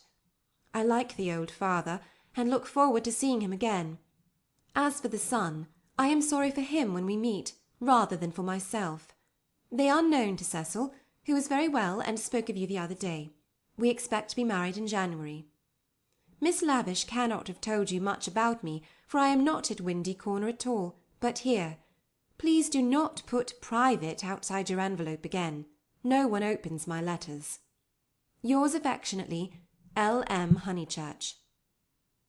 Secrecy has this disadvantage. We lose the sense of proportion. We cannot tell whether our secret is important or not. Were Lucy and her cousin closeted with a great thing which would destroy Cecil's life if he discovered it, or with a little thing which he would laugh at? Miss Bartlett suggested the former.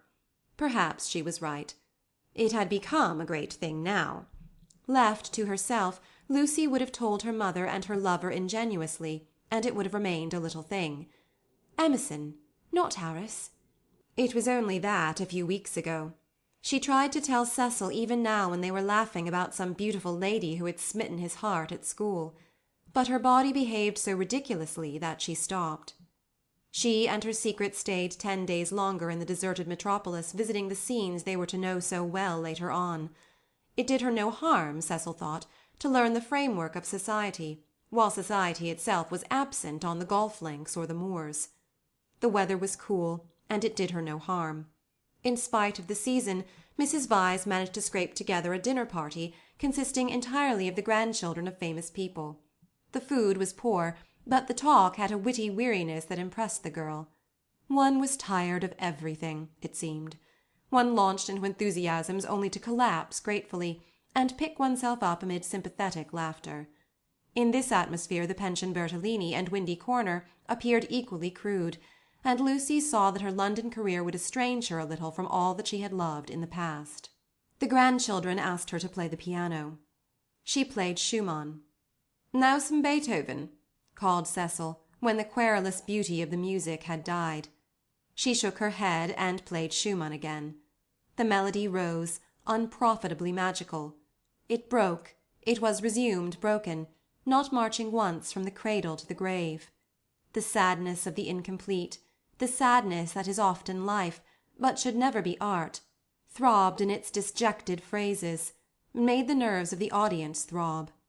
Not thus had she played on the little draped piano at the Bertolini, and "too much Schumann" was not the remark that Mr. Beebe had passed to himself when she returned. When the guests were gone and Lucy had gone to bed, Mrs. Vyse paced up and down the drawing-room, discussing her little party with her son. Mrs. Vyse was a nice woman, but her personality, like many another's, had been swamped by London, for it needs a strong head to live among many people. The too vast orb of her fate had crushed her, and she had seen too many seasons, too many cities, too many men, for her abilities, and even with Cecil she was mechanical, and behaved as if he was not one son, but, so to speak, a filial crowd. "Make Lucy one of us," she said, looking round intelligently at the end of each sentence, and straining her lips apart until she spoke again. "Lucy is becoming wonderful, wonderful." "Her music always was wonderful." "Yes, but she is purging off the Honeychurch taint. Most excellent Honeychurches, but you know what I mean. She is not always quoting servants, or asking one how the pudding is made." "Italy has done it." "Perhaps," she murmured, thinking of the museum that represented Italy to her. "It is just possible. Cecil, mind you marry her next January. She is one of us already." "But her music," he exclaimed. "The style of her. How she kept to Schumann, when, like an idiot, I wanted Beethoven. Schumann was right for this evening. Schumann was the thing. Do you know, mother, I shall have our children educated just like Lucy. Bring them up amongst honest country folks for freshness, send them to Italy for subtlety, and then, not till then, let them come to London. I don't believe in these London educations." He broke off, remembering that he had one himself, and concluded, "At all events, not for women." "Make her one of us," repeated Mrs. Vyse, and processed to bed. As she was dozing off, a cry, the cry of nightmare, rang from Lucy's room. Lucy could ring for the maid if she liked, but Mrs. Vyse thought it kind to go herself. She found the girl sitting upright with her hand on her cheek. "I am so sorry, Mrs. Vyse. It is these dreams." "Bad dreams?" "Just dreams." The elder lady smiled and kissed her, saying very distinctly, "You should have heard us talking about you, dear. He admires you more than ever. Dream of that." Lucy returned the kiss, still covering one cheek with her hand. Mrs. Vyse recessed to bed. Cecil, whom the cry had not awoke, snored. Darkness enveloped the flat. End of chapter 11. It was a Saturday afternoon, gay and brilliant after abundant rains, and the spirit of youth dwelt in it, though the season was now autumn. All that was gracious triumphed. As the motor-cars passed through Summer Street they raised only a little dust, and their stench was soon dispersed by the wind and replaced by the scent of the wet birches or of the pines.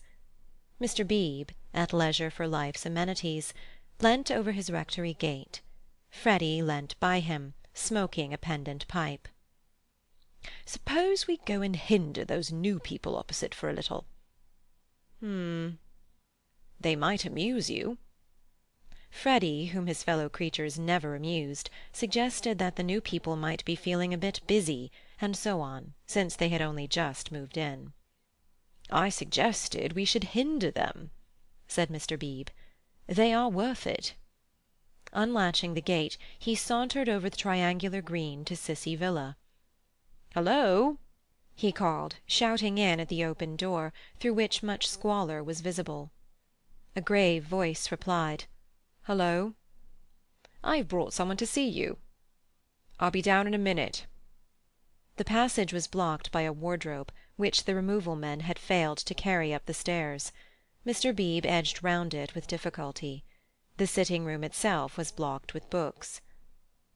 "Are these people great readers?" Freddy whispered.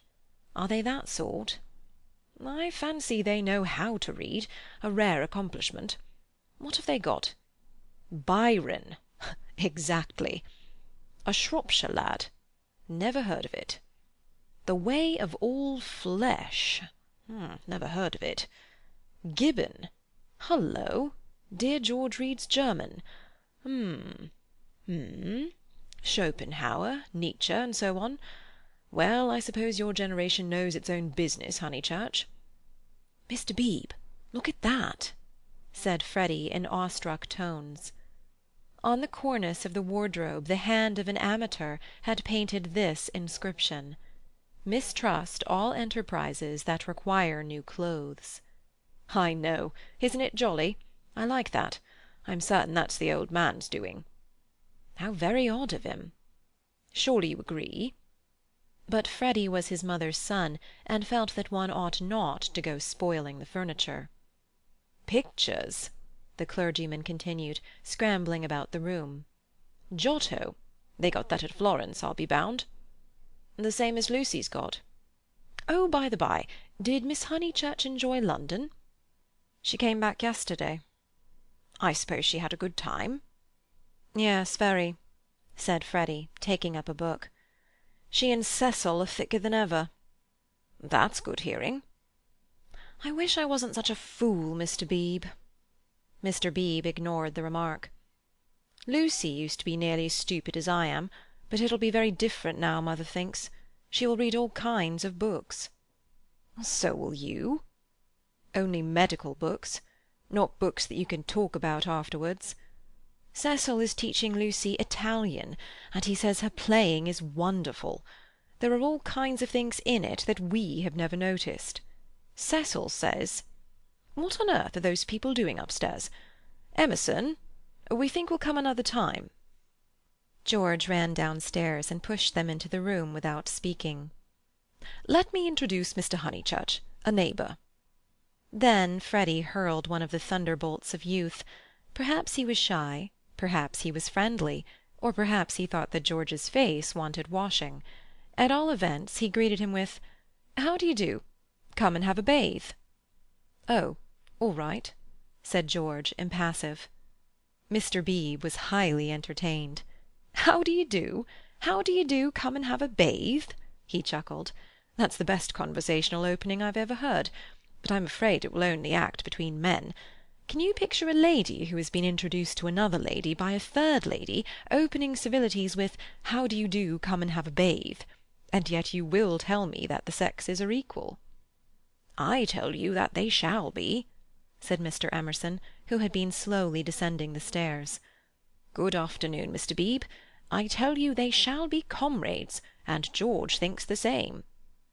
"We are to raise ladies to our level?" the clergyman inquired.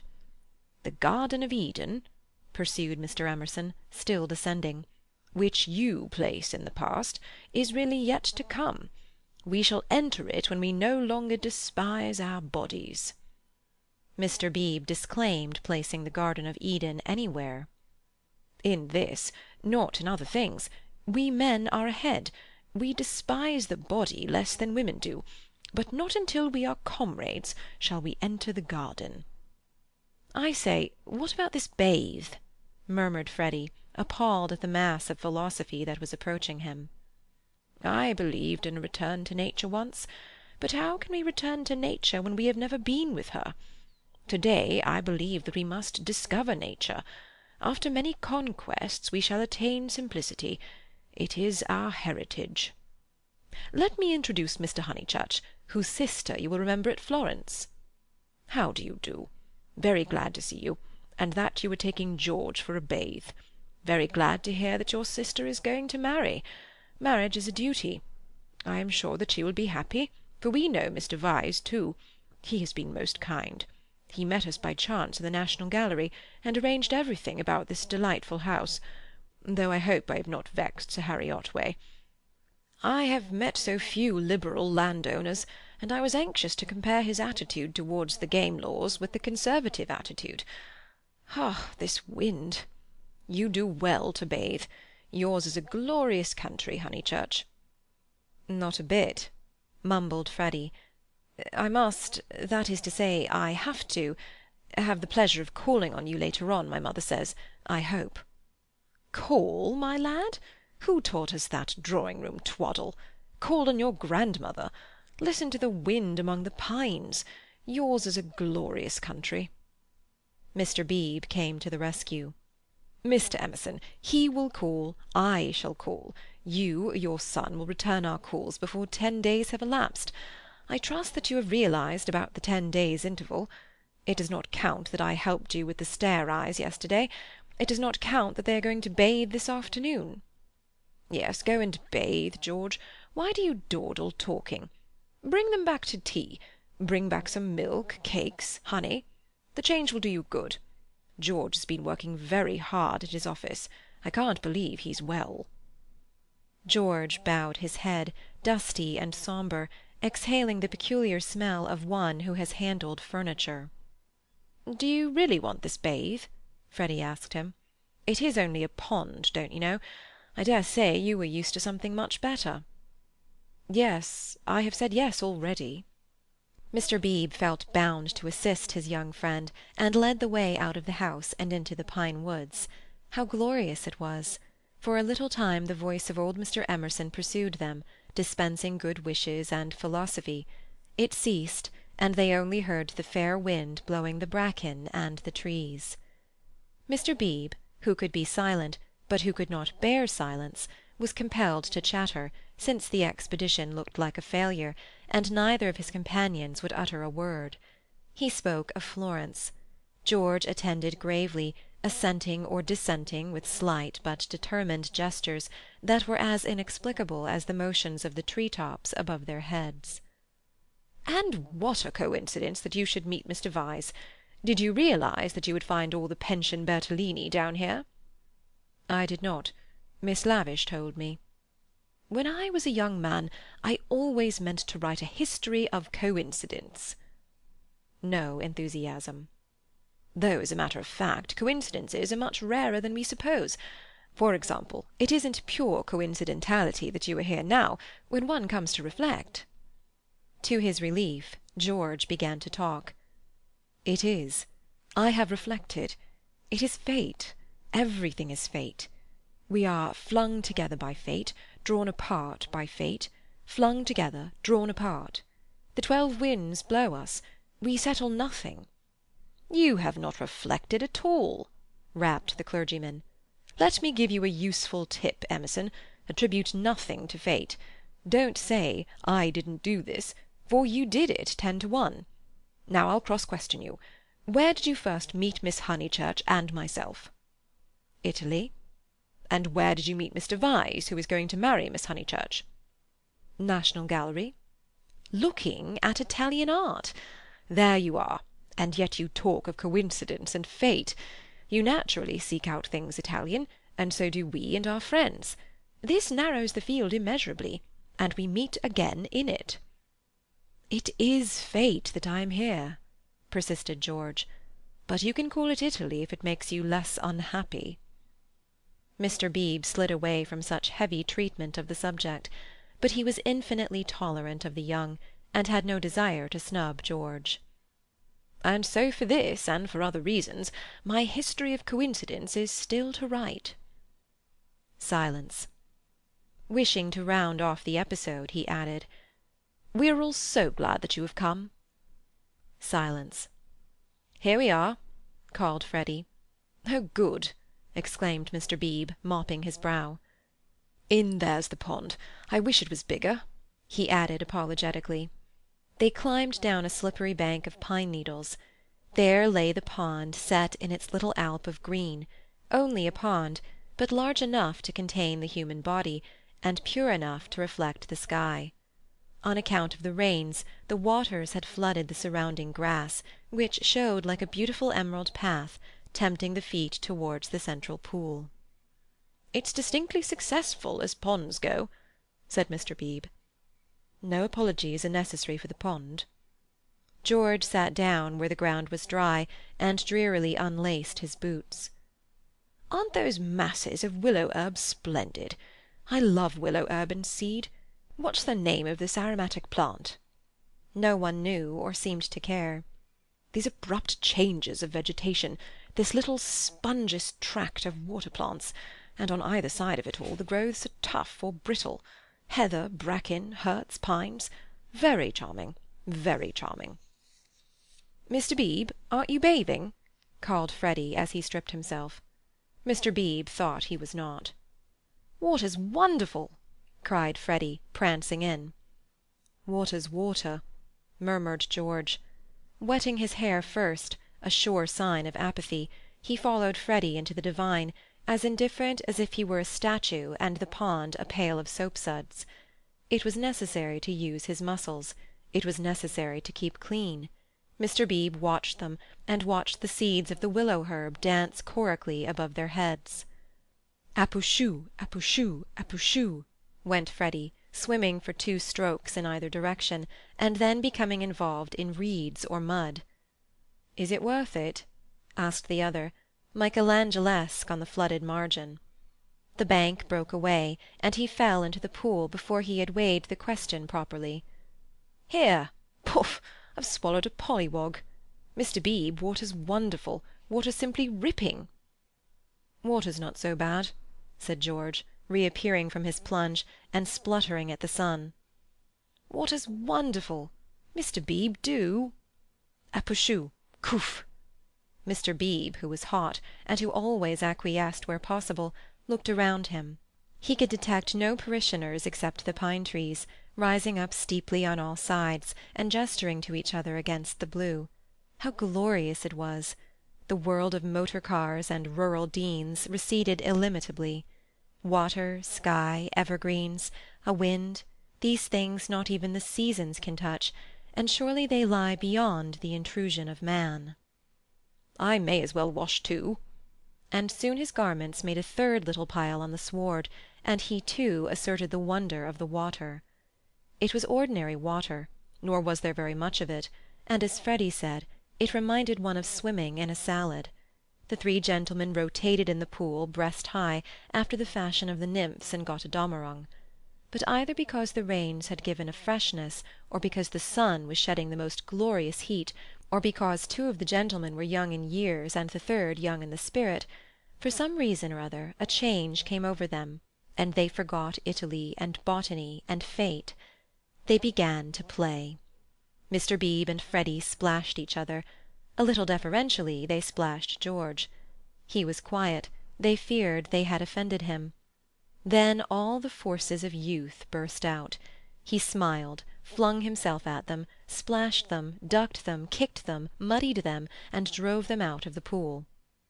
"Race you round it, then," cried Freddy, and they raced in the sunshine, and George took a short cut and dirtied his shins, and had to bathe a second time. Then Mr. Beebe consented to run, a memorable sight. They ran to get dry, they bathed to get cool, they played at being Indians in the willow herbs and in the bracken, they bathed to get clean. And all the time 3 little bundles lay discreetly on the sward, proclaiming, "No, we are what matters. Without us shall no enterprise begin. To us shall all flesh turn in the end." "A try! A try!" yelled Freddy, snatching up George's bundle and placing it beside an imaginary goal-post. "Soccer rules," George retorted, scattering Freddy's bundle with a kick. "Goal! Goal! Pass!" "Take care my watch!" cried Mr. Beebe. Clothes flew in all directions. "Take care my hat! No, that's enough, Freddy. Dress now. No, I say." But the 2 young men were delirious. Away they twinkled into the trees, Freddy with a clerical waistcoat under his arm, George with a wide-awake hat on his dripping hair. "That'll do!" shouted Mr. Beebe, remembering that after all he was in his own parish. Then his voice changed as if every pine-tree was a rural dean. "Hi! Steady on! I see people coming, you fellows!" Yells and widening circles over the dappled earth. "Hi! Hi! Ladies!"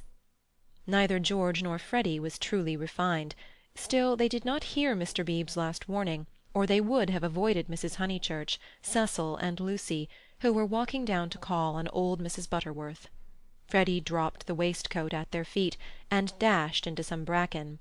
George whooped in their faces, turned and scudded away down the path to the pond, still clad in Mr. Beebe's hat. "Gracious alive!" cried Mrs. Honeychurch. "Whoever were those unfortunate people? Oh, dears, look away!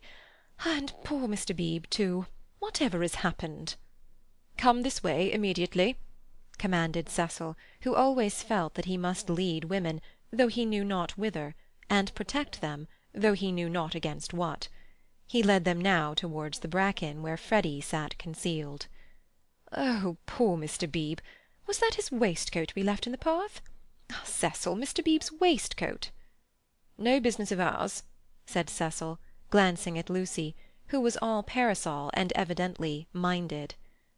"I fancy Mr. Beebe jumped back into the pond." "This way, please, Mrs. Honeychurch. This way." They followed him up the bank, attempting the tense yet nonchalant expression that is suitable for ladies on such occasions.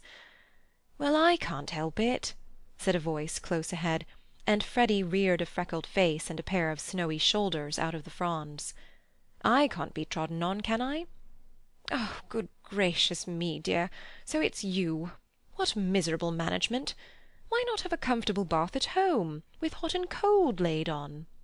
Look here, mother, a fellow must wash, and a fellow's got to dry, and if another fellow— Dear, no doubt you're right as usual, but you are in no position to argue. Come, Lucy." They turned. "Oh, look! Oh, don't look! Oh, poor Mr. Beebe! How unfortunate again!" For Mr. Beebe was just crawling out of the pond, on whose surface garments of an intimate nature did float, while George, the world-weary George, shouted to Freddy that he had hooked a fish. "And me, I've swallowed one," answered he of the bracken. "I've swallowed a pollywog. It wriggleth in my tummy. I shall die. Emerson, you beast, you've got on my bags." "Hush, dears," said Mrs. Honeychurch, who found it impossible to remain shocked. "And do be sure you dry yourselves thoroughly first. All these colds come of not drying thoroughly." "Mother, do come away," said Lucy. "Oh, for goodness' sake, do come." "Hullo!" cried George, so that again the ladies stopped. He regarded himself as dressed. Barefoot, bare-chested, radiant and personable against the shadowy woods, he called, "Hullo, Miss Honeychurch! Hullo!" "Bow, Lucy, better bow.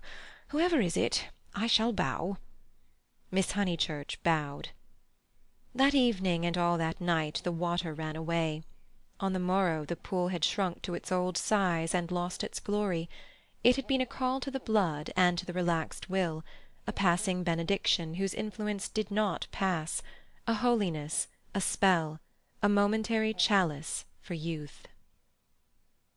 End of chapter 12.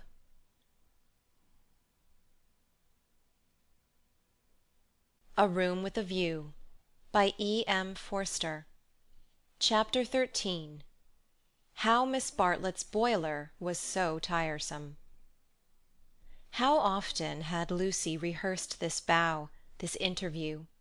But she had always rehearsed them indoors, and with certain accessories which surely we have a right to assume. Who could foretell that she and George would meet in the rout of a civilization, amidst an army of coats and collars and boots that lay wounded over the sunlit earth?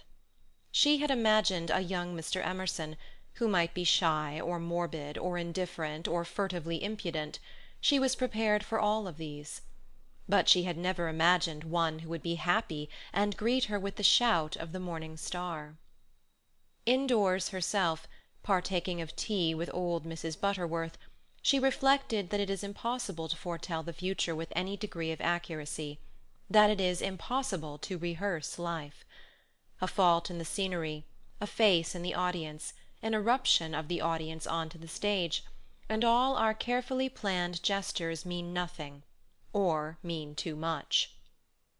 "I will bow," she had thought. "I will not shake hands with him. That will be just the proper thing." She had bowed, but to whom? To gods, to heroes, to the nonsense of schoolgirls. She had bowed across the rubbish that cumbers the world. So ran her thoughts, while her faculties were busy with Cecil. It was another of those dreadful engagement calls. Mrs. Butterworth had wanted to see him, and he did not want to be seen. He did not want to hear about hydrangeas, why they change their colour at the seaside. He did not want to join the C.O.S. When cross he was always elaborate, and made long, clever answers where yes or no would have done. Lucy soothed him and tinkered at the conversation in a way that promised well for their married peace. No one is perfect, and surely it is wiser to discover the imperfections before wedlock. Miss Bartlett, indeed, though not in word, had taught the girl that this our life contains nothing satisfactory. Lucy, though she disliked the teacher, regarded the teaching as profound, and applied it to her lover. "Lucy," said her mother when they got home, "is anything the matter with Cecil?" The question was ominous. Up till now Mrs. Honeychurch had behaved with charity and restraint. "No, I don't think so, mother. Cecil's all right."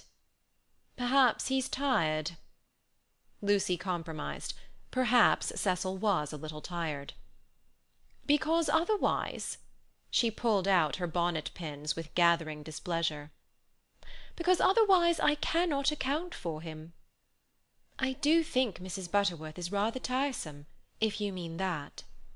"Cecil has told you he thinks so. You were devoted to her as a little girl, and nothing will describe her goodness to you through the typhoid fever. No, it is just the same thing everywhere."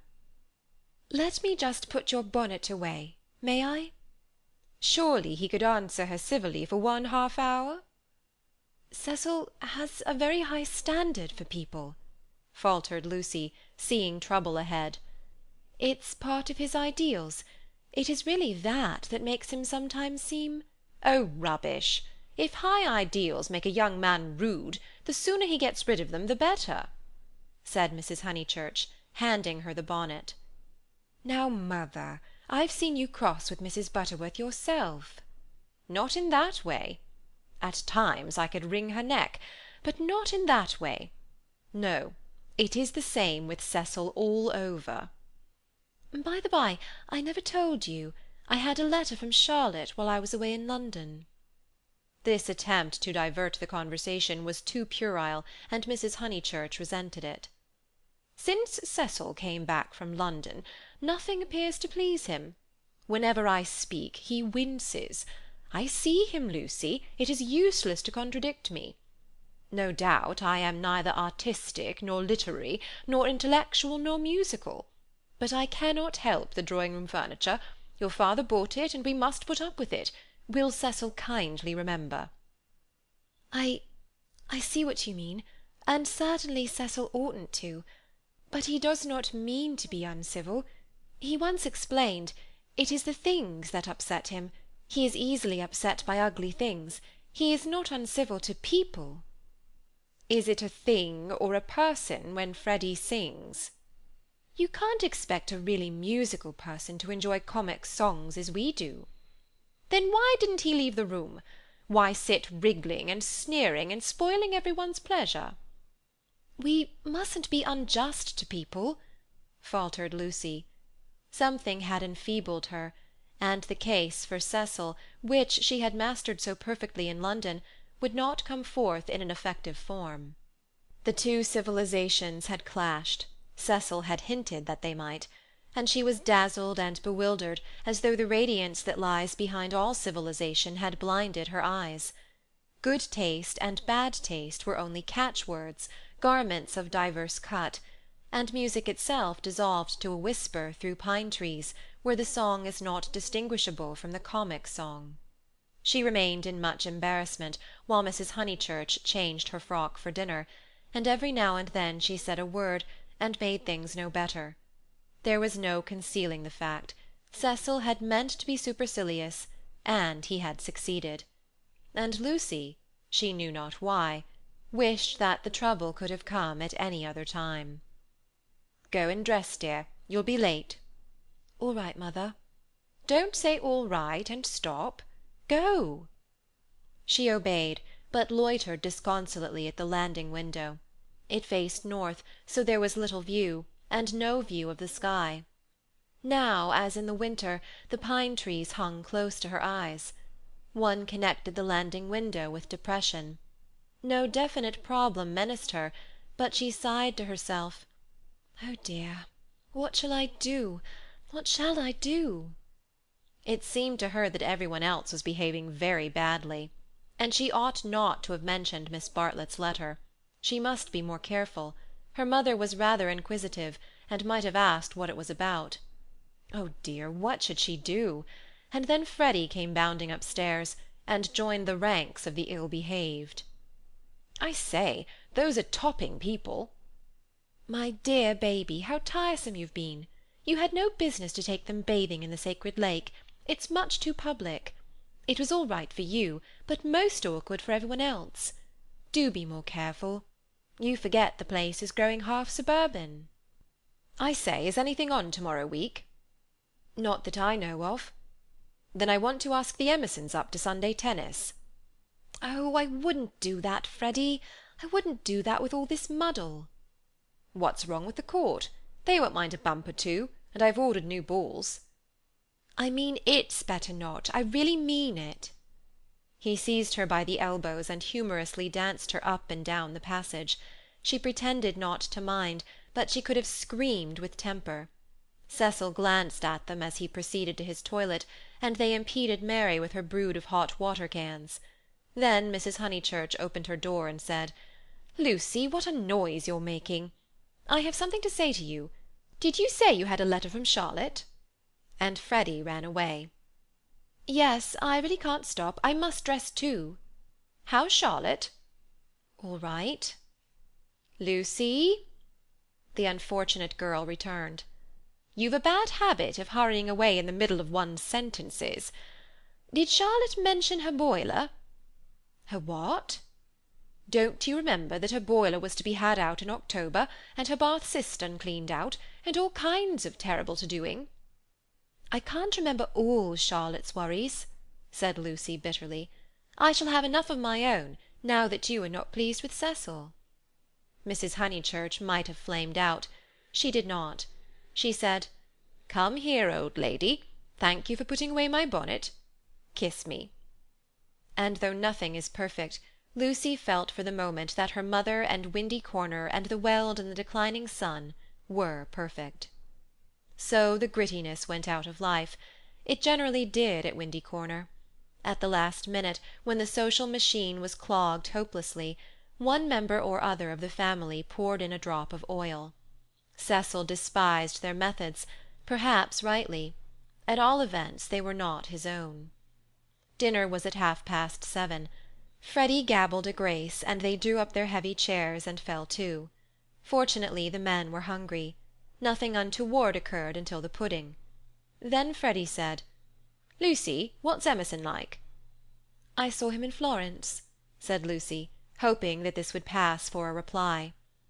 "Is he the clever sort, or is he a decent chap?" "Ask Cecil. It is Cecil who brought him here." "He is the clever sort, like myself," said Cecil. Freddy looked at him doubtfully. "How well did you know them at the Bertolini?" asked Mrs. Honeychurch. "Oh, very slightly. I mean, Charlotte knew them even less than I did." "Oh, that reminds me. You never told me what Charlotte said in her letter." "One thing and another," said Lucy, wondering whether she would get through the meal without a lie. "Among other things, that an awful friend of hers had been bicycling through Summer Street, wondered if she'd come up and see us, and mercifully didn't." "Lucy, I do call the way you talk unkind." "She was a novelist," said Lucy craftily. The remark was a happy one, for nothing roused Mrs. Honeychurch so much as literature in the hands of females.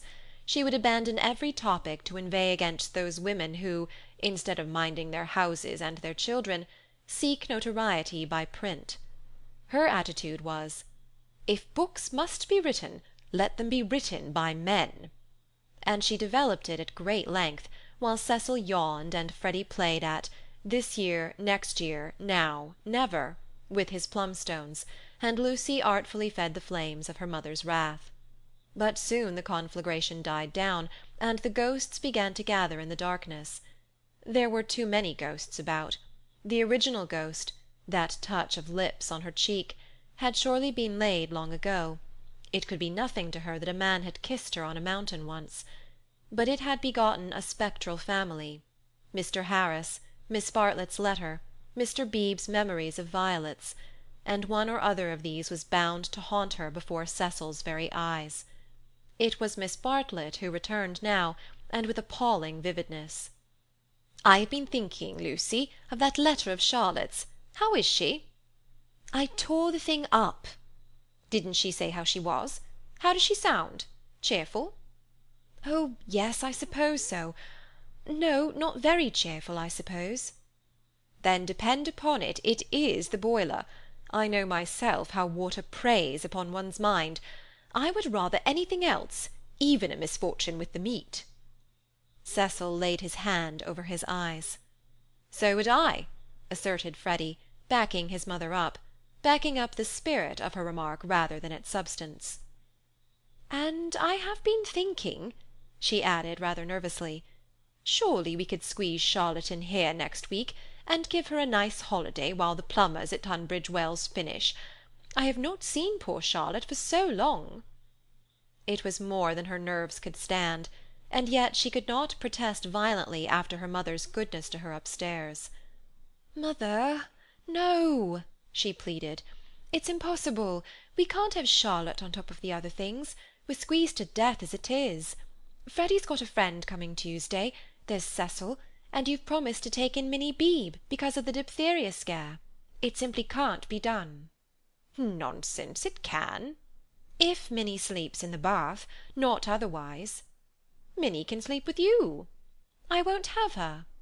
"Then if you're so selfish, Mr. Floyd must share a room with Freddy." "Miss Bartlett, Miss Bartlett, Miss Bartlett," moaned Cecil, again laying his hand over his eyes.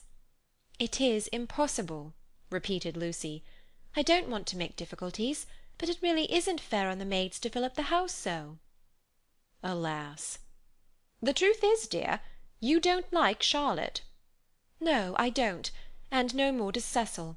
She gets on our nerves.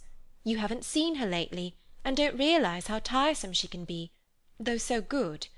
So please, mother, don't worry us this last summer, but spoil us by not asking her to come." "Hear, hear," said Cecil. Mrs. Honeychurch, with more gravity than usual, and with more feeling than she usually permitted herself, replied, "This isn't very kind of you two. You have each other, and all these woods to walk in, so full of beautiful things, and poor Charlotte has only the water turned off and plumbers. You are young, dears, and however clever young people are, and however many books they read, they will never guess what it feels like to grow old." Cecil crumbled his bread. "I must say cousin Charlotte was very kind to me that year I called on my bike," put in Freddy. "She thanked me for coming until I felt like such a fool, and fussed round no end to get an egg boiled for my tea just right." "I know, dear. She is kind to everyone, and yet Lucy makes this difficulty when we try to give her some little return." But Lucy hardened her heart. It was no good being kind to Miss Bartlett. She had tried herself too often and too recently. One might lay up treasure in heaven by the attempt, but one enriched neither Miss Bartlett nor anyone else upon earth. She was reduced to saying, "I can't help it, mother. I don't like Charlotte. I admit it's horrid of me." "From your own account, you told her as much." "Well, she would leave Florence so stupidly. She flurried." The ghosts were returning. They filled Italy. They were even usurping the places she had known as a child. The sacred lake would never be the same again, and on Sunday week something would even happen to Windy Corner. How would she fight against ghosts? For a moment the visible world faded away, and memories and emotions alone seemed real. "I suppose Miss Bartlett must come, since she boils eggs so well," said Cecil, who was in rather a happier frame of mind, thanks to the admirable cooking. "I didn't mean the egg was well boiled," corrected Freddy, "because in point of fact she forgot to take it off, and as a matter of fact I don't care for eggs. I only meant how jolly kind she seemed." Cecil frowned again. Oh, these Honeychurches! Eggs, boilers, hydrangeas, maids, of such were their lives compact. "May me and Lucy get down from our chairs?" he asked, with scarcely veiled insolence. "We don't want no dessert." Chapter 13.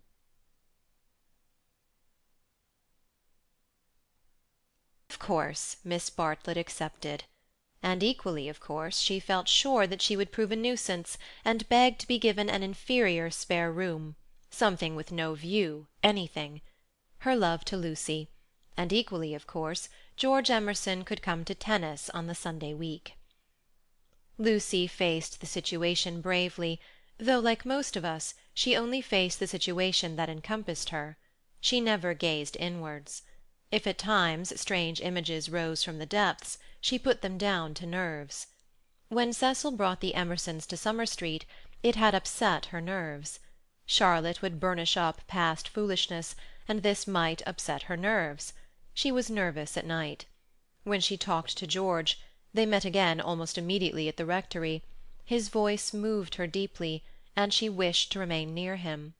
How dreadful if she really wished to remain near him! Of course the wish was due to nerves, which love to play such perverse tricks upon us. Once she had suffered from things that came out of nothing and meant she didn't know what.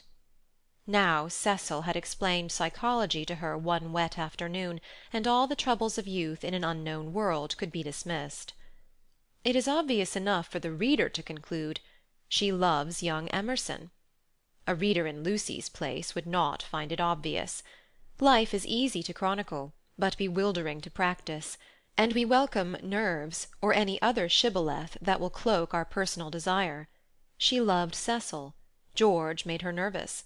Will the reader explain to her that the phrases should have been reversed? But the external situation, she will face that bravely. The meeting at the rectory had passed off well enough. Standing between Mr. Beebe and Cecil, she had made a few temperate allusions to Italy, and George had replied. She was anxious to show that she was not shy, and was glad that he did not seem shy either. "A nice fellow," said Mr. Beebe afterwards. "He will work off his crudities in time. I rather mistrust young men who slip into life gracefully." Lucy said, "He seems in better spirits. He laughs more." "Yes," replied the clergyman, "he is waking up."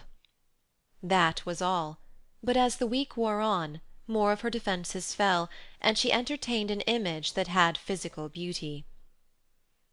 In spite of the clearest directions, Miss Bartlett contrived to bungle her arrival. She was due at the south-eastern station at Dorking, whither Mrs. Honeychurch drove to meet her. She arrived at the London and Brighton station, and had to hire a cab up. No one was at home except Freddy and his friend, who had to stop their tennis and to entertain her for a solid hour.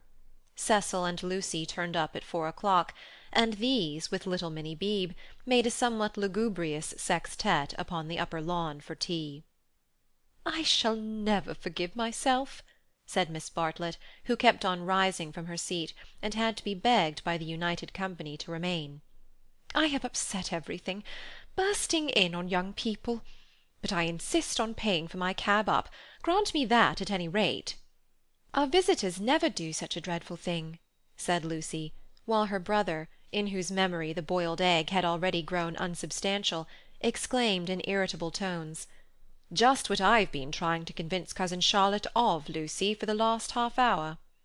"I do not feel myself an ordinary visitor," said Miss Bartlett, and looked at her frayed gloves. "All right, if you'd really rather. 5 shillings, and I give a bob to the driver." Miss Bartlett looked in her purse. Only sovereigns and pennies. Could any one give her change?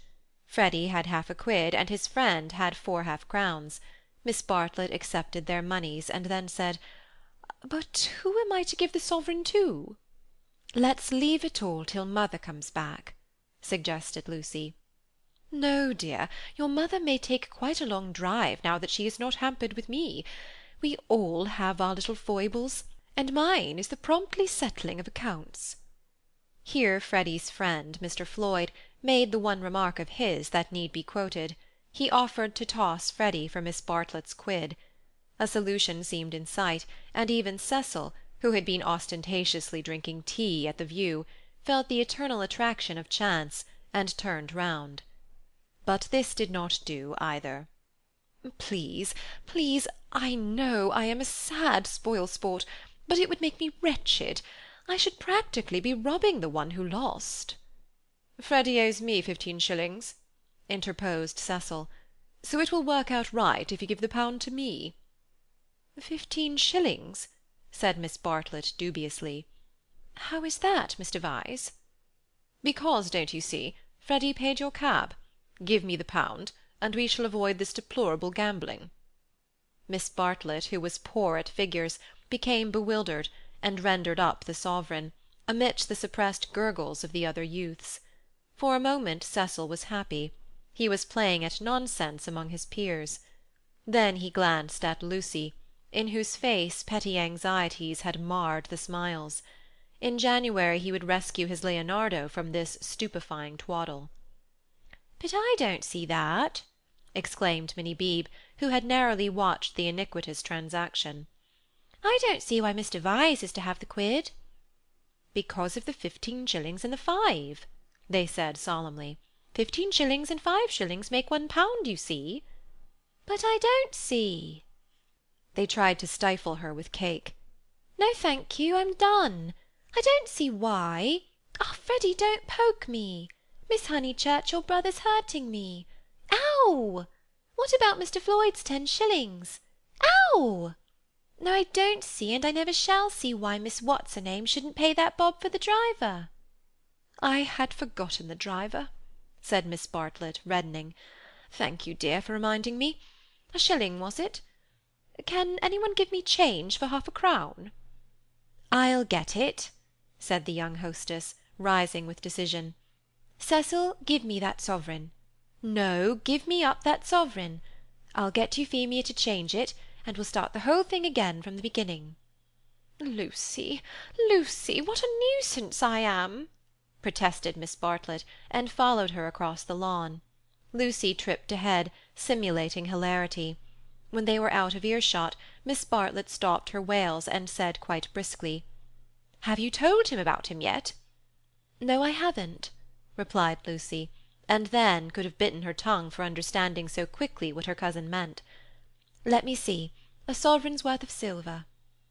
She escaped into the kitchen. Miss Bartlett's sudden transitions were too uncanny.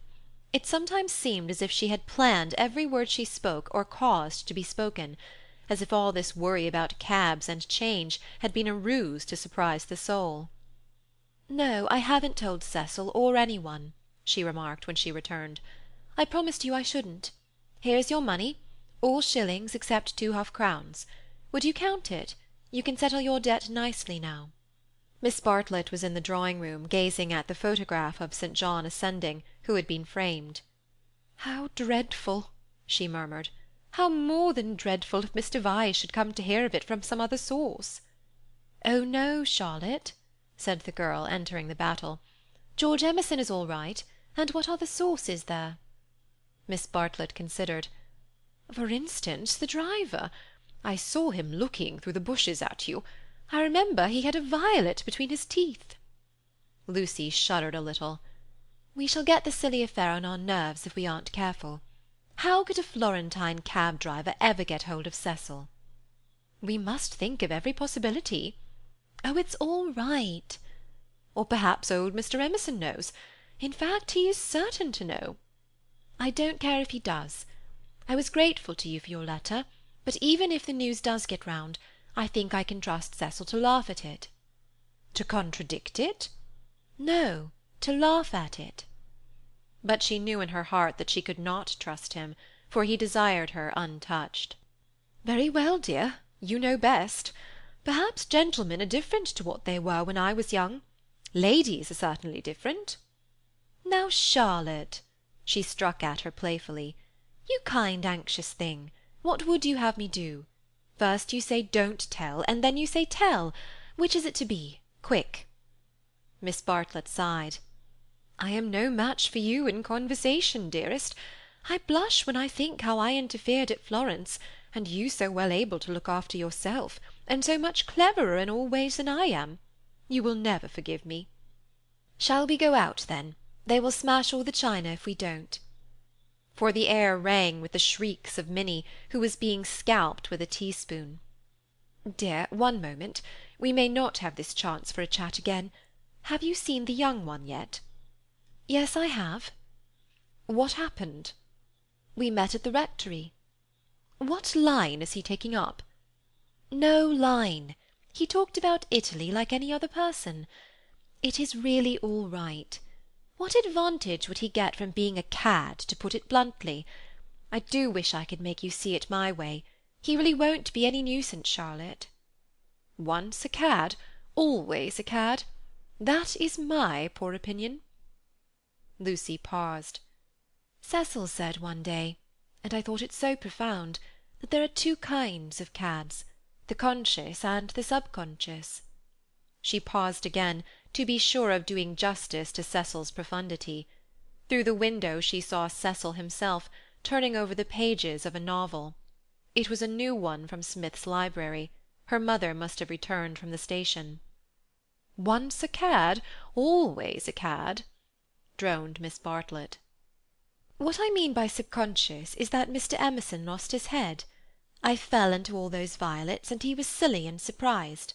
I don't think we ought to blame him very much. It makes such a difference when you see a person with beautiful things behind him unexpectedly. It really does. It makes an enormous difference. And he lost his head. He doesn't admire me, or any of that nonsense, one straw. Freddy rather likes him, and has asked him up here on Sunday, so you can judge for yourself. He has improved. He doesn't always look as if he is going to burst into tears. He is a clerk in the general manager's office at one of the big railways, not a porter, and runs down to his father for week-ends. Papa was to do with journalism, but is rheumatic and has retired. There! Now for the garden." She took hold of her guest by the arm. "Suppose we don't talk about this silly Italian business any more. We want you to have a nice, restful visit at Windy Corner, with no worriting." Lucy thought this rather a good speech. The reader may have detected an unfortunate slip in it. Whether Miss Bartlett detected the slip one cannot say, for it is impossible to penetrate into the minds of elderly people. She might have spoken further, but they were interrupted by the entrance of her hostess. Explanations took place, and in the midst of them Lucy escaped, the images throbbing a little more vividly in her brain. End of chapter 14. The Disaster Within. The Sunday after Miss Bartlett's arrival was a glorious day, like most of the days of that year. In the Weald, autumn approached, breaking up the green monotony of summer, touching the parks with the grey bloom of mist, the beech-trees with russet, the oak-trees with gold. Up on the heights, battalions of black pines witnessed the change, themselves unchangeable. Either country was spanned by a cloudless sky, and in either arose the tinkle of church bells. The garden of Windy Corner was deserted except for a red book, which lay sunning itself upon the gravel path. From the house came incoherent sounds, as of females preparing for worship. "The men say they won't go." "Well, I don't blame them." "Minnie says, need she go?" "Tell her no nonsense." "Anne, Mary, hook me behind." "Dearest Lucia, may I trespass upon you for a pin?" For Miss Bartlett had announced that she, at all events, was one for church. The sun rose higher on its journey, guided not by Phaeton but by Apollo, competent, unswerving, divine. Its rays fell on the ladies whenever they advanced towards the bedroom windows, on Mr. Beebe down at Summer Street as he smiled over a letter from Miss Catherine Allen, on George Emerson cleaning his father's boots, and lastly, to complete the catalogue of memorable things, on the red book mentioned above. The ladies move, Mr. Beebe moves, George moves, and movement may engender shadow. But this book lies motionless, to be caressed all the morning by the sun, and to raise its covers slightly, as though acknowledging the caress. Presently Lucy steps out of the drawing-room window, Her new cerise dress has been a failure, and makes her look tawdry and wan. At her throat is a garnet brooch, on her finger a ring set with rubies, an engagement ring. Her eyes are bent to the weld. She frowns a little, not in anger, but as a brave child frowns when he is trying not to cry. In all that expanse no human eye is looking at her, and she may frown unrebuked, and measure the spaces that yet survive between Apollo and the western hills. Lucy, Lucy, what's that book? Who's been taking a book out of the shelf and leaving it about to spoil? It's only the library book that Cecil's been reading. But pick it up, and don't stand there idling like a flamingo. Lucy picked up the book and glanced at the title listlessly, Under a Loggia. She no longer read novels herself, devoting all her spare time to solid literature in the hope of catching Cecil up. It was dreadful how little she knew, and even when she thought she knew a thing, like the Italian painters, she found she had forgotten it. Only this morning she had confused Francesco Francia with Piero della Francesca, and Cecil had said, "What? You aren't forgetting your Italy already?" And this, too, had lent anxiety to her eyes when she saluted the dear view and the dear garden in the foreground, and above them, scarce conceivable elsewhere, the dear sun. Lucy, have you a sixpence for Minnie and a shilling for yourself? She hastened in to her mother, who was rapidly working herself into a Sunday fluster. It's a special collection. I forget what for. I do beg no vulgar clinking in the plate with halfpennies. See that Minnie has a nice bright sixpence. Where is the child? Minnie? Oh, that book's all warped. Gracious, how plain you look. Put it under the atlas to press. Minnie! Oh, Mrs. Honeychurch! From the upper regions. Minnie, don't be late. Here comes the horse. It was always the horse, never the carriage. Where's Charlotte? Run up and hurry her. Oh, why is she so long? She had nothing to do. She never brings anything but blouses. Poor Charlotte, how I do detest blouses. Minnie!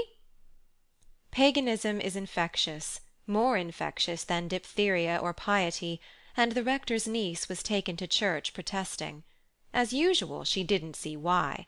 Why shouldn't she sit in the sun with the young men?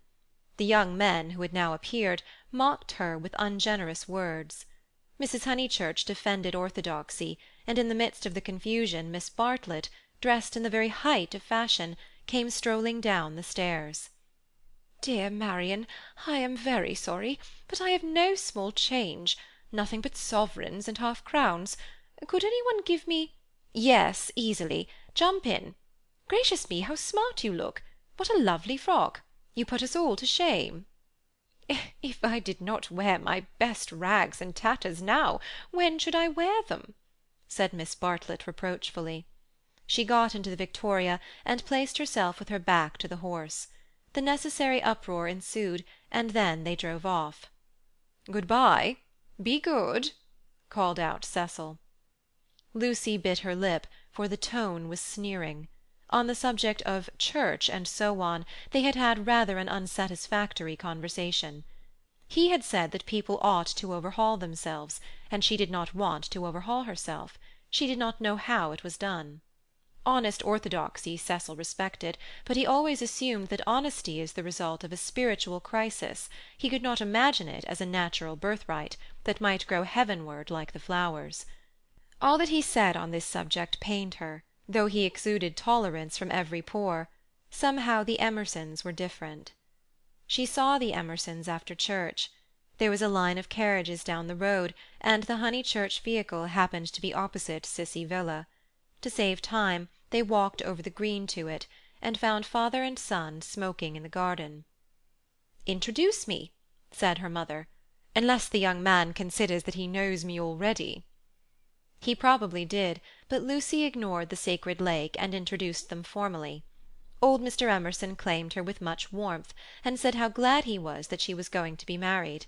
She said yes, she was glad too, and then, as Miss Bartlett and Minnie were lingering behind with Mr. Beebe, she turned the conversation to a less disturbing topic, and asked him how he liked his new house. "Very much," he replied, but there was a note of offence in his voice. She had never known him offended before. He added, "We find, though, that the Miss Alans were coming, and that we have turned them out. Women mind such a thing. I am very much upset about it." "I believe that there was some misunderstanding," said Mrs. Honeychurch uneasily. "Our landlord was told that we should be a different type of person," said George, who seemed disposed to carry the matter further. "He thought we should be artistic. He is disappointed. And I wonder whether we ought to write to the Miss Alans and offer to give it up. What do you think?" He appealed to Lucy. "Oh, stop, now you have come," said Lucy lightly. She must avoid censuring Cecil, for it was on Cecil that the little episode turned, though his name was never mentioned. "So George says. He says that the Miss Alans must go to the wall. Yet it does seem so unkind." "There is only a certain amount of kindness in the world," said George, watching the sunlight flash on the panels of the passing carriages.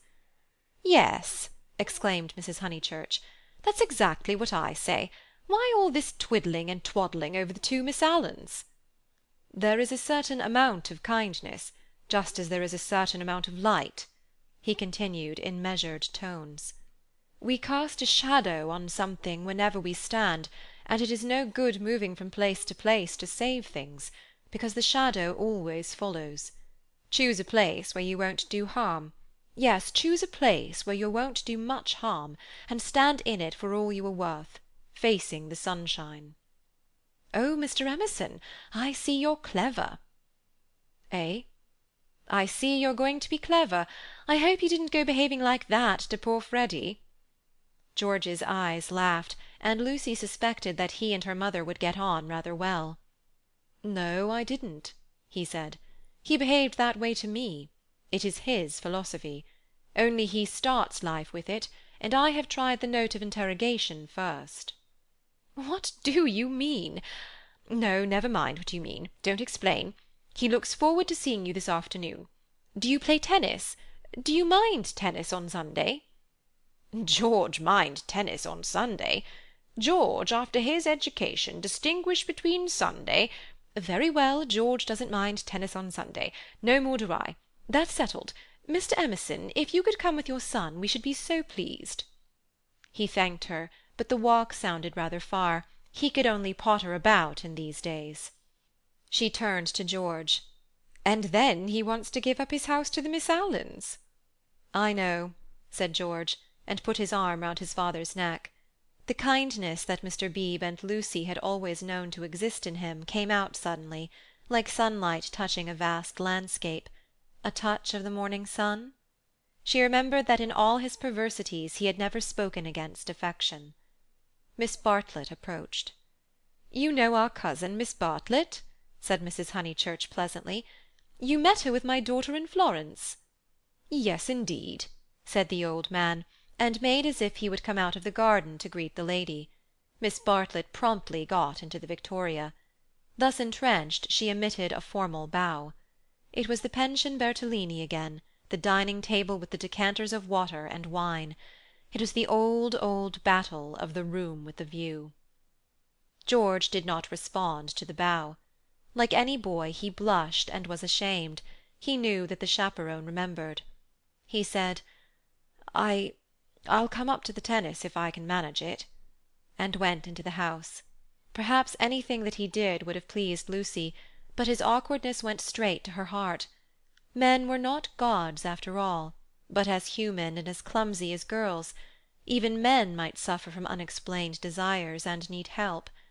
To one of her upbringing and of her destination, the weakness of men was a truth unfamiliar, but she had surmised it at Florence, when George threw her photographs into the river Arno.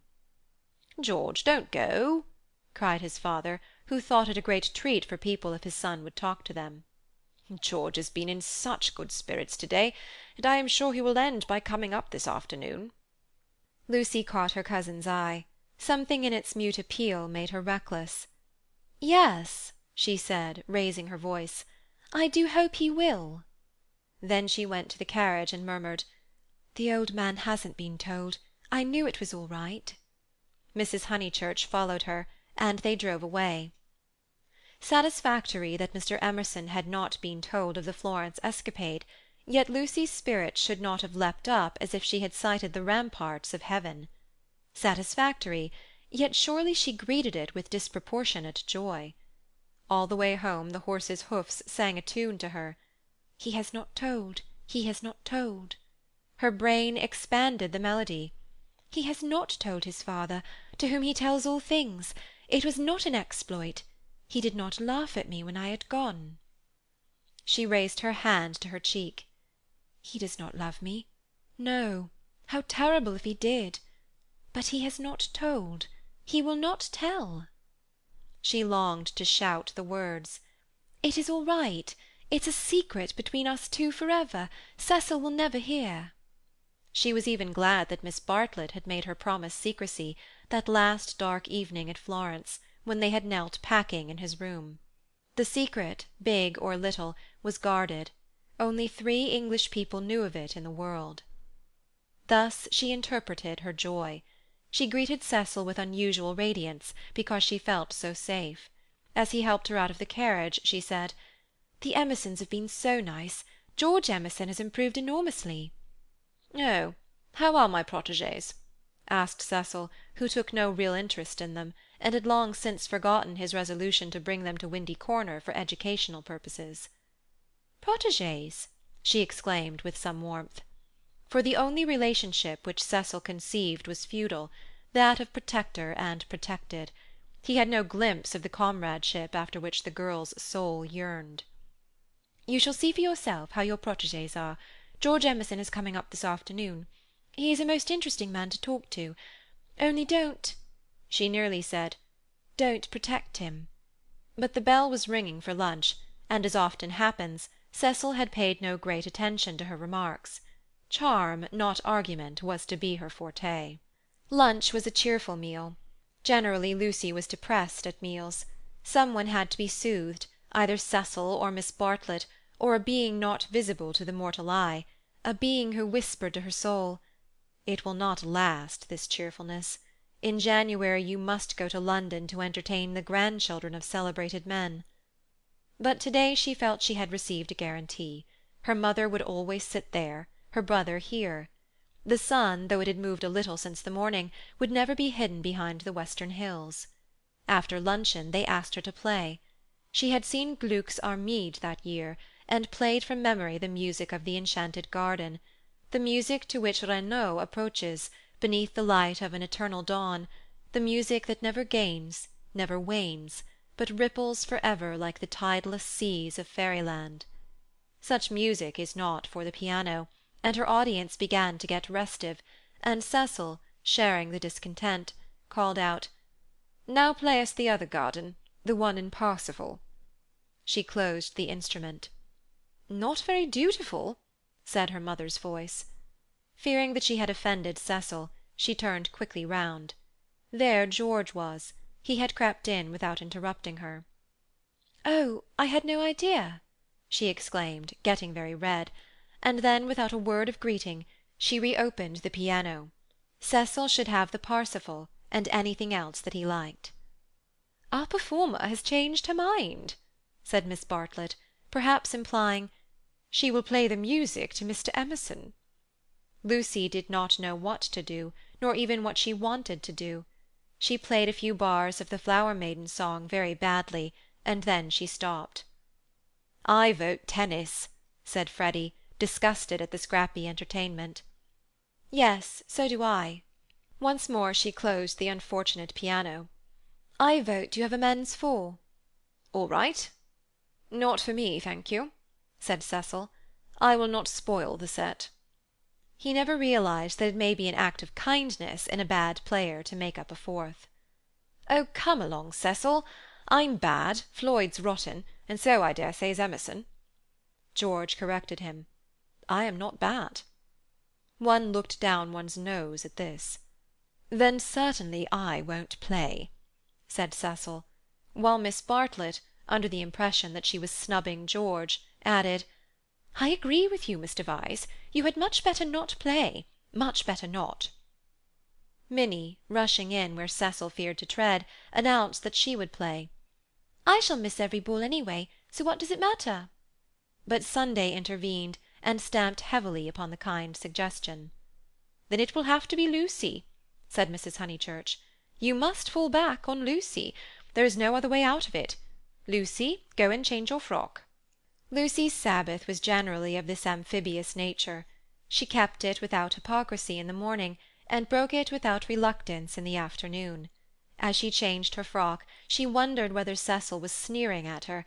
Really, she must overhaul herself and settle everything up before she married him. Mr. Floyd was her partner. She liked music, but how much better tennis seemed! How much better to run about in comfortable clothes than to sit at the piano and feel girt under the arms. Once more music appeared to her the employment of a child. George served, and surprised her by his anxiety to win. She remembered how he had sighed among the tombs at Santa Croce because things wouldn't fit; how after the death of that obscure Italian he had leant over the parapet by the Arno and said to her, "I shall want to live, I tell you."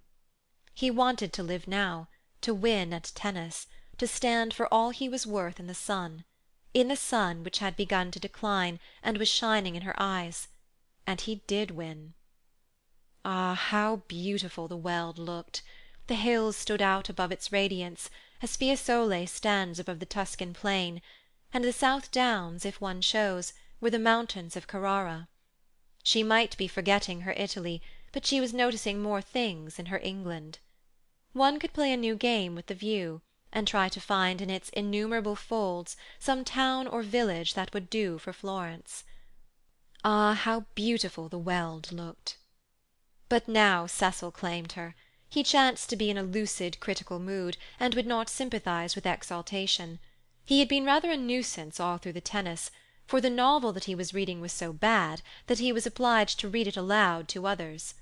He would stroll round the precincts of the court and call out, "I say, listen to this, Lucy. 3 split infinitives." "Dreadful," said Lucy, and missed her stroke. When they had finished their set, he still went on reading. There was some murder scene, and really everyone must listen to it. Freddy and Mr. Floyd were obliged to hunt for a lost ball in the laurels, but the other two acquiesced.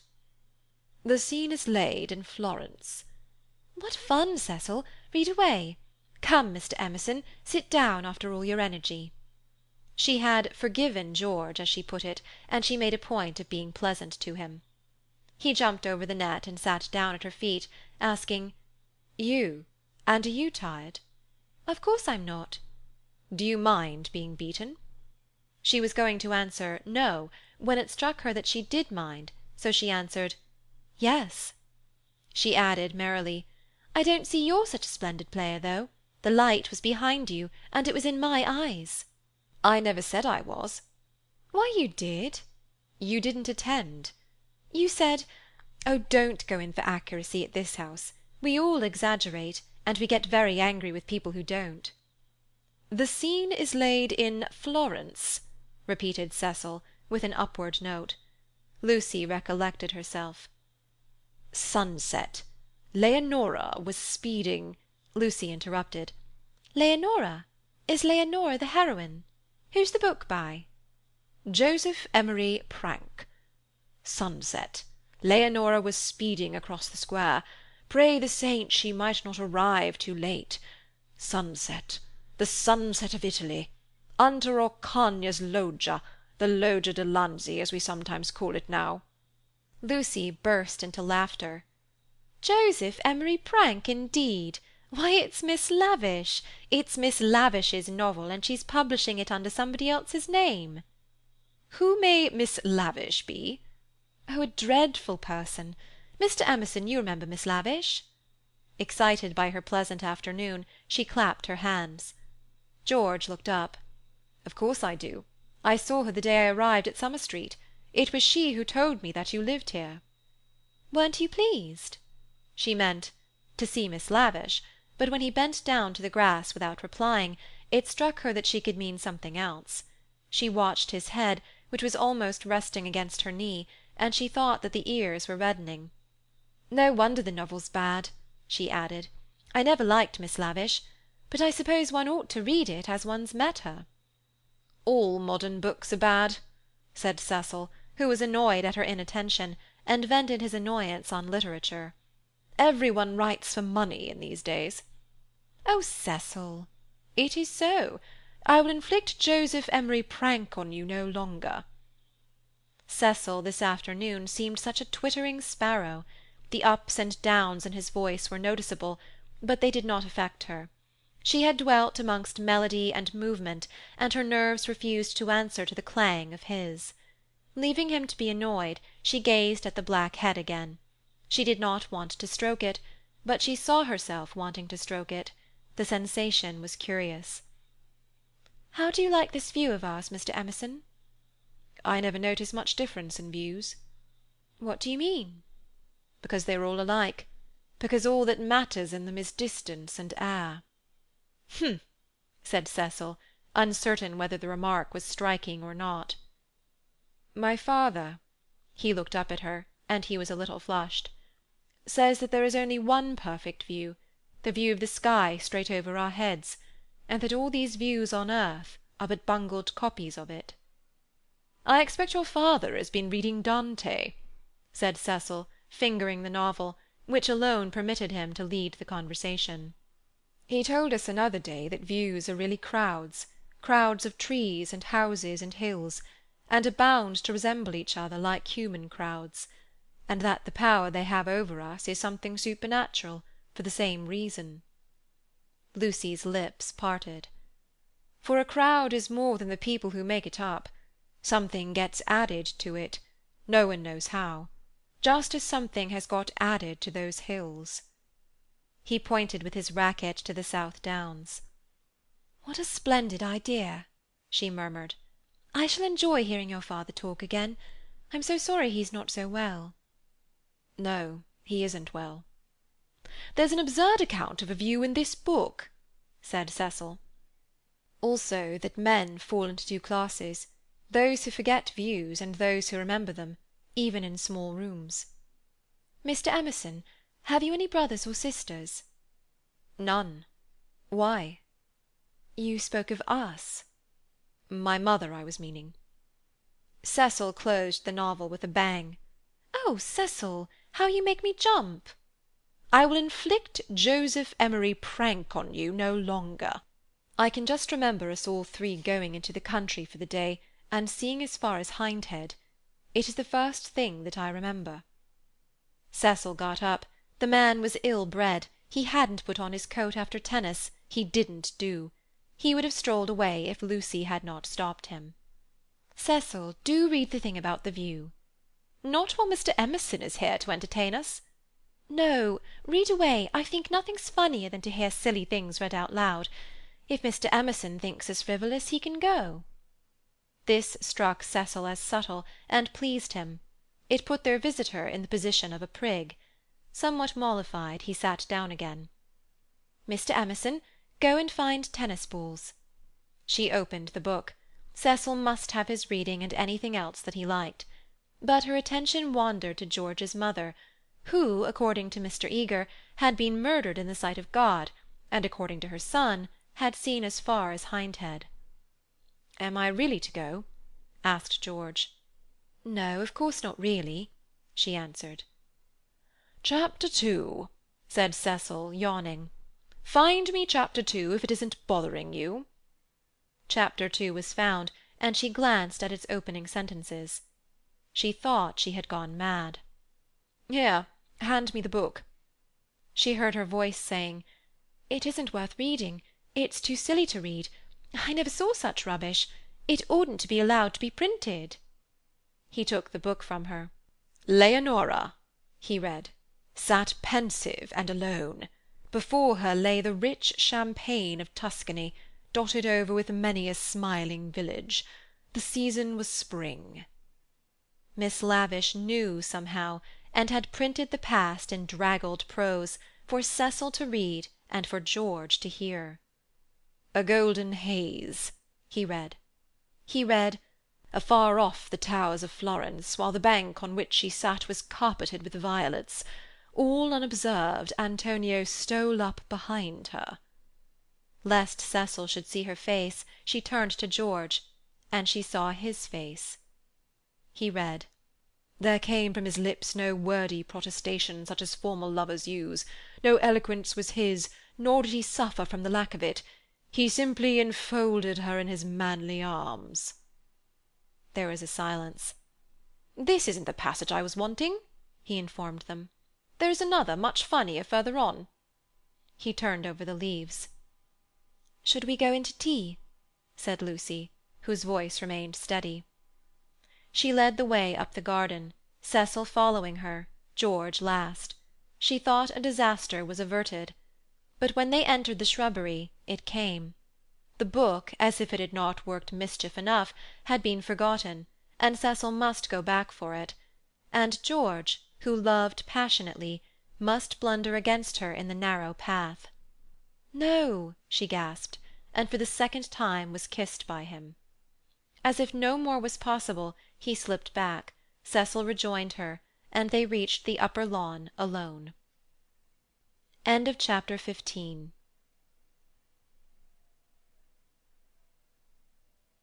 Lucy had developed since the spring. That is to say, she was now better able to stifle the emotions of which the conventions and the world disapprove. Though the danger was greater, she was not shaken by deep sobs. She said to Cecil, "I am not coming in to tea. Tell mother. I must write some letters," and went up to her room. There she prepared for action. Love felt and returned, love which our bodies exact and our hearts have transfigured, love which is the most real thing that we shall ever meet, reappeared now as the world's enemy, and she must stifle it. She sent for Miss Bartlett. The contest lay not between love and duty. Perhaps there never is such a contest. It lay between the real and the pretended, and Lucy's first aim was to defeat herself. As her brain clouded over, as the memory of the views grew dim and the words of the book died away, she returned to her old shibboleth of nerves. She conquered her breakdown. Tampering with the truth, she forgot that the truth had ever been.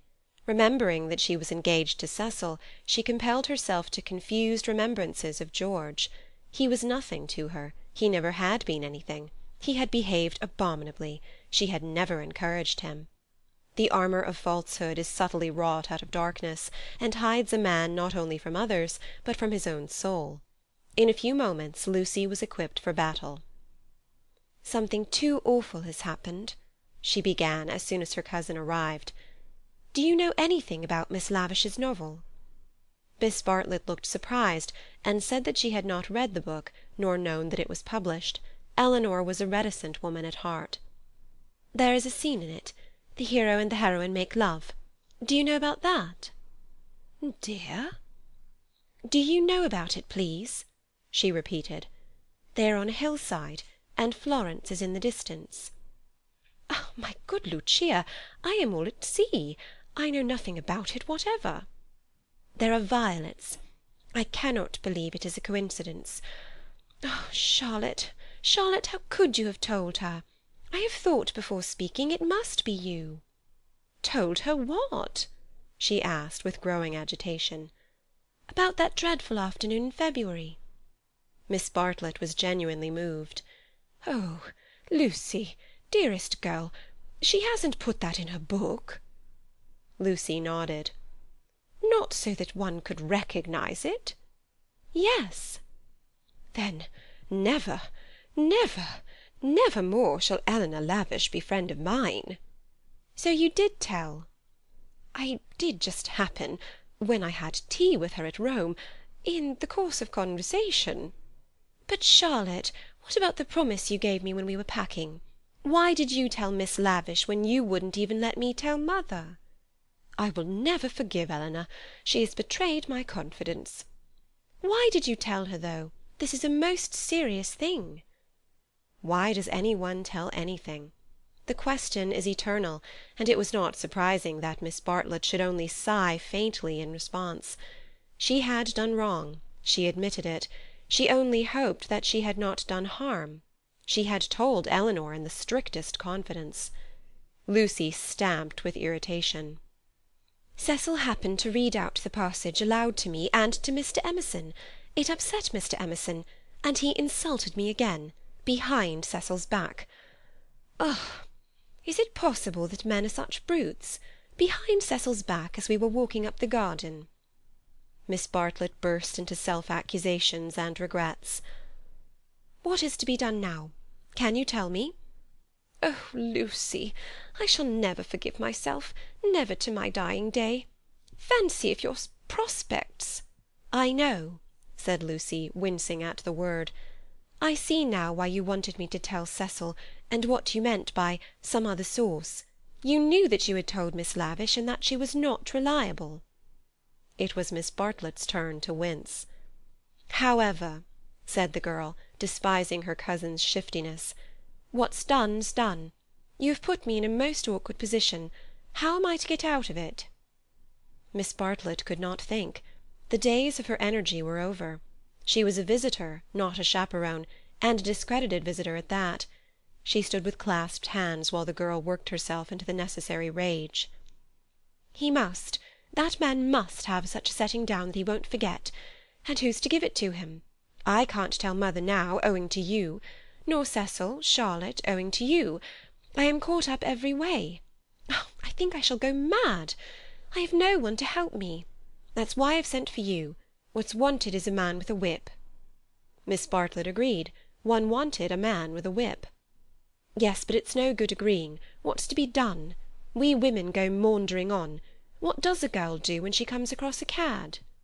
I always said he was a cad, dear. Give me credit for that, at all events. From the very first moment, when he said his father was having a bath.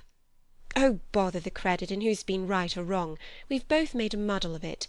George Emerson is still down the garden there. And is he to be left unpunished, or isn't he? I want to know.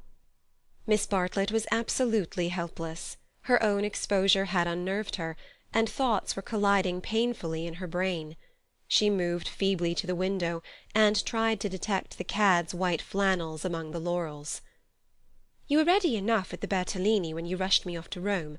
Can't you speak again to him now? Willingly. I would move heaven and earth. I want something more definite, said Lucy contemptuously. Will you speak to him? It is the least you can do, surely, considering it all happened because you broke your word. Never again shall Eleanor Lavish be friend of mine. Really, Charlotte was outdoing herself. Yes or no, please. Yes or no. It is the kind of thing that only a gentleman can settle. George Emerson was coming up the garden with a tennis ball in his hand. Very well, said Lucy with an angry gesture. No one will help me. I will speak to him myself. And immediately she realized that this was what her cousin had intended all along. "Hullo, Emerson," called Freddy from below. "Found the lost ball? Good man. Want any tea?" And there was an eruption from the house on to the terrace. "Oh, Lucy, but that is brave of you. I admire you." They had gathered round George, who beckoned, she felt, over the rubbish, the sloppy thoughts, the furtive yearnings that were beginning to cumber her soul.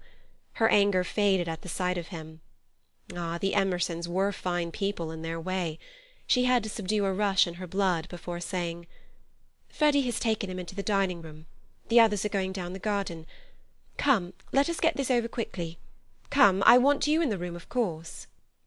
"Lucy, do you mind doing it?" "How can you ask such a ridiculous question?" "Poor Lucy." She stretched out her hand. "I seem to bring nothing but misfortune wherever I go." Lucy nodded. She remembered their last evening at Florence, the packing, the candle, the shadow of Miss Bartlett's toque on the door. She was not to be trapped by pathos a second time. Eluding her cousin's caress, she led the way downstairs. "Try the jam," Freddy was saying. "The jam's jolly good." George, looking big and dishevelled, was pacing up and down the dining-room. As she entered he stopped and said, "No, nothing to eat." "You go down to the others," said Lucy. "Charlotte and I will give Mr. Emerson all he wants. Where's mother?" "She started on her Sunday writing. She's in the drawing-room." "That's all right. You go away." He went off singing. Lucy sat down at the table. Miss Bartlett, who was thoroughly frightened, took up a book and pretended to read. She would not be drawn into an elaborate speech. She just said, "I can't have it, Mr. Emerson. I cannot even talk to you. Go out of this house and never come into it again as long as I live here," flushing as she spoke and pointing to the door. "I hate a row. Go, please." "What—" "No discussion." "But I can't." She shook her head. "Go, please. I do not want to call Mr. Vyse." "You don't mean," he said, absolutely ignoring Miss Bartlett, "you don't mean that you are going to marry that man?" The line was unexpected. She shrugged her shoulders, as if his vulgarity wearied her. "You are merely ridiculous," she said quietly. Then his words rose gravely over hers. "You cannot live with Vyse. He's only for an acquaintance. He is for society and cultivated talk. He should know no one intimately, least of all a woman." It was a new light on Cecil's character. "Have you ever talked to Vyse without feeling tired?" "I can scarcely discuss—" "No, but have you ever? He is the sort who are all right so long as they keep to things, books, pictures, but kill when they come to people. That's why I'll speak out through all this muddle even now. It's shocking enough to lose you in any case, but generally a man must deny himself joy, and I would have held back if your Cecil had been a different person. I would never have let myself go. But I saw him first in the National Gallery, when he winced because my father mispronounced the names of great painters. Then he brings us here, and we find it is to play some silly trick on a kind neighbour. That is the man all over, playing tricks on people, on the most sacred form of life that he can find. Next I meet you together, and find him protecting and teaching you and your mother to be shocked, when it was for you to settle whether you were shocked or no. Cecil all over again. He daren't let a woman decide. He's the type who's kept Europe back for 1,000 years. Every moment of his life he's forming you, telling you what's charming or amusing or ladylike, telling you what a man thinks womanly. And you, of all women, listen to his voice instead of to your own. So it was at the rectory, when I met you both again. So it has been the whole of this afternoon.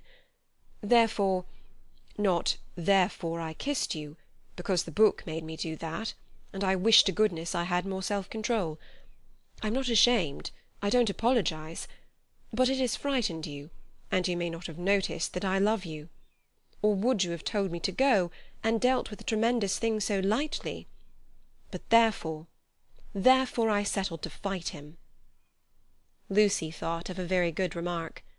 "You say Mr. Vyse wants me to listen to him, Mr. Emerson.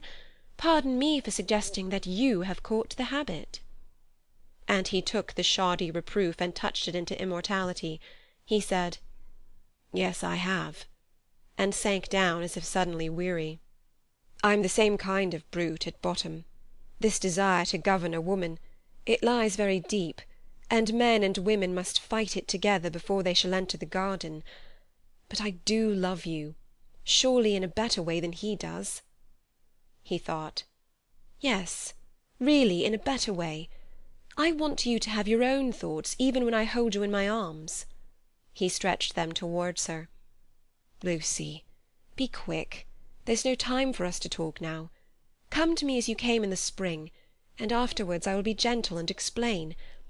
I have cared for you since that man died. I cannot live without you. No good, I thought, she is marrying someone else. But I meet you again when all the world is glorious water and sun. As you came through the wood I saw that nothing else mattered. I called. I wanted to live and have my chance of joy." "And Mr. Vyse?" said Lucy, who kept commendably calm. "Does he not matter? That I love Cecil and shall be his wife shortly? A detail of no importance, I suppose?" But he stretched his arms over the table towards her. "May I ask what you intend to gain by this exhibition?" He said, "It is our last chance. I shall do all that I can." And as if he had done all else, he turned to Miss Bartlett, who sat like some portent against the skies of evening. "You wouldn't stop us this second time if you understood," he said. "I have been into the dark, and I am going back into it, unless you will try to understand."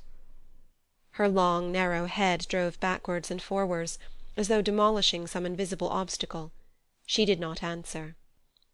"It is being young," he said quietly, picking up his racket from the floor and preparing to go.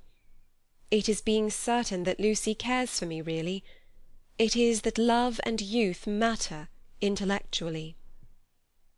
In silence the two women watched him. His last remark, they knew, was nonsense, but was he going after it or not? Would not he, the cad, the charlatan, attempt a more dramatic finish? No. He was apparently content. He left them, carefully closing the front door, and when they looked through the hall window, they saw him go up the drive and begin to climb the slopes of withered fern behind the house. Their tongues were loosed, and they burst into stealthy rejoicings. "Oh, Lucia, come back here. Oh, what an awful man!" Lucy had no reaction, at least not yet. "Well, he amuses me," she said. "Either I'm mad or else he is, and I'm inclined to think it's the latter. One more fuss through with you, Charlotte. Many thanks. I think, though, that this is the last. My admirer will hardly trouble me again." And Miss Bartlett, too, essayed the roguish. "Well, it isn't every one who could boast such a conquest, dearest, is it? Oh, one oughtn't to laugh, really. It might have been very serious. But you were so sensible and brave, so unlike the girls of my day." "Let's go down to them." But once in the open air she paused. Some emotion, pity, terror, love, but the emotion was strong, seized her, and she was aware of autumn. Summer was ending, and the evening brought her odours of decay, the more pathetic because they were reminiscent of spring. That something or other mattered intellectually. A leaf violently agitated danced past her, while other leaves lay motionless. That the earth was hastening to re-enter darkness, and the shadows of those trees to creep over Windy Corner. "Hullo, Lucy! There's still light enough for another set, if you two will hurry." "Mr. Emerson has had to go." What a nuisance! That spoils the four. I say, Cecil, do play. Do, there's a good chap. It's Floyd's last day. Do play tennis with us just this once." Cecil's voice came. "My dear Freddy, I am no athlete. As you well remarked this very morning, there are some chaps who are no good for anything but books. I plead guilty to being such a chap, and will not inflict myself on you." The scales fell from Lucy's eyes. How had she stood Cecil for a moment? He was absolutely intolerable, and the same evening she broke her engagement off. End of chapter 16. He was bewildered. He had nothing to say. He was not even angry, but stood with a glass of whisky between his hands, trying to think what had led her to such a conclusion. She had chosen the moment before bed, when, in accordance with their bourgeois habit, she always dispensed drinks to the men. Freddy and Mr. Floyd were sure to retire with their glasses, while Cecil invariably lingered, sipping at his while she locked up the sideboard. "I am very sorry about it," she said. "I have carefully thought things over. We are too different. I must ask you to release me, and try to forget that there ever was such a foolish girl." It was a suitable speech, but she was more angry than sorry, and her voice showed it. "Different? How? How?" "I haven't had a really good education, for one thing," she continued, still on her knees by the sideboard. "My Italian trip came too late, and I am forgetting all that I learnt there. I shall never be able to talk to your friends, or behave as a wife of yours should." "I don't understand you. You aren't like yourself. You're tired, Lucy." "Tired?" she retorted, kindling at once. "That is exactly like you. You always think women don't mean what they say." "Well, you sound tired, as if something has worried you." What if I do? It doesn't prevent me from realizing the truth. I can't marry you, and you will thank me for saying so some day." "You had that bad headache yesterday. All right." For she had exclaimed indignantly, "I see it's much more than headaches. But give me a moment's time." He closed his eyes. "You must excuse me if I say stupid things, but my brain has gone to pieces. Part of it lives 3 minutes back, when I was sure that you loved me, and the other part—I find it difficult—I am likely to say the wrong thing." It struck her that he was not behaving so badly, and her irritation increased. She again desired a struggle, not a discussion. To bring on the crisis, she said, "There are days when one sees clearly, and this is one of them. Things must come to a breaking point sometime, and it happens to be today. If you want to know, quite a little thing decided me to speak to you, when you wouldn't play tennis with Freddy." "I never do play tennis," said Cecil, painfully bewildered. "I never could play. I don't understand a word you say." "You can play well enough to make up a fool. I thought it abominably selfish of you." "No, I can't. Well, never mind the tennis. Why couldn't you have warned me if you felt anything wrong? You talked of our wedding at lunch. At least, you let me talk." "I knew you wouldn't understand," said Lucy quite crossly. "I might have known there would have been these dreadful explanations. Of course it isn't the tennis. That was only the last straw to all I have been feeling for weeks. Surely it was better not to speak till I felt certain." She developed this position. "Often before I have wondered if I were fitted for your wife, for instance in London. And are you fitted to be my husband? I don't think so. You don't like Freddy, nor my mother. There was always a lot against our engagement, Cecil, but all our relations seemed pleased, and we met so often, and it was no good mentioning it until—well, until things came to a point. They have today. I see clearly. I must speak. That's all." "I cannot think you are right," said Cecil gently.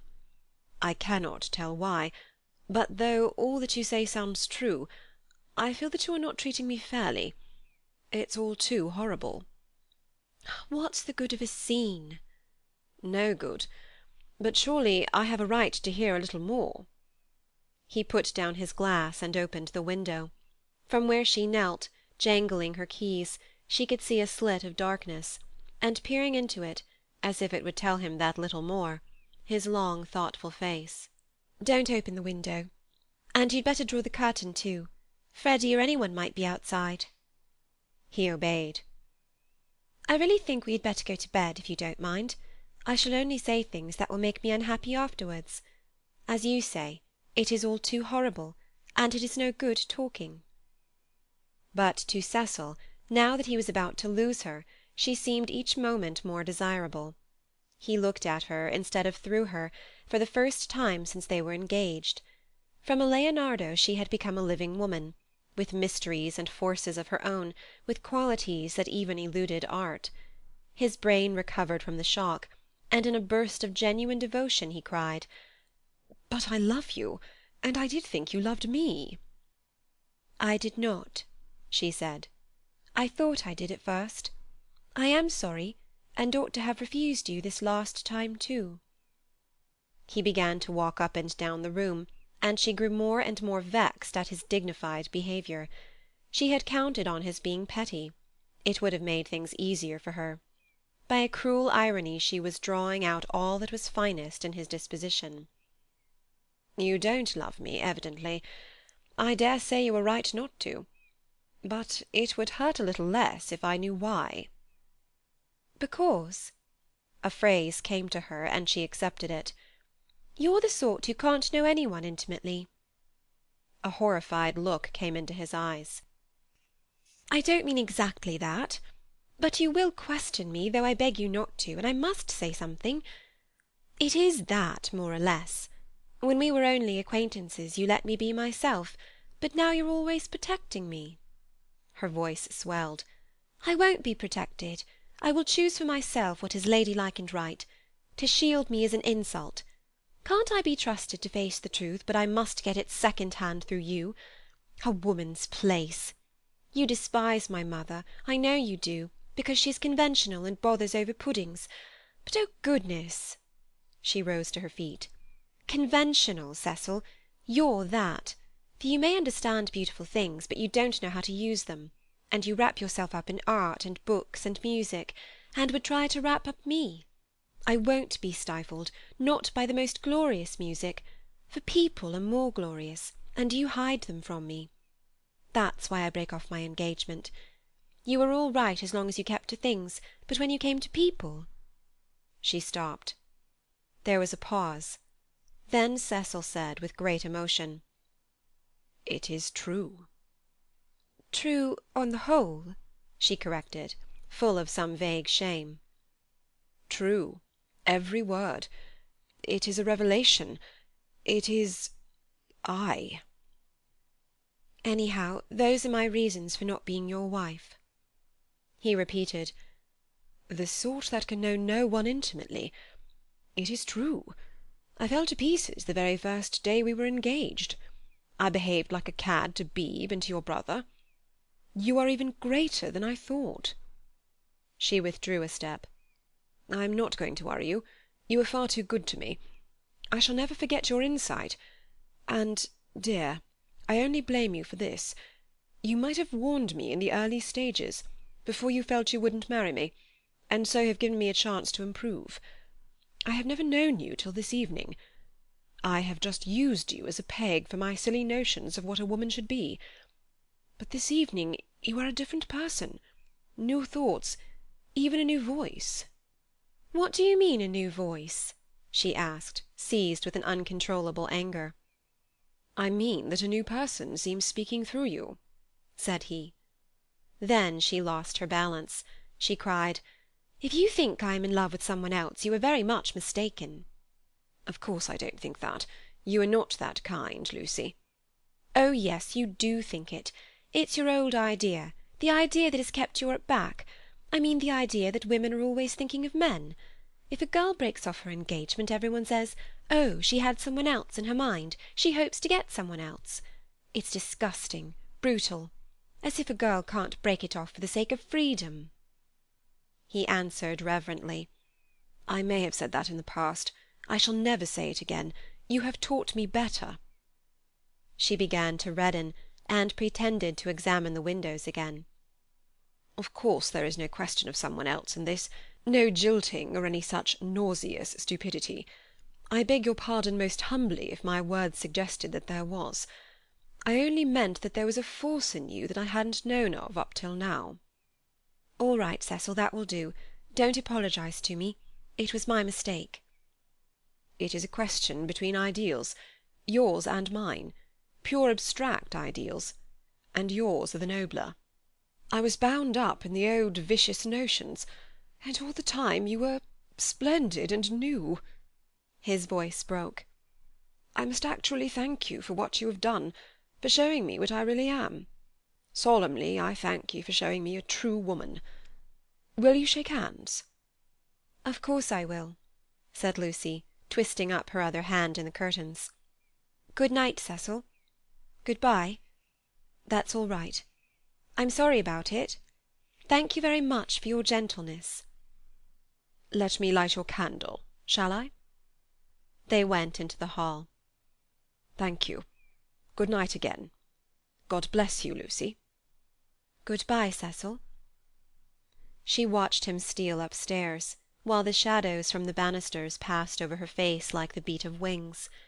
On the landing he paused, strong in his renunciation, and gave her a look of memorable beauty. For all his culture, Cecil was an ascetic at heart, and nothing in his love became him like the leaving of it. She could never marry. In the tumult of her soul that stood firm. Cecil believed in her. She must some day believe in herself. She must be one of the women whom she had praised so eloquently, who care for liberty and not for men. She must forget that George loved her, that George had been thinking through her and gained her this honourable release, that George had gone away into—what was it? The darkness. She put out the lamp. It did not do to think, nor, for the matter of that, to feel. She gave up trying to understand herself, and joined the vast armies of the benighted, who follow neither the heart nor the brain, and march to their destiny by catchwords. The armies are full of pleasant and pious folk, but they have yielded to the only enemy that matters, the enemy within. They have sinned against passion and truth, and vain will be their strife after virtue. As the years pass, they are censured. Their pleasantry and their piety show cracks, their wit becomes cynicism, their unselfishness hypocrisy. They feel and produce discomfort wherever they go. They have sinned against Eros and against Pallas Athena, and not by any heavenly intervention, but by the ordinary course of nature. Those allied deities will be avenged. Lucy entered this army when she pretended to George that she did not love him, and pretended to Cecil that she loved no one. The night received her, as it had received Miss Bartlett 30 years before. End of Chapter 17. A Room with a View by E. M. Forster. Chapter 18. Lying to Mr. Beebe, Mrs. Honeychurch, Freddy, and the servants. Windy Corner lay, not on the summit of the ridge, but a few 100 feet down the southern slope, at the springing of one of the great buttresses that supported the hill. On either side of it was a shallow ravine, filled with ferns and pine-trees, and down the ravine on the left ran the highway into the Weald. Whenever Mr. Beebe crossed the ridge and caught sight of these noble dispositions of the earth, and, poised in the middle of them, Windy Corner, he laughed.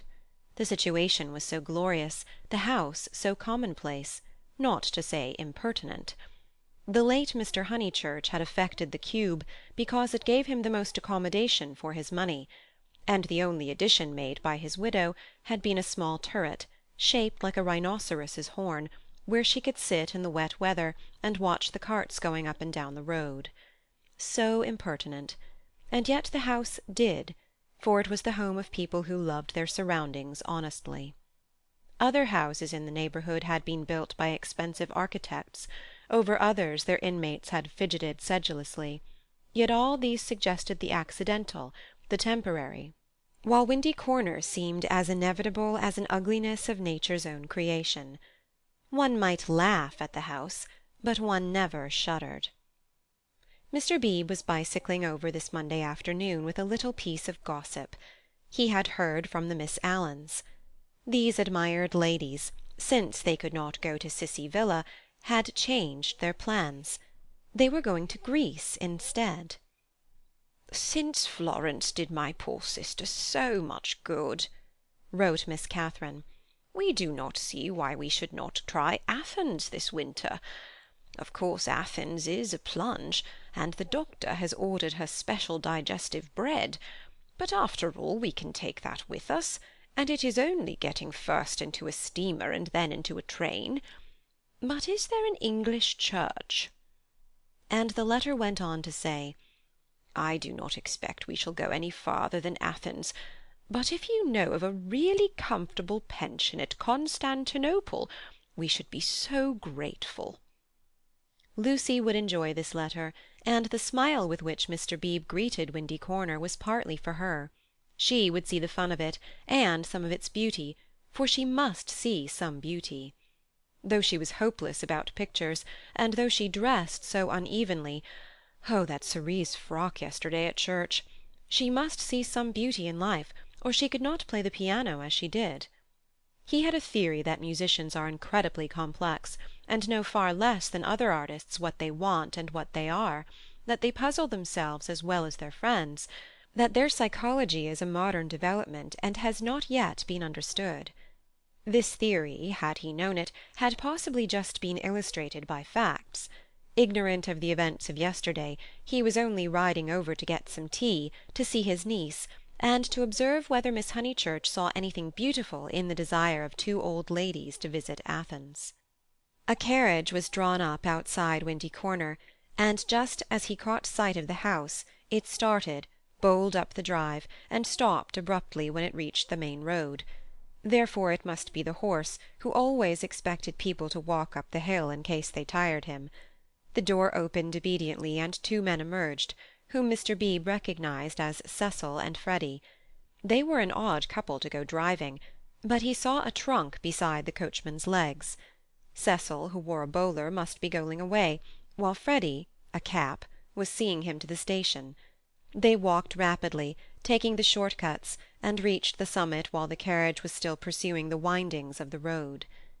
They shook hands with the clergyman, but did not speak. "So you're off for a minute, Mr. Vyse?" he asked.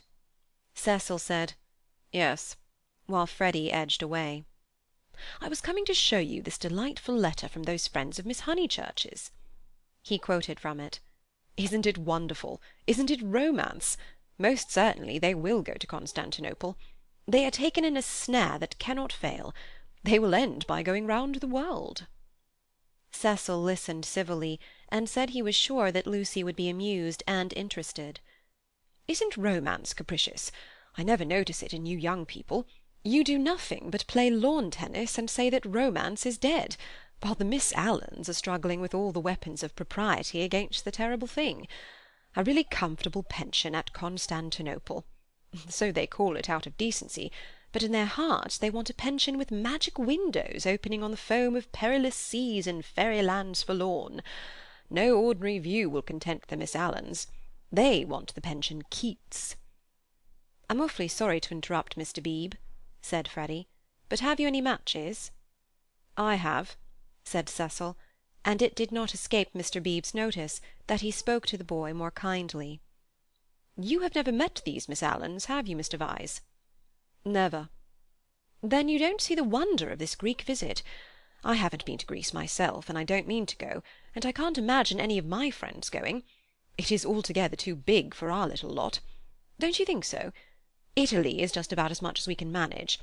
Italy is heroic, but Greece is godlike or devilish. I am not sure which, and in either case absolutely out of our suburban focus. All right, Freddy. I'm not being clever, upon my word I am not. I took the idea from another fellow. And give me those matches when you've done with them." He lit a cigarette and went on talking to the two young men. "I was saying, if our poor little Cockney lives must have a background, let it be Italian. Big enough in all conscience. The ceiling of the Sistine Chapel for me. There the contrast is just as much as I can realise. But not the Parthenon, not the frieze of Phidias at any price. And here comes the Victoria." "You're quite right," said Cecil. "Greece is not for our little lot." And he got in. Freddy followed, nodding to the clergyman, whom he trusted not to be pulling one's leg, really. And before they had gone a dozen yards he jumped out, and came running back for Vyse's matchbox, which had not been returned. As he took it, he said, "I'm so glad you only talked about books. Cecil's hard hit. Lucy won't marry him. If you'd gone on about her as you did about them, he might have broken down." "But when?" "Late last night. I must go." "Perhaps they won't want me down there." "No, go on. Good-bye." "Thank goodness!" exclaimed Mr. Beebe to himself, and struck the saddle of his bicycle approvingly. "It was the one foolish thing she ever did. Oh, what a glorious riddance!" And, after a little thought, he negotiated the slope into Windy Corner, light of heart. The house was again as it ought to be, cut off for ever from Cecil's pretentious world. He would find Miss Minnie down the garden. In the drawing-room Lucy was tinkling at a Mozart sonata. He hesitated a moment, but went down the garden as requested. There he found a mournful company. It was a blustering day, and the wind had taken and broken the dahlias. Mrs. Honeychurch, who looked cross, was tying them up, while Miss Bartlett, unsuitably dressed, impeded her with offers of assistance. At a little distance stood Minnie and the garden child, a minute importation, each holding either end of a long piece of bass. "Oh, how do you do, Mr. Beebe? Gracious, what a mess everything is! Look at my scarlet pom-poms, and the wind blowing your skirts about, and the ground so hard that not a prop will stick in, and then the carriage having to go out when I had counted on having Powell, who, give everyone their due, does tie up dahlias properly." Evidently Mrs. Honeychurch was shattered. "How do you do?" said Miss Bartlett, with a meaning glance, as though conveying that more than dahlias had been broken off by the autumn gales. "Here, Lenny, the bass," cried Mrs. Honeychurch. The garden child, who did not know what bass was, stood rooted to the path with horror. Minnie slipped to her uncle, and whispered that every one was very disagreeable to-day, and that it was not her fault if dahlia strings would tear long ways instead of across. "Come for a walk with me," he told her. "You have worried them as much as they can stand. Mrs. Honeychurch, I only called in aimlessly. I shall take her up to tea at the Beehive Tavern, if I may." "Oh, must you? Yes, do. Not the scissors, thank you, Charlotte, when both my hands are full already. I'm perfectly certain that the orange cactus will go before I can get to it." Mr. Beebe, who was an adept at relieving situations, invited Miss Bartlett to accompany them to this mild festivity. "Yes, Charlotte, I don't want you. Do go. There's nothing to stop about for, either in the house or out of it." Miss Bartlett said that her duty lay in the dahlia bed, but when she had exasperated every one, except Minnie, by a refusal, she turned round and exasperated Minnie by an acceptance. As they walked up the garden, the orange cactus fell, and Mr. Beebe's last vision was of the garden child clasping it like a lover, his dark head buried in a wealth of blossom. "It is terrible, this havoc among the flowers," he remarked. "It is always terrible when the promise of months is destroyed in a moment," enunciated Miss Bartlett. "Perhaps we ought to send Miss Honeychurch down to her mother. Or will she come with us?" "I think we had better leave Lucy to herself, and to her own pursuits." "They're angry with Miss Honeychurch because she was late for breakfast," whispered Minnie. "And Mr. Floyd is gone, and Mr. Vyse is gone, and Freddy won't play with me. In fact, Uncle Arthur, the house is not at all what it was yesterday." "Don't be a prig," said her Uncle Arthur.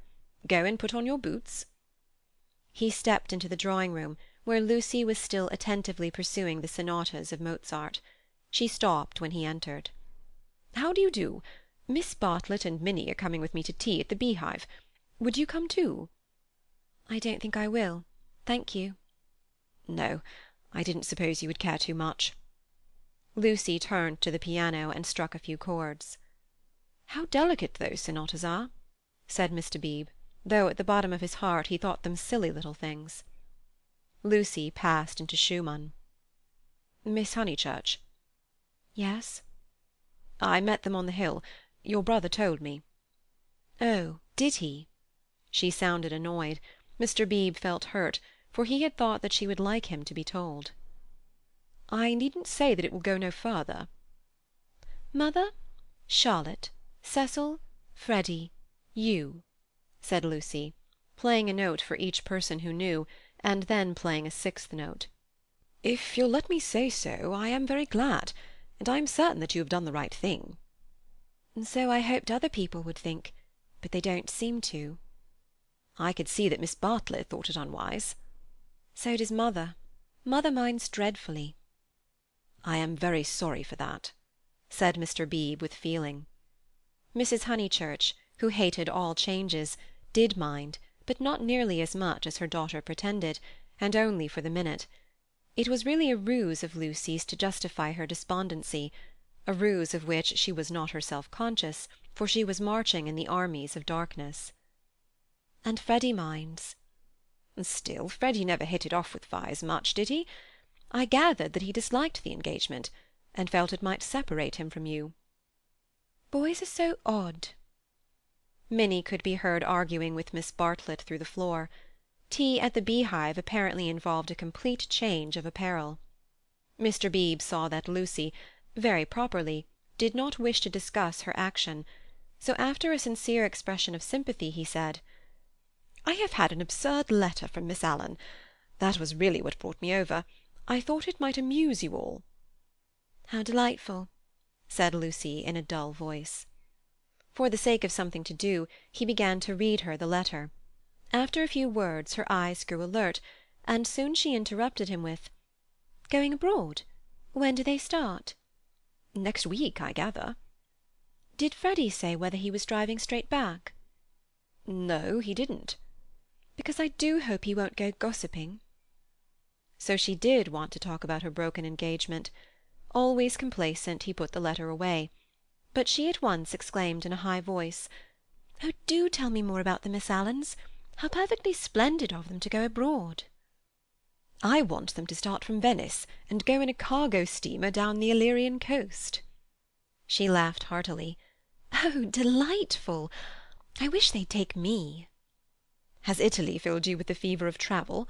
Perhaps George Emerson is right. He says that Italy is only a euphemism for fate."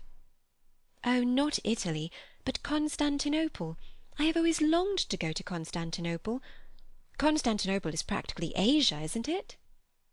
Mr. Beebe reminded her that Constantinople was still unlikely, and that the Miss Alans only aimed at Athens. "With Delphi, perhaps, if the roads are safe." But this made no difference to her enthusiasm. She had always longed to go to Greece even more, it seemed. He saw, to his surprise, that she was apparently serious. "I didn't realize that you and the Miss Alans were still such friends, after Cissy Villa." "Oh, that's nothing. I assure you Cissy Villa's nothing to me. I would give anything to go with them." "Would your mother spare you again so soon? You have scarcely been home 3 months." "She must spare me," cried Lucy in growing excitement. "I simply must go away. I have to." She ran her fingers hysterically through her hair. "Don't you see that I have to go away? I didn't realize at the time, and of course I want to see Constantinople so particularly." "You mean that since you have broken off your engagement you feel—" "Yes, yes, I knew you would understand." Mr. Beebe did not quite understand. Why could not Miss Honeychurch repose in the bosom of her family? Cecil had evidently taken up the dignified line, and was not going to annoy her. Then it struck him that her family itself might be annoying. He hinted this to her, and she accepted the hint eagerly. "Yes, of course. To go to Constantinople until they are used to the idea, and everything is calmed down." "I'm afraid it has been a bothersome business," he said gently. "No, not at all. Cecil was very kind indeed. Only—I had better tell you the whole truth, since you have heard a little. It was that he is so masterful. I found that he wouldn't let me go my own way. He would improve me in places where I can't be improved. Cecil won't let a woman decide for herself. In fact, he daren't. What nonsense I do talk! But that is the kind of thing." "It is what I gathered from my own observation of Mr. Vyse. It is what I gather from all that I have known of you. I do sympathize and agree most profoundly. I agree so much that you must let me make one little criticism. Is it worth while rushing off to Greece?" "But I must go somewhere," she cried. "I have been worrying all the morning, and here comes the very thing." She struck her knees with clenched fists and repeated, "I must. And the time I shall have with mother, and all the money she spent on me last spring. You all think much too highly of me. I wish you weren't so kind." At this moment Miss Bartlett entered, and her nervousness increased. "I must get away, ever so far. I must know my own mind and where I want to go." "Come along. Tea, tea, tea," said Mr. Beebe, and hustled his guests out of the front door. He hustled them so quickly that he forgot his hat. When he returned for it, he heard, to his relief and surprise, the tinkling of a Mozart sonata. "She is playing again," he said to Miss Bartlett. "Lucy can always play," was the acid reply. "One is very thankful that she has such a resource. She is evidently much worried, as of course she ought to be. I know all about it. The marriage was so near that it must have been a hard struggle before she could wind herself up to speak." Miss Bartlett gave a kind of wriggle, and he prepared for a discussion. He had never fathomed Miss Bartlett. As he had put it to himself at Florence, she might yet reveal depths of strangeness, if not of meaning. But she was so unsympathetic that she must be reliable. He assumed that much, and he had no hesitation in discussing Lucy with her. Minnie was fortunately collecting ferns. She opened the discussion with, "We had much better let the matter drop." "I wonder." "It is of the highest importance that there should be no gossip in Summer Street. It would be death to gossip about Mr. Vyse's dismissal at the present moment." Mr. Beebe raised his eyebrows. Death is a strong word, surely too strong. There was no question of tragedy. He said, Of course, Miss Honeychurch will make the fact public in her own way, and when she chooses. Freddy only told me because he knew she would not mind." "I know," said Miss Bartlett civilly. "Yet Freddy ought not to have told even you. One cannot be too careful." "Quite so." "I do implore absolute secrecy. A chance word to a chattering friend, and—" "Exactly." He was used to these nervous old maids, and to the exaggerated importance that they attach to words. A rector lives in a web of petty secrets, and confidences, and warnings, and the wiser he is, the less he will regard them. He will change the subject, as did Mr. Beebe, saying cheerfully, "Have you heard from any Bertolini people lately? I believe you keep up with Miss Lavish. It is odd how we of that pension, who seemed such a fortuitous collection, have been working into one another's lives. 2, 3, 4, 6 of us—no, 8, I had forgotten the Emersons—have kept more or less in touch.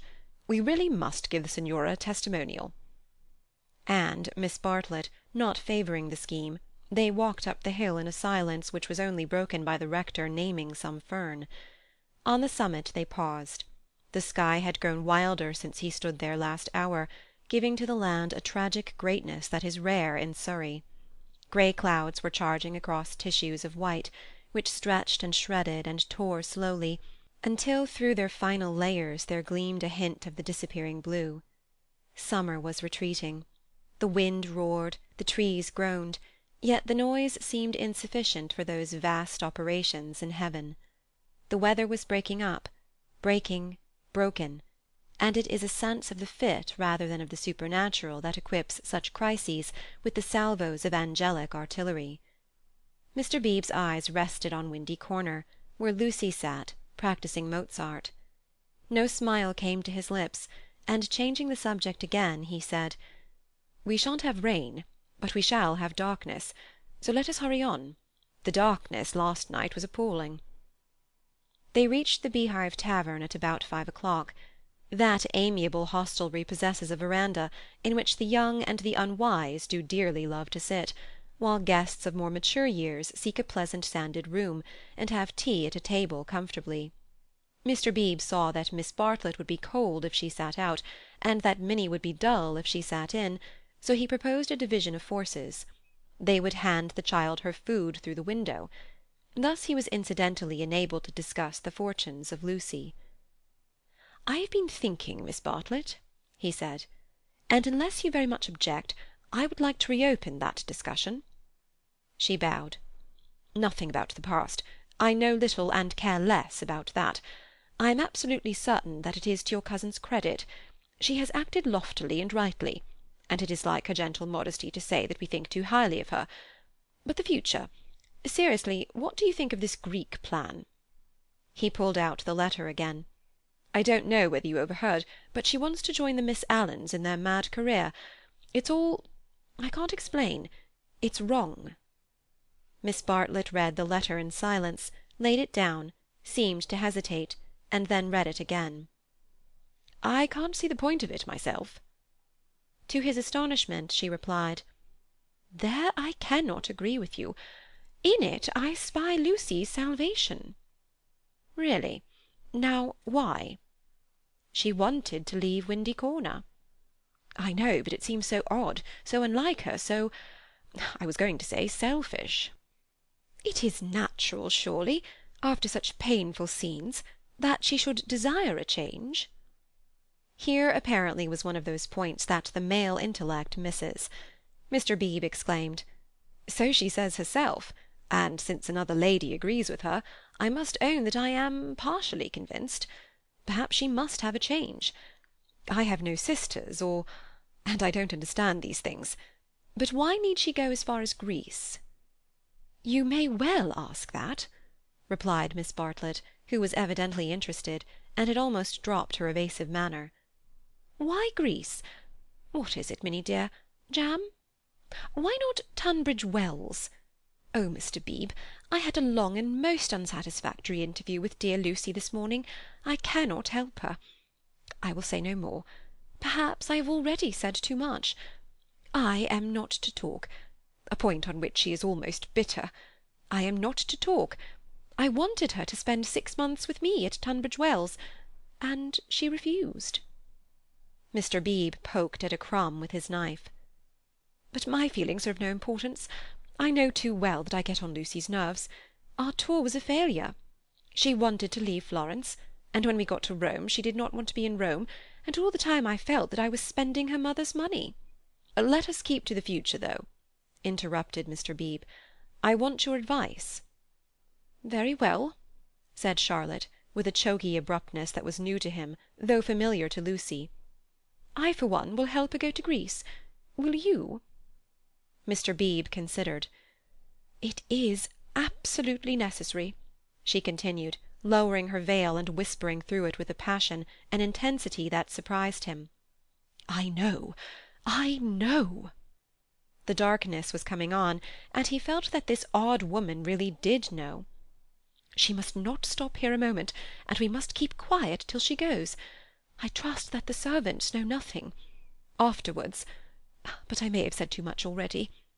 Only Lucy and I are helpless against Mrs. Honeychurch alone. If you help, we may succeed. Otherwise—" "Otherwise?" "Otherwise," she repeated, as if the word held finality. "Yes, I will help her," said the clergyman, setting his jaw firm. "Come, let us go back now and settle the whole thing up." Miss Bartlett burst into florid gratitude. The tavern sign, a beehive trimmed evenly with bees, creaked in the wind outside as she thanked him. Mr. Beebe did not quite understand the situation, but then he did not desire to understand it, nor to jump to the conclusion of another man that would have attracted a grosser mind. He only felt that Miss Bartlett knew of some vague influence from which the girl desired to be delivered, and which might well be clothed in the fleshly form. Its very vagueness spurred him into knight-errantry. His belief in celibacy, so reticent, so carefully concealed beneath his tolerance and culture, now came to the surface and expanded like some delicate flower. "They that marry do well, but they that refrain do better." So ran his belief, and he never heard that an engagement was broken off but with a slight feeling of pleasure. In the case of Lucy, the feeling was intensified through dislike of Cecil, and he was willing to go further, to place her out of danger until she could confirm her resolution of virginity. The feeling was very subtle and quite undogmatic, and he never imparted it to any other of the characters in this entanglement. Yet it existed, and it alone explains his action subsequently, and his influence on the action of others. The compact that he made with Miss Bartlett in the tavern was to help not only Lucy, but religion also. They hurried home through a world of black and grey. He conversed on indifferent topics: the Emersons' need of a housekeeper, servants, Italian servants, novels about Italy, novels with a purpose. Could literature influence life? Windy Corner glimmered. In the garden, Mrs. Honeychurch, now helped by Freddy, still wrestled with the lives of her flowers. "It gets too dark," she said hopelessly. "This comes of putting off. We might have known the weather would break up soon. And now Lucy wants to go to Greece. I don't know what the world's coming to." "Mrs. Honeychurch," he said, "go to Greece she must. Come up to the house and let's talk it over. Do you, in the first place, mind her breaking with Vyse?" "Mr. Beebe, I'm thankful, simply thankful." "So am I," said Freddy. "Good.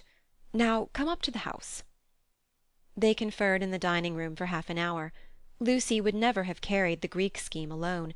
It was expensive and dramatic, both qualities that her mother loathed. Nor would Charlotte have succeeded. The honours of the day rested with Mr. Beebe. By his tact and common sense, and by his influence as a clergyman, for a clergyman who was not a fool influenced Mrs. Honeychurch greatly, he bent her to their purpose. "I don't see why Greece is necessary," she said, "but as you do, I suppose it is all right. It must be something I can't understand. Lucy? Let's tell her. Lucy?" "She is playing the piano," Mr. Beebe said. He opened the door and heard the words of a song. "Look not thou on beauty's charming." "I didn't know that Miss Honeychurch sang too." "Sit thou still when kings are arming. Taste not when the wine-cup glistens." It's a song that Cecil gave her. How odd girls are!" "What's that?" called Lucy, stopping short. "All right, dear," said Mrs. Honeychurch kindly. She went into the drawing-room, and Mr. Beebe heard her kiss Lucy and say, "I am sorry I was so cross about Greece, but it came on the top of the dahlias." Rather a hard voice said, "Thank you, mother. That doesn't matter a bit." "And you were right, too. Greece will be all right. You can go if the Miss Allens will have you." "Oh, splendid! Oh, thank you!" Mr. Beebe followed. Lucy still sat at the piano with her hands over the keys. She was glad, but he had expected greater gladness.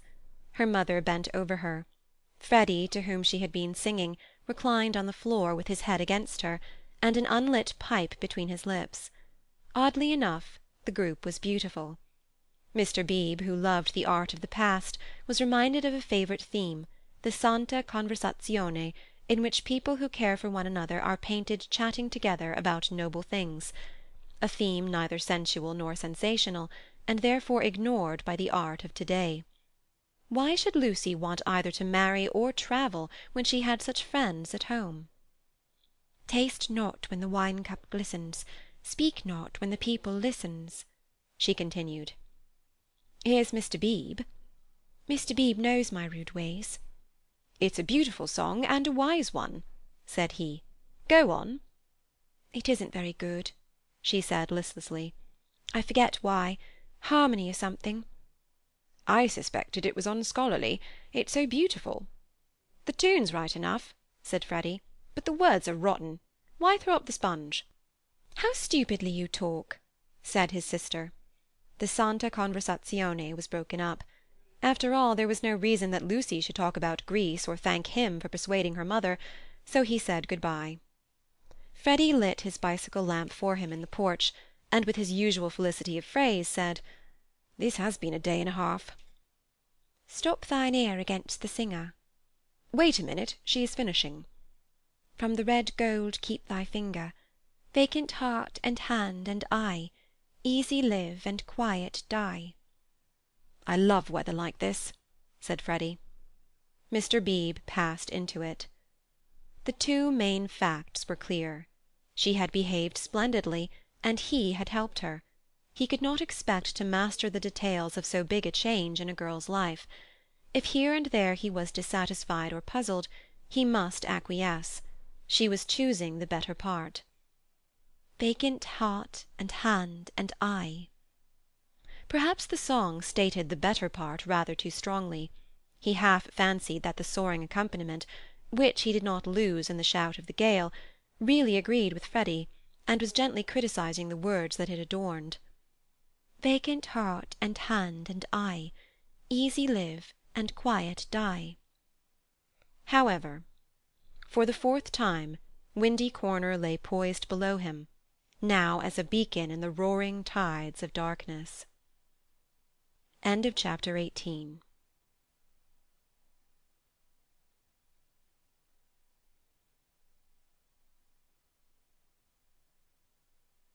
Lying to Mr. Emerson. The Miss Allens were found in their beloved Temperance Hotel near Bloomsbury, a clean, airless establishment much patronized by provincial England. They always perched there before crossing the great seas, and for a week or two would fidget gently over clothes, guide-books, mackintosh squares, digestive bread, and other continental necessities. That there are shops abroad, even in Athens, never occurred to them, for they regarded travel as a species of warfare, only to be undertaken by those who have been fully armed at the Haymarket stores. Miss Honeychurch, they trusted, would equip herself duly. Quinine could now be obtained in tabloids, paper soap was a great help towards freshening up one's face in the train. Lucy promised, a little depressed. "But of course you know all about these things, and you have Mr. Vyse to help you. A gentleman is such a stand-by." Mrs. Honeychurch, who had come up to town with her daughter, began to drum nervously upon her card-case. "We think it so good of Mr. Vyse to spare you," Miss Catherine continued. "It is not every young man who would be so unselfish. but perhaps he will come out and join you later on." "Or does his work keep him in London?" said Miss Teresa, the more acute and less kindly of the two sisters. "However, we shall see him when he sees you off. I do so long to see him." "No one will see Lucy off," interposed Mrs. Honeychurch. "She doesn't like it." "No, I hate seeings off," said Lucy. "Really? How funny! I should have thought that in this case— Oh, Mrs. Honeychurch, you aren't going. It is such a pleasure to have met you." They escaped, and Lucy said with relief, "That's all right. We just got through that time." But her mother was annoyed. "I shall be told, dear, that I am unsympathetic, but I cannot see why you didn't tell your friends about Cecil and be done with it. There all the time we had to sit fencing and almost telling lies, and be seen through too, I dare say, which is most unpleasant." Lucy had plenty to say in reply. She described the Miss Alans' character. They were such gossips, and if one told them, the news would be everywhere in no time. "But why shouldn't it be everywhere in no time?" "Because I settled with Cecil not to announce it until I left England. I shall tell them then. It's much pleasanter. How wet it is! Let's turn in here." Here was the British Museum. Mrs. Honeychurch refused. If they must take shelter, let it be in a shop. Lucy felt contemptuous, for she was on the tack of caring for Greek sculpture, and had already borrowed a mythological dictionary from Mr. Beebe to get up the names of the goddesses and gods. "Oh, well, let it be a shop then. Let's go to Mudie's. I'll buy a guide-book." "You know, Lucy, you and Charlotte and Mr. Beebe all tell me I'm so stupid, so I suppose I am, but I shall never understand this hole-and-corner work. You've got rid of Cecil, well and good, and I'm thankful he's gone, though I did feel angry for the minute. But why not announce it? Why all this hushing up and tiptoeing?" "It's only for a few days." "But why at all?" Lucy was silent. She was drifting away from her mother. It was quite easy to say, "Because George Emerson has been bothering me, and if he hears I've given up Cecil, may begin again." Quite easy, and it had the incidental advantage of being true. But she could not say it. She disliked confidences, for they might lead to self-knowledge and to that king of terrors, light. Ever since that last evening at Florence, she had deemed it unwise to reveal her soul. Mrs. Honeychurch, too, was silent. She was thinking, "My daughter won't answer me. She would rather be with those inquisitive old maids than with Freddy and me. Any rag-tag and bobtail apparently does if she can leave her home." And as in her case thoughts never remained unspoken long, she burst out with, "You're tired of Windy Corner?" This was perfectly true. Lucy had hoped to return to Windy Corner when she escaped from Cecil, but she discovered that her home existed no longer. It might exist for Freddy, who still lived and thought straight, but not for one who had deliberately warped the brain. She did not acknowledge that her brain was warped, for the brain itself must assist in that acknowledgment, and she was disordering the very instruments of life. She only felt, "I do not love George. I broke off my engagement because I did not love George. I must go to Greece because I do not love George. It is more important that I should look up gods in the dictionary than that I should help my mother. Every one else is behaving very badly." She only felt irritable and petulant, and anxious to do what she was not expected to do, and in this spirit she proceeded with the conversation. "Oh, mother, what rubbish you talk!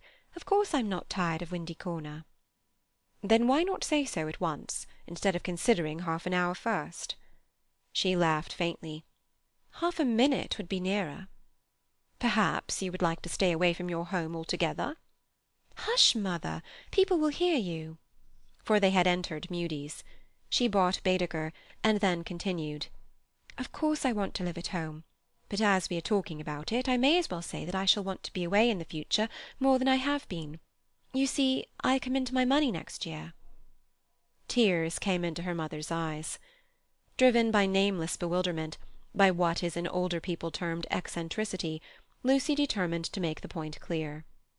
"I've seen the world so little. I felt so out of things in Italy. I have seen so little of life. One ought to come up to London more. Not a cheap ticket like today, but to stop. I might even share a flat for a little with some other girl." And mess with typewriters and latchkeys," exploded Mrs. Honeychurch, "and agitate and scream and be carried off kicking by the police, and call it a mission when no one wants you, and call it duty when it means that you can't stand your own home, and call it work when thousands of men are starving with the competition as it is, and then to prepare yourself find 2 doddering old ladies and go abroad with them." "I want more independence," said Lucy lamely. She knew that she wanted something, and independence is a useful cry. We can always say that we have not got it. She tried to remember her emotions in Florence. Those had been sincere and passionate, and had suggested beauty rather than short skirts and latchkeys. But independence was certainly her cue. "Very well. Take your independence and be gone. Rush up and down and round the world, and come back as thin as a lath with the bad food. Despise the house that your father built and the garden that he planted, and our dear view, and then share a flat with another girl." Lucy screwed up her mouth and said, "Perhaps I spoke hastily." "Oh, goodness!" her mother flashed. "How you do remind me of Charlotte Bartlett." "Charlotte?" flashed Lucy in her turn, pierced at last by a vivid pain. "More every moment." "I don't know what you mean, mother. Charlotte and I are not the least alike." "Well, I see the likeness. The same eternal worrying, the same taking back of words. You and Charlotte trying to divide 2 apples among 3 people last night might be sisters." "What rubbish! And if you dislike Charlotte so, it's rather a pity you asked her to stop. I warned you about her. I begged you, implored you not to, but of course I was not listened to." "There you go." "I beg your pardon." "Charlotte again, my dear. That's all. Her very words." Lucy clenched her teeth. "My point is that you oughtn't to have asked Charlotte to stop. I wish you would keep to the point." And the conversation dies off into a wrangle. She and her mother shopped in silence, spoke little in the train, little again in the carriage, which met them at the Dorking station. It had poured all day, and as they ascended through the deep Surrey lanes showers of water fell from the overhanging beech trees and rattled on the hood. Lucy complained that the hood was stuffy. Leaning forward, she looked out into the steaming dusk, and watched the carriage lamp pass like a searchlight over mud and leaves, and reveal nothing beautiful. "The crush when Charlotte gets in will be abominable," she remarked. For they were to pick up Miss Bartlett at Summer Street, where she had been dropped as the carriage went down, to pay a call on Mr. Beebe's old mother. "We shall have to sit 3 aside, because the trees drop, and yet it isn't raining. Oh, for a little air!" Then she listened to the horse's hoofs. "He has not told, he has not told."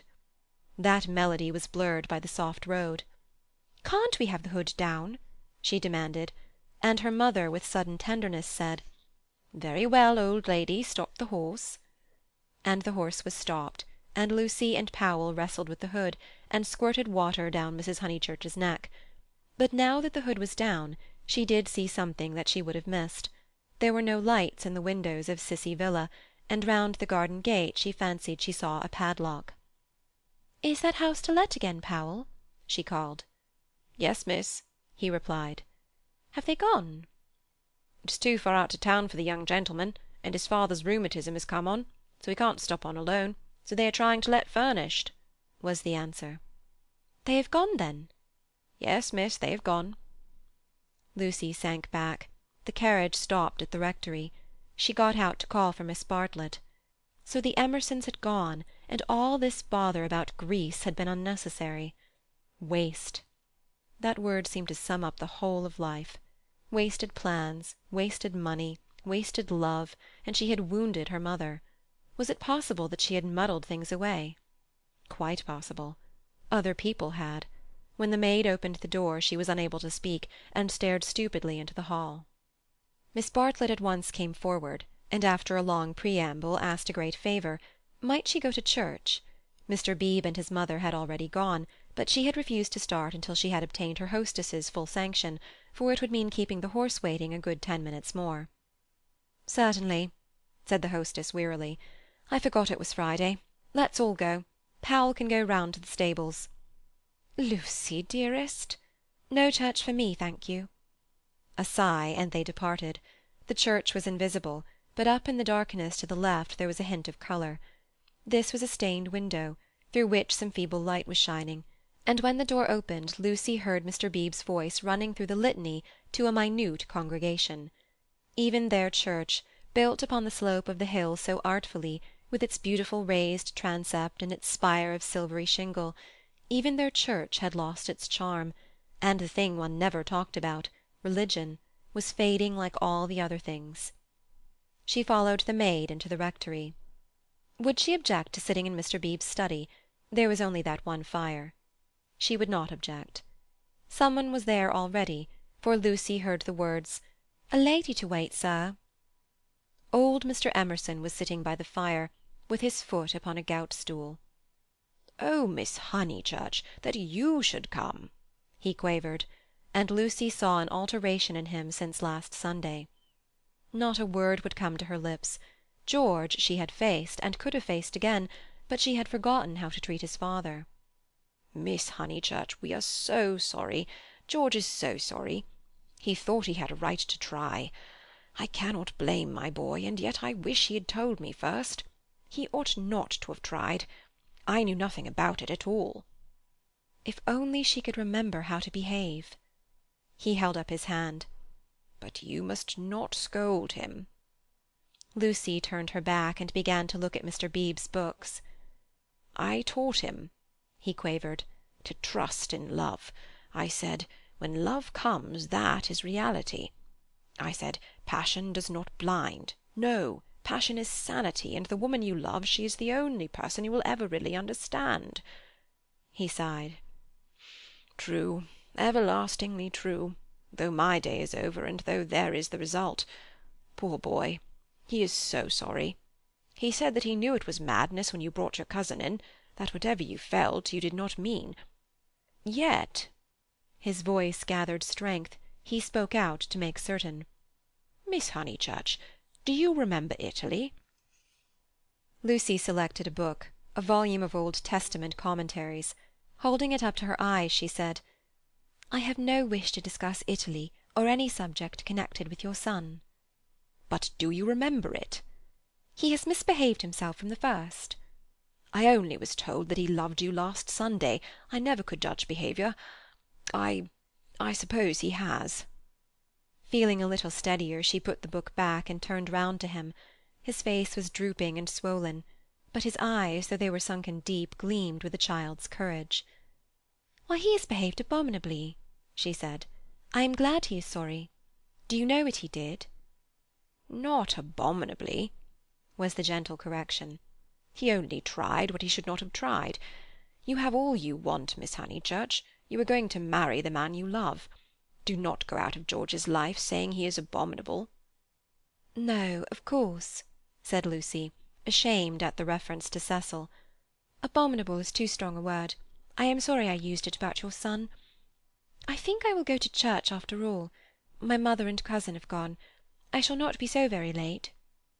"Especially as he has gone under," he said quietly. "What was that?" "Gone under naturally."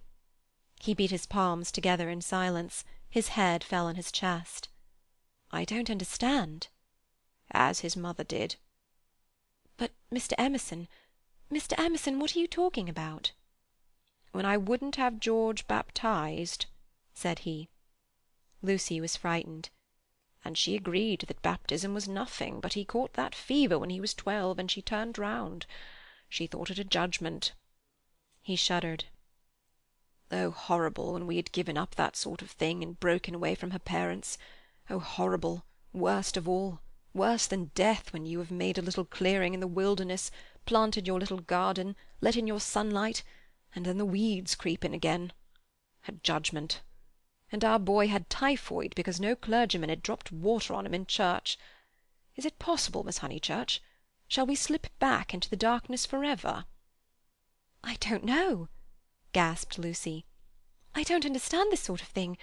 I was not meant to understand it." "But Mr. Eager, he came when I was out and acted according to his principles. I don't blame him or any one. But by the time George was well, she was ill. He made her think about sin, and she went under thinking about it."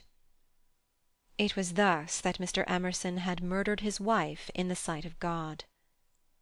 "Oh, how terrible!" said Lucy, forgetting her own affairs at last. "He was not baptized," said the old man. "I did hold firm." And he looked with unwavering eyes at the rows of books, as if, at what cost, he had won a victory over them. "My boy shall go back to the earth untouched." She asked whether young Mr. Emerson was ill. "Oh, last Sunday." He started into the present. "George last Sunday. No, not ill, just gone under. He is never ill. But he is his mother's son. Her eyes were his, and she had that forehead that I think so beautiful, and he will not think it worth while to live. It was always touch and go. He will live, but he will not think it worth while to live. He will never think anything worth while. You remember that church at Florence?" Lucy did remember, and how she had suggested that George should collect postage stamps. "After you left Florence. Horrible. Then we take the house here, and he goes bathing with your brother, and became better. You saw him bathing?" "I am so sorry, but it is no good discussing this affair. I am really deeply sorry about it." Then there came something about a novel. I didn't follow it all. I had to hear so much, and he minded telling me. He finds me too old. Ah, well, one must have failures. George comes down to-morrow and takes me up to his London rooms. He can't bear to be about here, and I must be where he is." "Mr. Emerson," cried the girl, "don't leave, at least not on my account. I am going to Greece. Don't leave your comfortable house." It was the first time her voice had been kind, and he smiled. "How good every one is! And look at Mr. Beebe housing me. Came over this morning and heard I was going. Here I am so comfortable with a fire." "Yes, but you won't go back to London. It's absurd." "I must be with George. I must make him care to live, and down here he can't. He says the thought of seeing you and of hearing about you—I am not justifying him. I'm only saying what has happened." "Oh, Mr. Emerson." She took hold of his hand. "You mustn't. I've been bother enough to the world by now. I can't have you moving out of your house when you like it, and perhaps losing money through it, all on my account. You must stop. I am going to Greece." "All the way to Greece?" Her manner altered. "To Greece?" "So you must stop. You won't talk about this business, I know. I can trust you both." "Certainly you can. We either have you in our lives or leave you to the life that you have chosen." "I shouldn't want—" "I suppose Mr. Vyse is very angry with George. No, it was wrong of George to try. We have pushed our beliefs too far. I fancy that we deserve sorrow." She looked at the books again, black, brown, and that acrid theological blue. They surrounded the visitors on every side. They were piled on the tables. They pressed against the very ceiling. To Lucy, who could not see that Mr. Emerson was profoundly religious, and differed from Mr. Beebe chiefly by his acknowledgment of passion, it seemed dreadful that the old man should crawl into such a sanctum when he was unhappy, and be dependent on the bounty of a clergyman. More certain than ever that she was tired, he offered her his chair. "No, please sit still. I think I will sit in the carriage." "Miss Honeychurch, you do sound tired." "Not a bit," said Lucy with trembling lips. "But you are, and there's a look of George about you. And what were you saying about going abroad?" She was silent. "Greece." And she saw that he was thinking the word over. "Greece? But you were to be married this year, I thought." "Not till January it wasn't," said Lucy, clasping her hands. Would she tell an actual lie when it came to the point?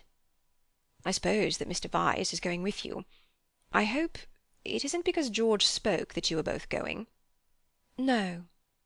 "I hope that you will enjoy Greece with Mr. Vyse." "Thank you." At that moment Mr. Beebe came back from church. His cassock was covered with rain. "That's all right," he said kindly. "I counted on you two keeping each other company. It's pouring again. The entire congregation, which consists of your cousin, your mother, and my mother, stands waiting in the church till the carriage fetches it. Did Powell go round?" "I think so. I'll see." "No, of course I'll see. How are the Miss Allens?" "Very well, thank you." "Did you tell Mr. Emerson about Greece?" I did." "Don't you think it very plucky of her, Mr. Emerson, to undertake the two Miss Allens? Now, Miss Honeychurch, go back, keep warm. I think 3 is such a courageous number to go travelling." And he hurried off to the stables. "He is not going," she said hoarsely. "I made a slip. Mr. Vyse does stop behind in England." Somehow it was impossible to cheat this old man. To George, to Cecil, she would have lied again, but he seemed so near the end of things, so dignified in his approach to the gulf, of which he gave one account, and the books that surrounded him another, so mild to the rough paths that he had traversed, that the true chivalry—not the worn-out chivalry of sex, but the true chivalry that all the young may show to all the old—awoke in her, and at whatever risk, she told him that Cecil was not her companion to Greece.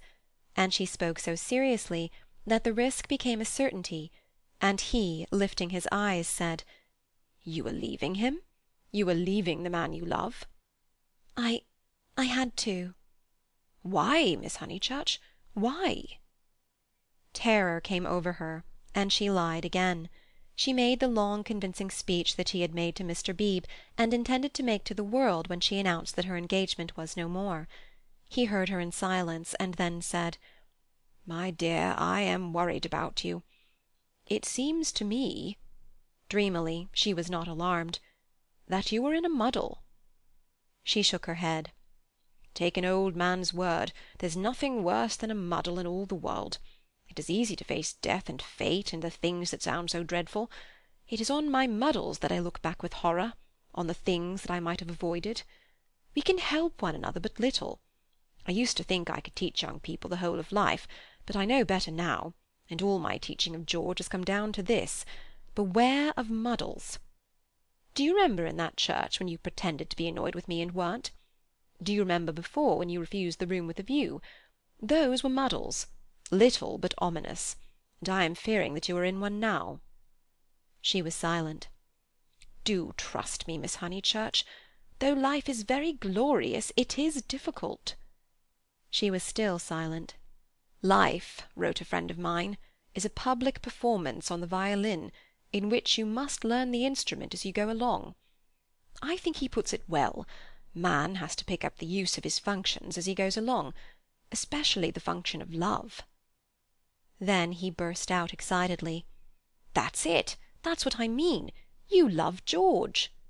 And after his long preamble, the 3 words burst against Lucy like waves from the open sea. "But you do," he went on, not waiting for contradiction. "You love the boy body and soul, plainly, directly, as he loves you, and no other word expresses it.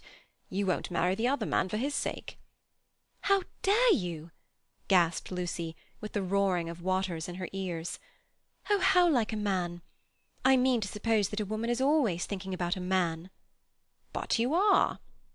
She summoned physical disgust. "You're shocked, but I mean to shock you. It's the only hope at times. I can reach you no other way. You must marry, or your life will be wasted. You have gone too far to retreat. I have no time for the tenderness and the comradeship and the poetry and the things that really matter, and for which you marry. I know that with George you will find them, and that you love him. Then be his wife. He is already part of you. Though you fly to Greece and never see him again, or forget his very name, George will work in your thoughts till you die. It isn't possible to love and to part. You will wish that it was. You can transmute love, ignore it, muddle it, but you can never pull it out of you. I know by experience that the poets are right. Love is eternal." Lucy began to cry with anger, and though her anger passed away soon, her tears remained. "I only wish poets would say this too, that love is of the body. Not the body, but of the body. Ah, the misery that would be saved if we confessed that. Ah, for a little directness to liberate the soul. Your soul, dear Lucy. I hate the word now because of all the cant with which superstition has wrapped it round. But we have souls. I cannot say how they came, nor whither they go, but we have them, and I see you ruining yours. I cannot bear it. It is again the darkness creeping in. It is hell." Then he checked himself. "What nonsense I have talked! How abstract and remote! And I have made you cry. Dear girl, forgive my prosiness. Marry my boy." When I think what life is, and how seldom love is answered by love, marry him. It is one of the moments for which the world was made." She could not understand him. The words were indeed remote. Yet as he spoke the darkness was withdrawn, veil after veil, and she saw to the bottom of her soul. "Then, Lucy—" "You frightened me," she moaned. "Cecil, Mr. Beebe, the tickets bought, everything." She fell sobbing into the chair. "I'm caught in the tangle. I must suffer and grow old away from him. I cannot break the whole of life for his sake. They trusted me." A carriage drew up at the front door. "Give George my love. Once only. Tell him, Muddle." Then she arranged her veil, while the tears poured over her cheeks inside. "Lucy—" "No, they are in the hall. Oh, please not, Mr. Emerson. They trust me." "But why should they, when you have deceived them?" Mr. Beebe opened the door, saying, "Here's my mother. You're not worthy of their trust." "What's that?" said Mr. Beebe sharply. "I was saying, why should you trust her when she deceived you?" "1 minute, mother." He came in and shut the door. "I don't follow you, Mr. Emerson. To whom do you refer? Trust whom?" "I mean she has pretended to you that she did not love George. They have loved one another all along." Mr. Beebe looked at the sobbing girl. He was very quiet, and his white face, with its ruddy whiskers, seemed suddenly inhuman. A long black column, he stood and awaited her reply. "I shall never marry him," quavered Lucy. A look of contempt came over him, and he said, "Why not?" "Oh, Mr. Beebe, I have misled you. I have misled myself." "Oh, rubbish, Miss Honeychurch." "It is not rubbish," said the old man hotly. "It's the part of people that you don't understand."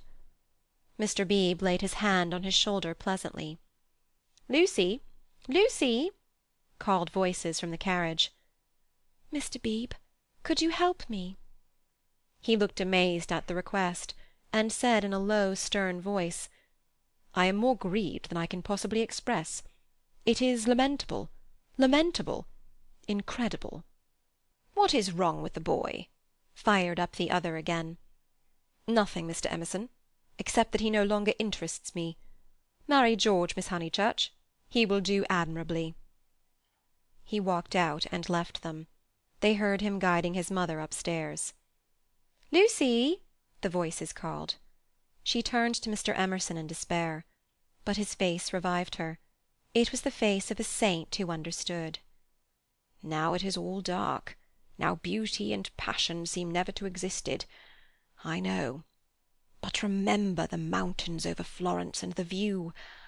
Ah, dear, if I were George and gave you one kiss, it would make you brave. You have to go cold into a battle that needs warmth, out into the muddle that you have made yourself. And your mother and all your friends will despise you, oh, my darling, and rightly, if it is ever right to despise. George still dark, and all the tussle and the misery without a word from him. Am I justified?" Into his own eyes tears came. "Yes, for we fight for more than love or pleasure. There is truth. Truth counts. Truth does count."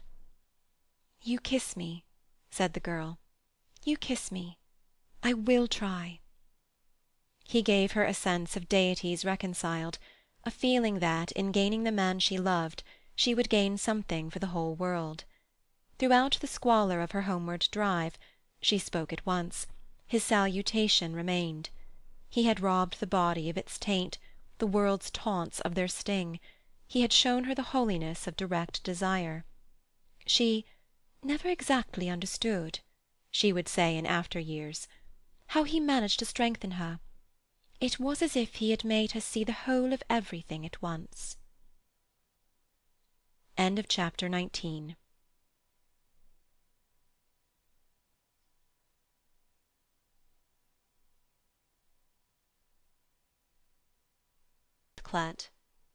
A Room with a View by E.M. Forster. Chapter 20. The End of the Middle Ages. The Miss Alans did go to Greece, but they went by themselves. They alone of this little company will double Malea and plough the waters of the Saronic Gulf.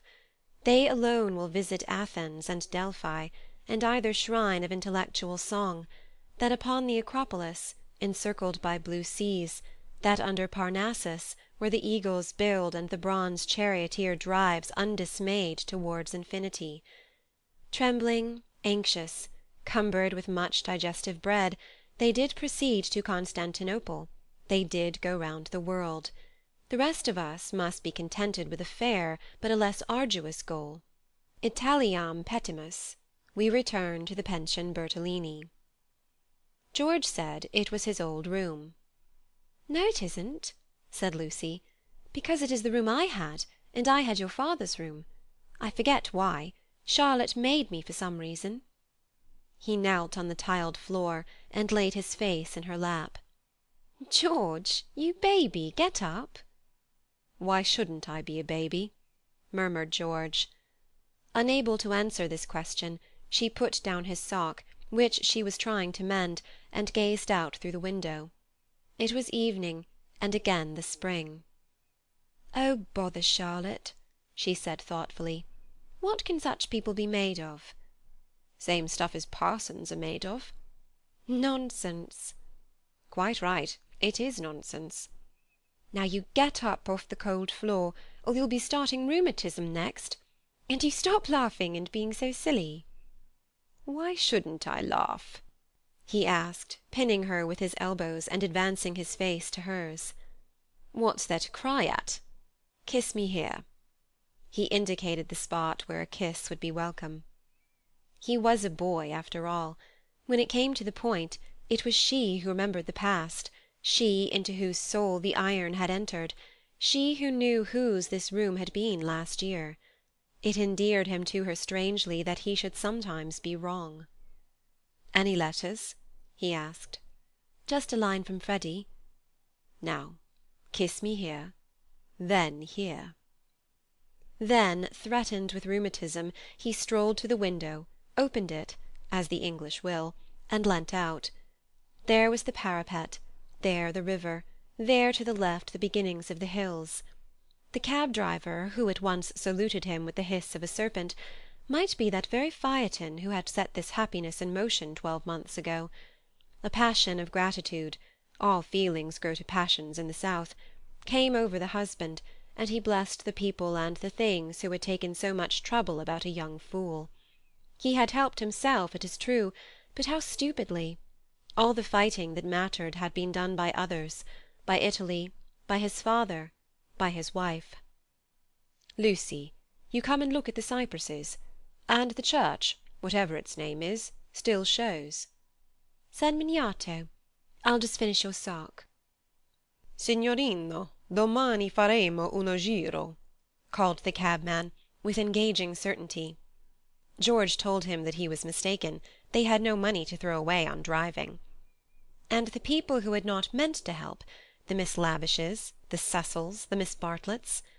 Ever prone to magnify fate, George counted up the forces that had swept him into this contentment. "Anything good in Freddy's letter?" "Not yet." His own content was absolute, but hers held bitterness. The Honeychurches had not forgiven them. They were disgusted at her past hypocrisy. She had alienated Windy Corner, perhaps forever. "What does he say?" "Silly boy. He thinks he's being dignified. He knew we should go off in the spring, he has known it for 6 months, that if mother wouldn't give her consent we should take the thing into our own hands. They had fair warning, and now he calls it an elopement. Ridiculous boy." "Signorino, domani faremo uno giro." "But it will all come right in the end. He has to build us both up from the beginning again. I wish, though, that Cecil had not turned so cynical about women. He has, for the second time, quite altered. Why will men have theories about women? I haven't any about men. I wish, too, that Mr. Beebe—" "You may well wish that." "He will never forgive us. I mean he will never be interested in us again. I wish that he did not influence them so much at Windy Corner. I wish he hadn't. But if we act the truth, The people who really love us are sure to come back to us in the long run." "Perhaps." Then he said more gently, "Well, I acted the truth, the only thing I did do, and you came back to me. So possibly you know—" He turned back into the room. "Nonsense with that sock." He carried her to the window, so that she too saw all the view. They sank upon their knees, invisible from the road, they hoped, and began to whisper one another's names. Ah, it was worth while. It was the great joy that they had expected, and countless little joys of which they had never dreamt. They were silent. "Signorino, domani faremo." "Oh, bother that man!" But Lucy remembered the vendor of photographs, and said, "No, don't be rude to him." Then, with a catching of her breath, she murmured, "Mr. Eager and Charlotte, dreadful frozen Charlotte, how cruel she would be to a man like that." "Look at the lights going over the bridge." "But this room reminds me of Charlotte. How horrible to grow old in Charlotte's way. To think that evening at the rectory that she shouldn't have heard your father was in the house, for she would have stopped me going in, and he was the only person alive who could have made me see sense. You couldn't have made me.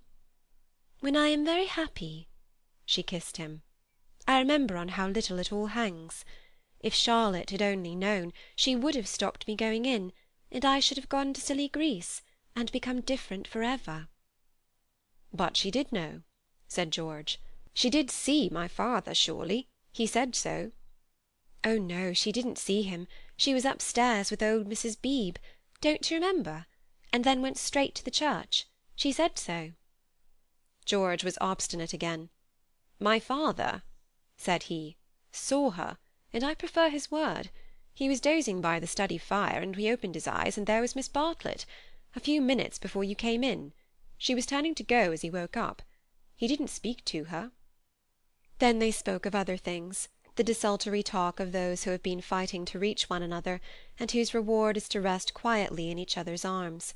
It was long ere they returned to Miss Bartlett, but when they did, her behaviour seemed more interesting. George, who disliked any darkness, said, "It's clear that she knew. Then why did she risk the meeting? She knew he was there, and yet she went to the church." They tried to piece the thing together. As they talked, an incredible solution came into Lucy's mind. She rejected it, and said, "How like Charlotte to undo her work by a feeble muddle at the last moment!" But something in the dying evening, in the roar of the river, in their very embrace, warned them that her words fell short of life, and George whispered, "Or did she mean it?" "Mean what?" "Signorino, domani faremo uno giro." Lucy bent forward and said with gentleness, "Lascia, prego, lascia, siamo sposati." "Scusi tanto, signora," he replied, in tones as gentle, and whipped up his horse. "Buona sera, e grazie." "Niente." The cabman drove away singing. "Mean what, George?" He whispered, "Is it this? Is this possible? I'll put a marvel to you. That your cousin has always hoped. That from the very first moment we met, she hoped far down in her mind that we should be like this. Of course, very far down. That she fought us on the surface, and yet she hoped. I can't explain her any other way. Can you? Look how she kept me alive in you all the summer, how she gave you no peace, how month after month she became more eccentric and unreliable. The sight of us haunted her, or she couldn't have described us as she did to her friend. There are details. It burnt. I read the book afterwards. She is not frozen, Lucy. She is not withered up all through. She tore us apart twice, but in the rectory that evening she was given one more chance to make us happy. We can never make friends with her, or thank her. But I do believe that far down in her heart, far below all speech and behaviour, she is glad." "It is impossible," murmured Lucy, and then, remembering the experiences of her own heart, she said, No, it is just possible. Youth enwrapped them. The song of Phaethon announced passion requited, love attained. But they were conscious of a love more mysterious than this. The song died away. They heard the river, bearing down the snows of winter into the Mediterranean. End of Chapter 20. End of A Room with a View by E. M. Forster.